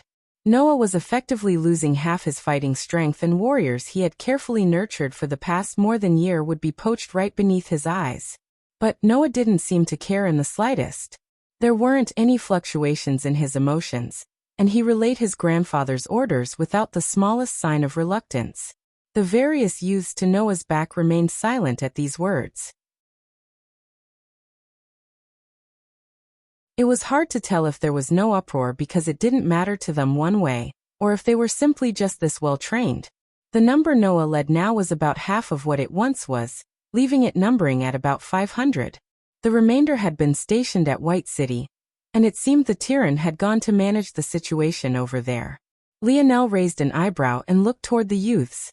They had all been there when he lost his temper, flying into a rage. So there was no need to question his strength. But commanding a group of men and women went beyond just strength. It required judgment and intellect.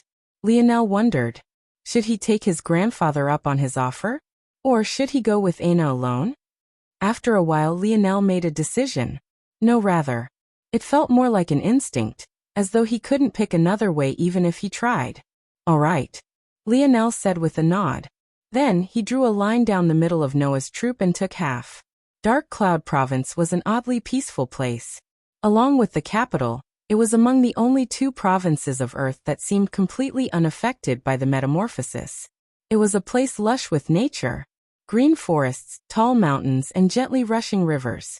It was almost a utopia. However, everyone knew that all of this terrain was purposely left here to make it even more difficult for prisoners to escape. Not that they'd ever step foot out of the perimeter of Dark Cloud Prison.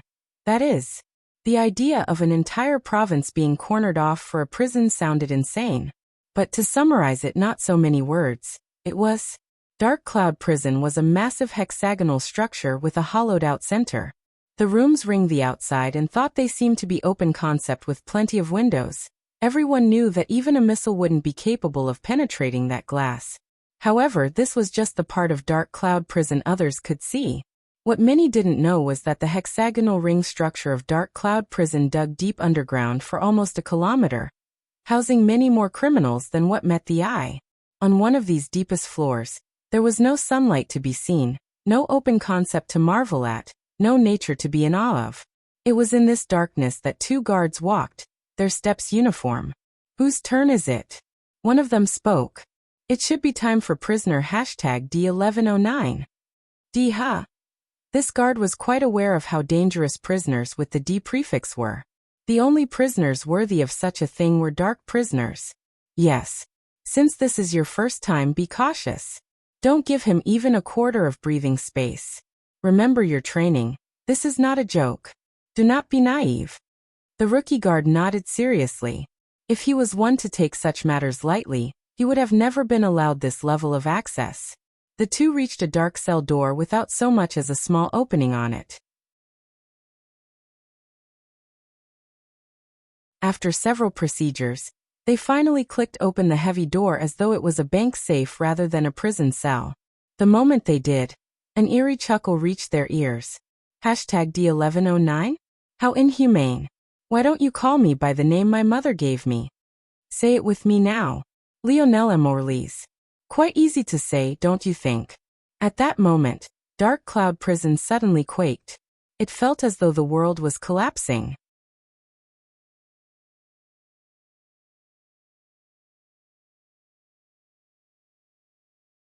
Chapter 514. Lionel took a look at the more than 200 men and women before him. The eldest was no more than 25 while the youngest might have been 16 or 17. But, all of them carried the experience of several battles. It was very clear that this wouldn't be their first stint. Though Lionel had the ability to do so, he didn't pick them based on their strength. He decided to choose randomly, not only to leave some face for Noah, but because he didn't particularly care how strong they were. Honestly, he didn't know why he agreed to Noah's proposal. It was more of an impulse than anything else. But now that he had made his decision, there was no use in lamenting it. There was even something about it that filled him with a hint of excitement. His back stood just a bit straighter, his chest becoming just that small bit wider. The aura that surrounded his body caused them to fall in line, their expressions serious. Who are the leaders amongst you? Lionel finally spoke. The youths looked toward one another before a few stepped out. Among them, Lionel actually recognized one. Niall stood with a face even paler than Noah's had been. His arm was bandaged and wrapped. But truthfully, there was no amount of bandages that could make up for a hole being blasted through your collarbone. It seemed as though someone had gone out of their way to secure his arm. As for whatever else was done, Lionel wasn't sure. After all, he wasn't trained in such things. All in all, there were 10 individuals including Niall who stepped out. Many of them had tired expressions. It was clear that it hadn't been too long since they conquered White City, but now, just when they thought they could finally go home, they were thrust into another matter. According to reports, Dark Cloud Prison had been attacked and at least 20% of the prison had been compromised, resulting in the sudden release of 23,329 C-grade prisoners, 12,802 B-grade prisoners, 2,023 grade prisoners and 103 dark prisoners. Though the complex terrain around Dark Cloud Prison was marketed as a method of making it tougher for prisoners to escape, if this was really the goal, then the area around the prison would be nothing but flat land. It would be next to impossible to escape if there was no cover to hide behind. The truth of it was that with the wristwatch the Empire gave every newborn, there was no need to worry too much about escape. The terrain actually functioned twofold. The first was maintaining at least somewhat of an eco-friendly environment on Earth that didn't involve the oceans. For the second reason, it was so that the public would forget such a place existed to begin with. Not only were there no paradise islands that traveled over Dark Cloud Province, but it was practically untouched by human hands with the exception of the massive prison at its very center. But now, this terrain had become a massive obstacle for them to overcome. None of this even mentioned the fact that whoever had attacked the prison had done so with the express purpose of releasing these prisoners. If this was the case, then that definitely meant that there was a high likelihood that these prisoners were being funneled into whatever army's terrain was building. Though the C and B-grade prisoners weren't guaranteed to have high combat prowess, it was a different story for A and dark prisoners. The Empire had already found a strong correlation between how well one performed on their gene analysis exams and the strength of the abilities they could awaken. Dark prisoners had a better than 50% chance to be variants or stronger by this point. This was most definitely not something to be taken lightly. While weak worlds like Terrain mostly relied on their force cultivation to display strength, talented worlds like Earth could get away with having weaker foundations in such areas as long as their abilities were up to a certain standard. If it wasn't for the fact Noah had purposely chosen to hold back and Arthur had yet to learn how to control his ability, there was no way that City Lord White would have had such an easy time. However, with all of this said, the actions of Terrain were most definitely a double-edged sword. Taking advantage of the strength of these men and women would be one matter, but whether they would truly be able to control them was a different matter entirely. Lionel scanned the 10 before him. Other than Nile, there were 6 other young men and 3 young women. The weapons among them also varied greatly. While some chose to wield cold weapons, some had more modern weapons as well. These modern weapons were enhanced, but also didn't rely on advanced technology. After some inspection, Lionel realized that these modern weapons were actually treasures. Though they appeared to be of Earth's technology, they were much more like Lionel's first creations, the long nozzle pistols. Interesting. Lionel wondered if this was because other worlds had been observing Earth's technology to make these, or if maybe Earth's technology wasn't as unique as he once believed. Of course, there was another possibility, and that was that Earth had force crafters of its own that he was unaware of. If this last point was true, then it seemed that that mysterious grandfather of his had more hidden cards than it seemed. But at the same time, a hidden card wouldn't be so hidden if it was out for all to see like this. So Lionel dismissed the idea. It was more than likely a combination of the first 2 possibilities. 23 speed types, 19 defensive types, 21 attack types, 7 healing types, 48 body enhancement types, 39 force strengthening deviation types, 13 sensory types, 10 all-rounders, 74 unique unclassifiable abilities. Lionel summarized quickly.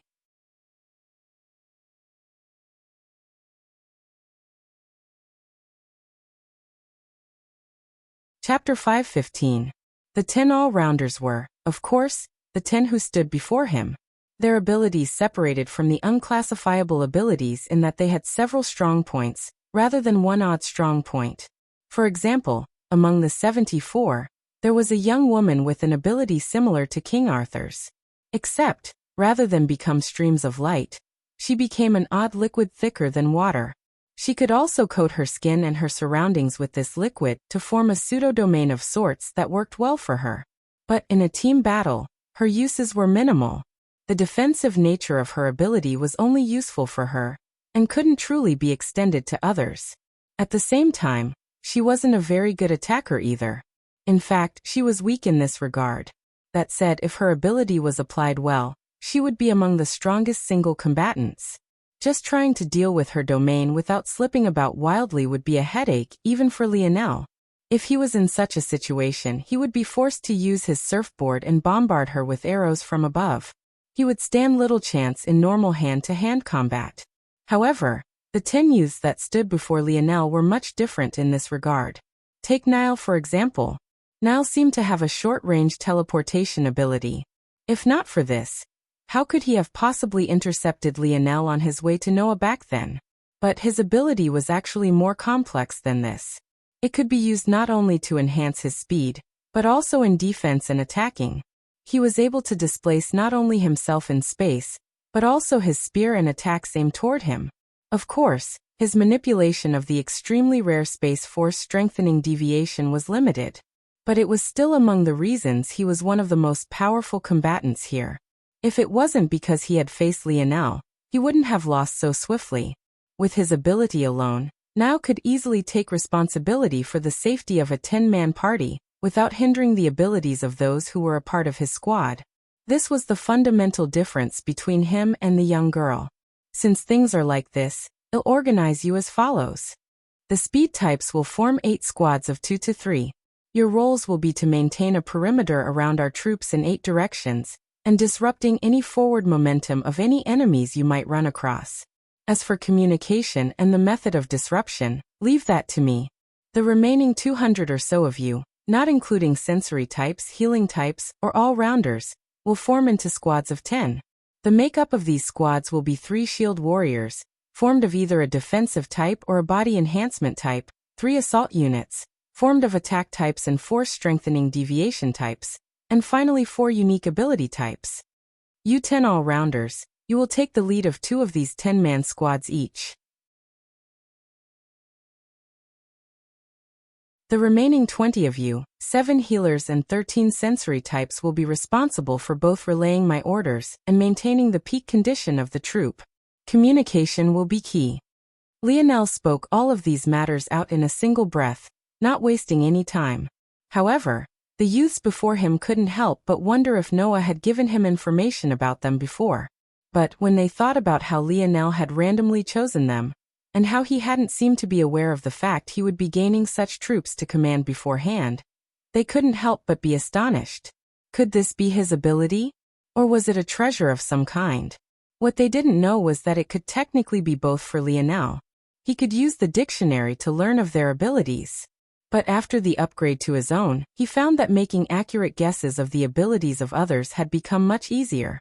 Though he couldn't claim to comprehend as much detail as the dictionary had, it was definitely far less hazy than the past. Of course, he also saw that the more powerful the ability wielded by a person, the harder it was for him to see through it. But this much was already far better than what most could accomplish. Lionel was definitely in a league of his own in this regard. Soon, Lionel had finished organizing the army and he walked up to Niall. How much of your strength can you display right now? Pale-faced, Niall still stood at attention. There wasn't a hint of hatred for Lionel in his eye. In fact, it now held the same respect it had for Noah. However, it was hard to tell if this was because Lionel had defeated him so easily, or if it was because he now knew that Lionel was a prince. It could only be said that if it was the latter. The brainwashing of the Empire was truly something to behold. I can display about 20% of my strength, Your Highness. Niall replied seriously. Lionel's eyes sparkled. He hadn't asked this question because he wanted to know, but rather because he wanted to probe Niall's attitude. Seeing it, even he couldn't help but feel somewhat guilty. Golden lights surged around Lionel and descended upon Niall. The accumulation of light elemental force was so strong that it practically became blinding. Very quickly, Niall's face became more ruddy, his shallow breathing becoming deep and full once again. Under the shocked gazes of those spectating, Niall's state continuously became better. When Lionel lowered his hand, though Niall wasn't back to peak condition, he was clearly much better. It wouldn't be an issue for him to display 80% of his strength. Niall's eyes widened. Thank you, Your Highness. Lionel smiled and waved a hand. I want to apologize for what I did, because that would be hypocritical. Truthfully, if you stood in my way again, I would treat you the same way. Niall paled somewhat hearing these words, but he inwardly felt more respect for Lionel after hearing them. He didn't want to be treated like a dog who could be coddled with a carrot and a stick. He wasn't a person that a bad guy, good guy routine could work on. Such a thing would only be effective for those who were weak of mind. But those are matters of the past. We all have the same goal right now, and that's to repel these invaders. Niall nodded seriously, his back standing somewhat straighter. From now on, don't call me your highness or prince, call me captain. What I value most are two things: respect and persistence.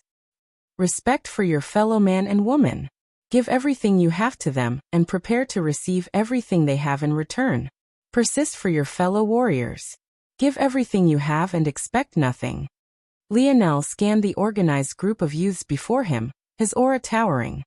He looked more like a sturdy pillar, prepared to hold up even the skies rather than a simple young man. The blood of the youths involuntarily boiled.